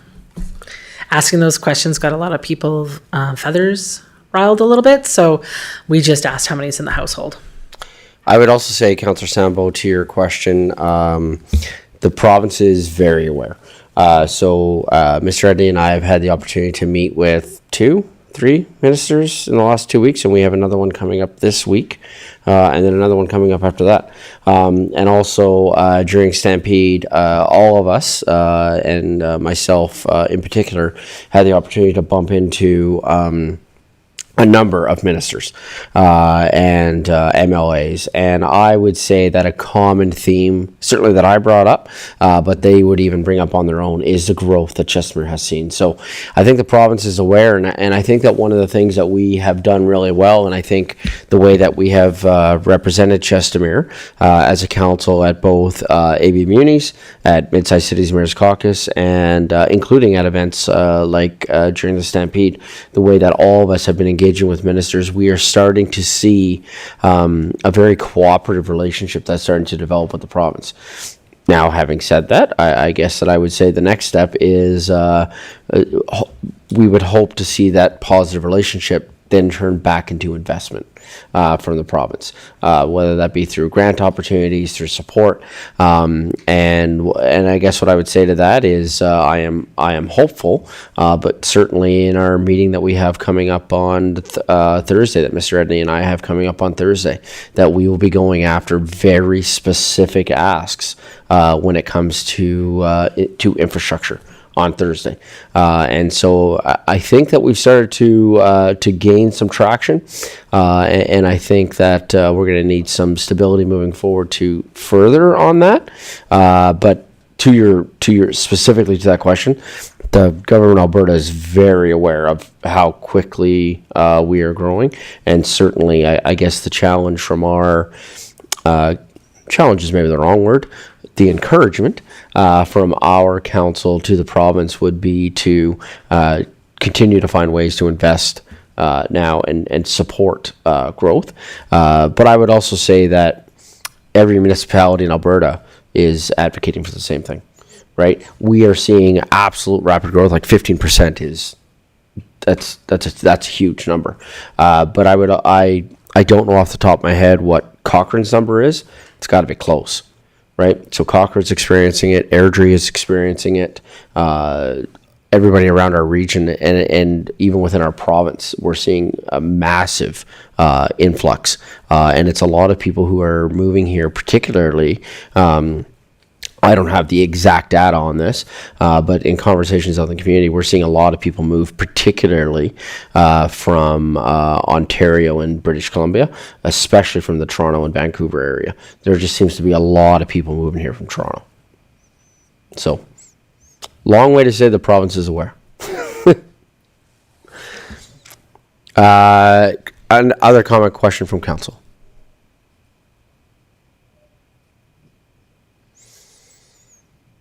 Okay. With that, I think that the motion will be to accept for information.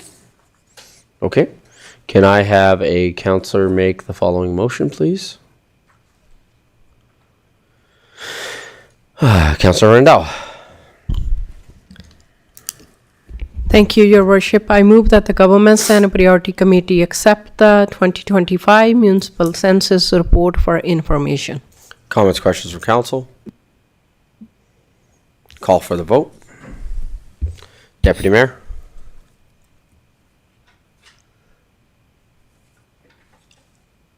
Deputy Mayor Wawrzynowski.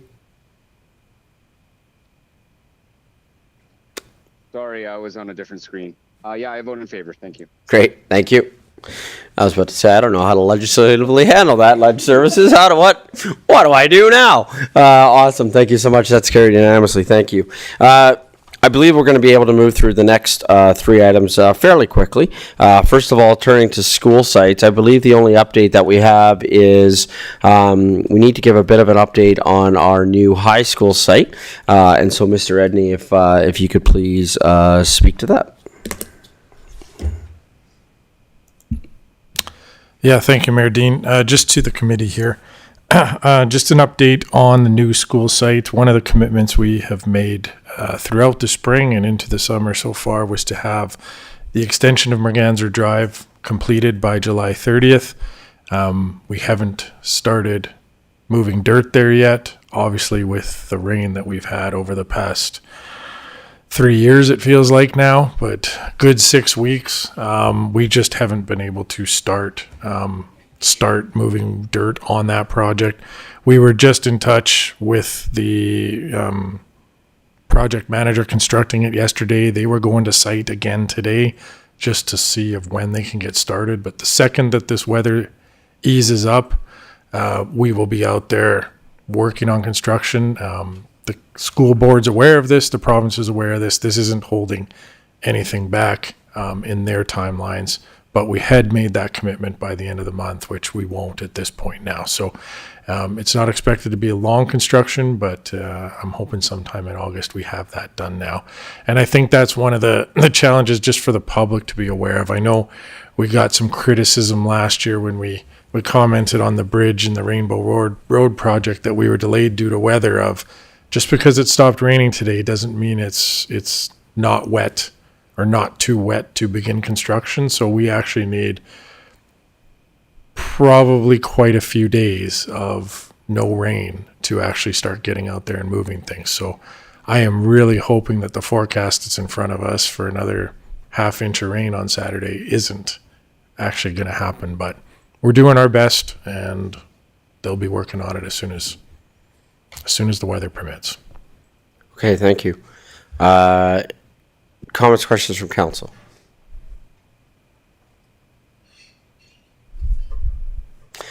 Yeah, I think that it is unfortunate, but unfortunately, as much as we would love to control the weather, we just can't. And I think I saw yesterday a report that this is the 5th highest rainfall ever in the history of the Calgary region, and we might have gone to 4th because the numbers that were produced yesterday didn't include yesterday's rainfall. So this is the 4th highest rainfall that we've had. Sorry, in a month. Sorry, that we've had in a month, and it just keeps raining. So it's an unfortunate news, but Councillor Sample. Thank you, Your Worship. A question through you to Mr. Edney.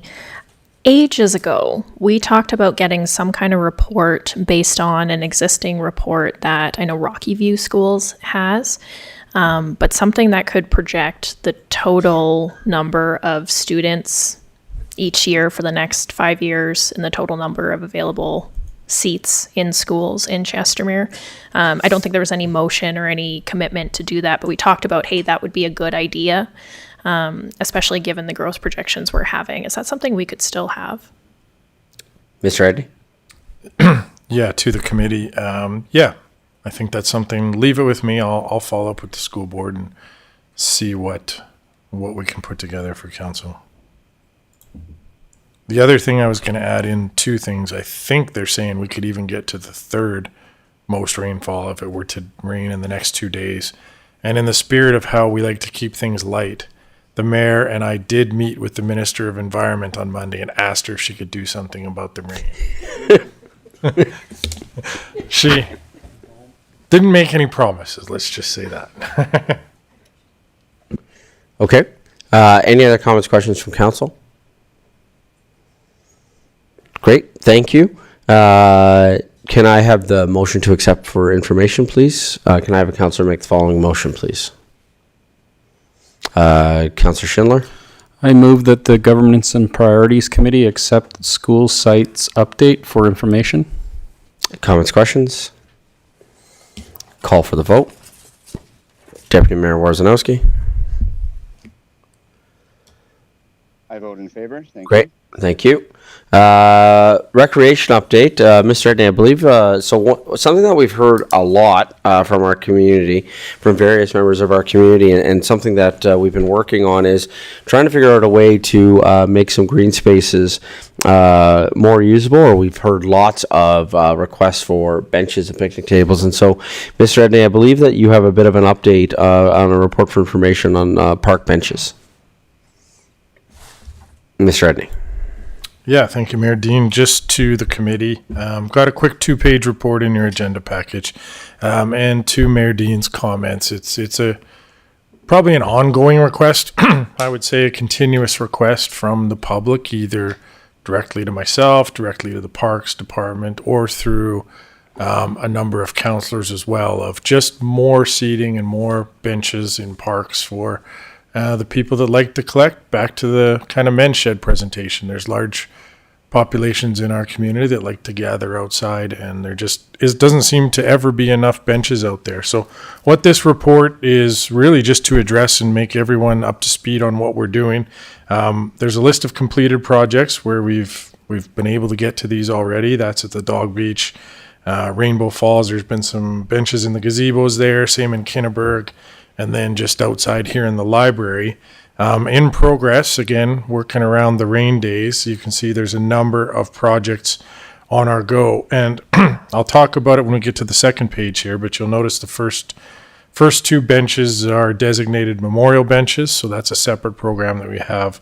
And then the rest are being completed or put out based on inventory that the Parks Department has. So there's generally, as I understand it, some money in the operating budget that's allocated for the purchase of some park benches as we continue to grow every year, but it may be something we discuss more so in the 2026 budget of how do we expand this program.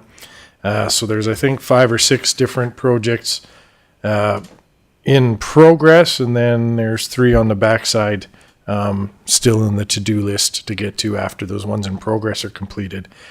In the report, I have included a link, at least for public, to see to the Memorial Bench Program. It's something that is on our website that the city administers. I believe the cost is somewhere in, I should have put that in here, I apologize. Yeah, thanks, Josh.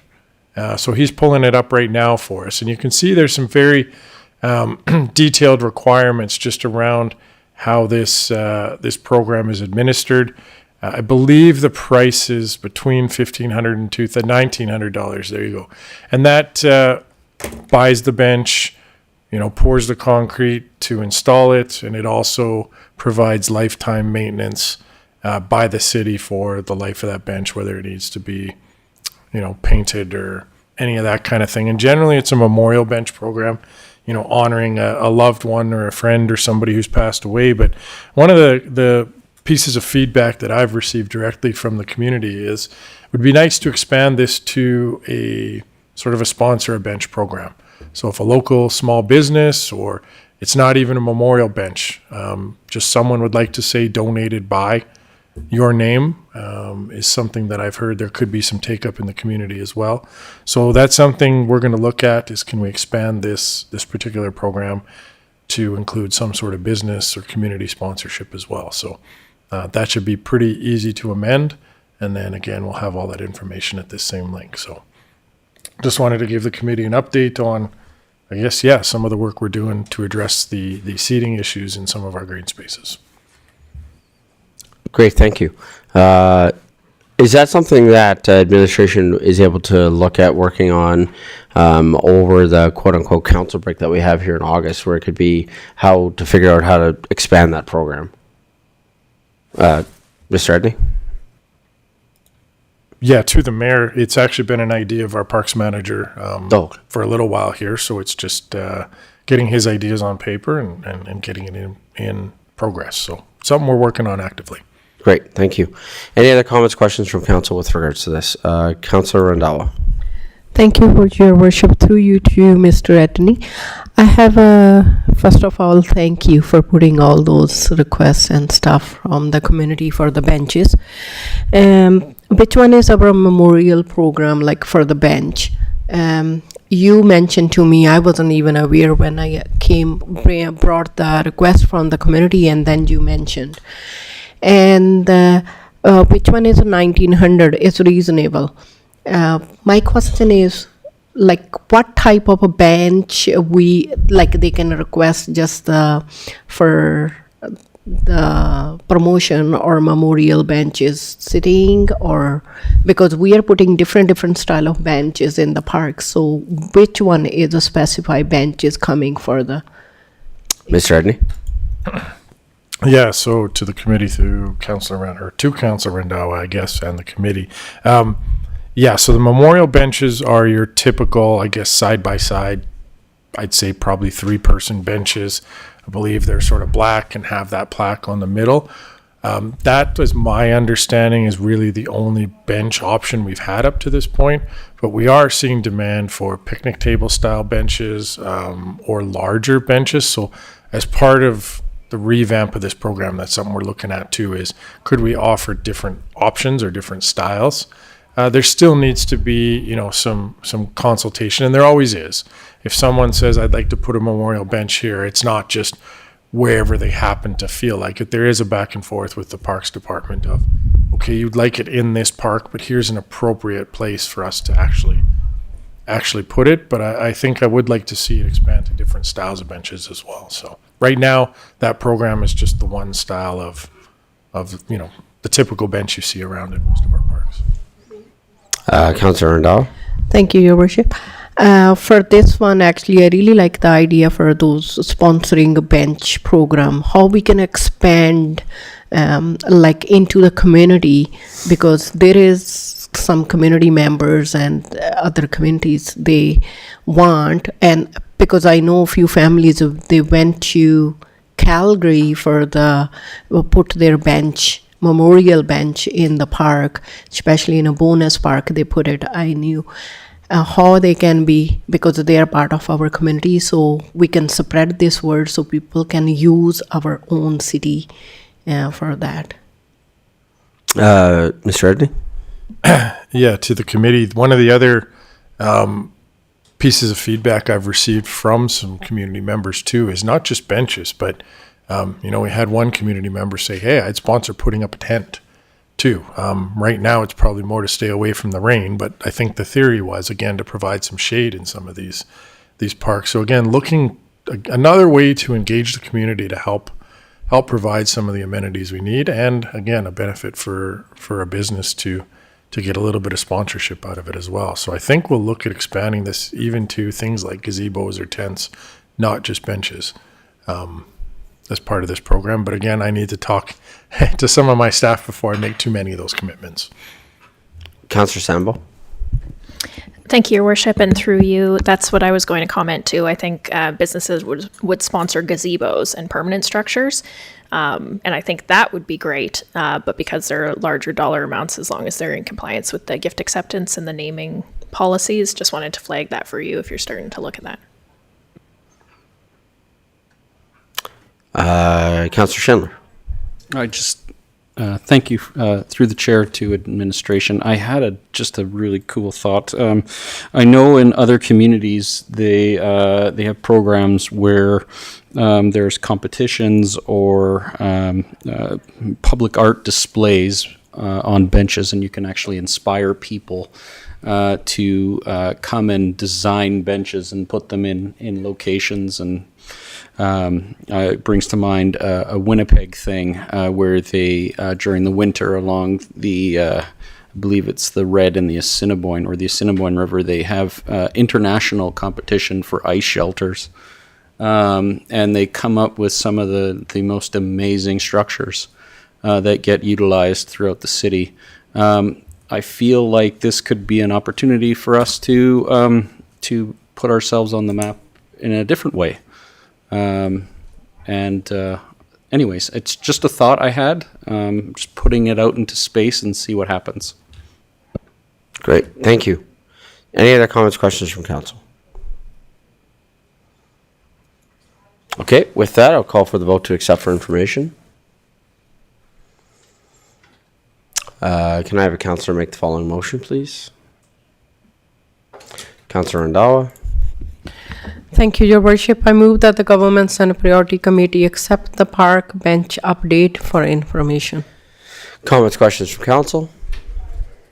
Call for the vote. Deputy Mayor Wawrzynowski. I vote in favor. Great, thank you. That's carried unanimously. And finally, moving just to our committee updates. Just moving through these quickly. First of all, just from myself with regards to the Mayor's Task Force for not-for-profits. What we are doing right now is working with the not-for-profits. There will be a presentation coming to council in September, and the idea behind that is to present to council an idea to move this task force away from being a task force to being a standing committee of council. And I would also anticipate us in the future looking at doing the same thing with our Mayor's Task Force for Recreation, moving it to being a standing committee of council. And so there'll be a presentation coming at that time with regards to that committee. Deputy Mayor Wawrzynowski, I know that we had lots today, but is there anything that you want to add from committee work to today's meeting? No, I don't think so. You heard the Lake and Watershed. The biggest update was their presentation today. We can give an update on the CDAC committee. We have assigned a new chair, which is Councillor Murray Grant, and we are looking forward to September because we should have some news to share on putting together our forward plan on an economic development plan, or at least a recommendation to council. Other than that, it's business as usual. Our economic development officer is working to get some feedback from his network, and more to come here in September. Great. Not much to add either on the chamber. The last meeting from the chamber was canceled, so hope to have an update here later in September. Okay, thank you. Councillor Grant. Thank you, Mayor Dean. I'm just going through all the committees in my head here. Seniors Advisory Committee, we had an update today, so everybody's up to speed on where we are with that. Lots of recommendations came. The Grant Adjudicator Committee, we're in the same place. We had the Vitality Grant was extended, and there was a couple applicants that I believe were successful that came in after the fact. We'll know more about that at our next meeting. And then the Mayor's Task Force for Recreation. Obviously, recreation is a big topic in our community lately, especially with the acquisitions we've been looking at. With that land acquisition, there's a lot more that needs to be developed and thought about as it relates to governance and how the city works with recreation as we move forward. So the committee is going to start looking at some of that work, and hopefully we can give a well-informed recommendation to council on what the community feels would be the best way to proceed. And then also within that, we will probably be, like you mentioned, combining the subcommittees back together soon. So that might be a good time to make the committee a standing committee and relieve the subcommittees of what they're doing. And then we can focus on recreation as a whole for the community as it relates to the facilities, as it relates to outdoor amenities, and as it relates to programming. So these are all tasks that we really need to sink our teeth into. And we have a lot of work ahead of us now, but that's great, and I'm happy to have that work. Great, thank you. Councillor Randawa. Thank you, Your Worship. No, the biggest one, we have the Senior Advisory Committee. We had the presentation today. So that was the update. I don't have any other update at this moment. Thank you. Thank you. Councillor Sambo. Thank you, Your Worship. Just adding a little bit more flavor to what Councillor Grant was saying about the Mayor's Task Force for Recreation. We're getting together again with the subcommittees, and one of the things that I'm really keen to discuss is a previous motion from Council about fund development opportunities that would relieve some of the tax burden of some of these new builds and capital projects. So looking forward to talking about that. Most of my committees are on hiatus over the summer, but we are getting ready to book a meeting for the Historical Advisory Committee as well. And so hopefully we'll have an update soon on that one. Great, thank you. And Councillor Schindler. I don't have any updates. We covered my committees today already. Thank you. Great, thank you. Okay, so with that, call for a motion to accept for information. Can I have a councillor make the following motion, please? Councillor Sambo. Certainly, Your Worship. I move that the Governance and Priorities Committee accept the committee update for information. Comments, questions from council? Call for the vote. Deputy Mayor Wawrzynowski.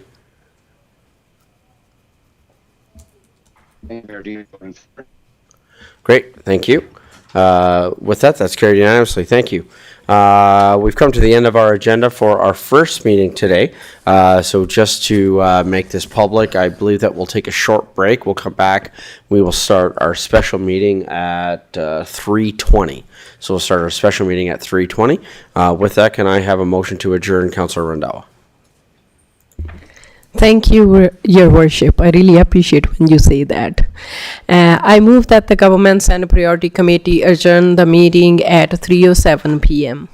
Great, thank you. Call for the vote. Deputy Mayor? Adjourn. Approved. Vote in favor. Thank you. Whatever. Great, thank you. We'll see everybody at 3:20.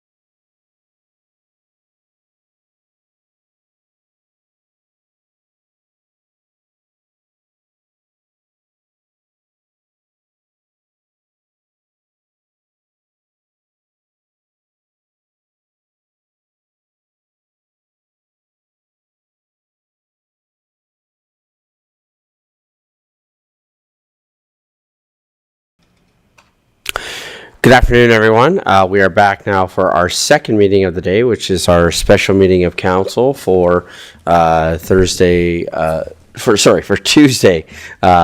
the 29th, just starting with our land acknowledgement. In the spirit of respect, reciprocity, and truth, we honor and acknowledge Moquitas and the traditional Treaty 7 territory and the oral practices of the Blackfoot Confederacy, Siksika, Kainai, Piikani, Likal, Nakota Nations, Chiniki, Bearspaw, Goodstoni, and Tsuut'ina Nation. We acknowledge that this territory is home to the Métis government of the Métis Nation with Alberta District 4. And finally, we acknowledge all nations, Indigenous and non, who live, work, and play on this land and who honor and celebrate this territory.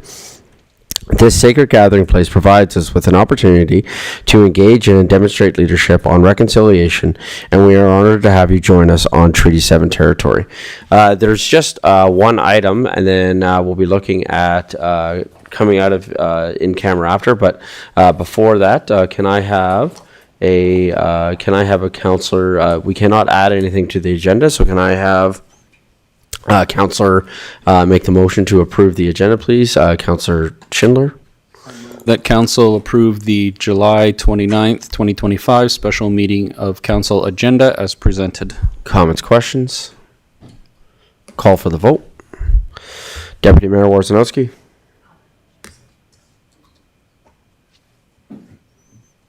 I vote in favor. Great, thank you. With that, we'll move to, can I have the motion to move into closed session, please? Can I have a counselor make the following motion, please? Counselor Sambo. Thank you, Your Worship. I move that council move into closed session at 3:26 p.m. to discuss the following: Golf Course Access to Information Act, Section 29, Advice from Officials, and Recreation Center Access to Information Act, Section 29, Advice from Officials. Great, thank you. Call for the vote. Deputy Mayor Wawrzynowski? I vote in favor. Great, thank you. And that's carried.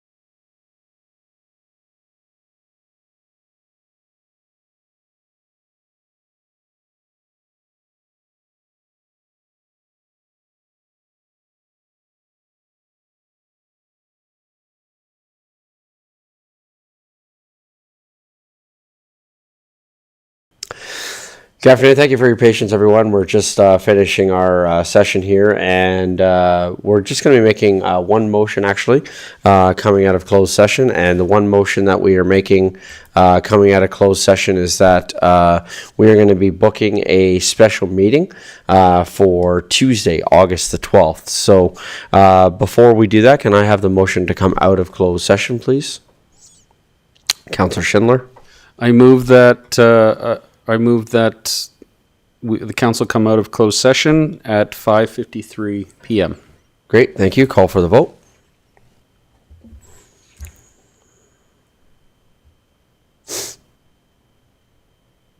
And that's carried unanimously. Thank you. And as I was alluding to, we just have the one motion. Can I have a councillor make the following motion, please?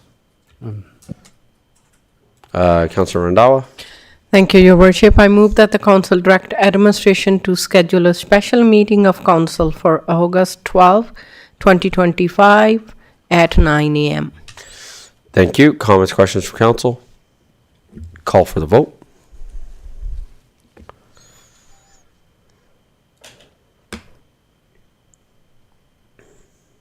And that's carried unanimously. Thank you. And can I have a motion to adjourn the meeting, please, Councillor Grant?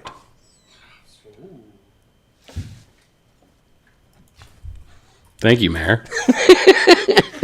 I move that council adjourn the meeting at 5:54 p.m. Thank you. Call for the vote. That's carried unanimously. Thank you.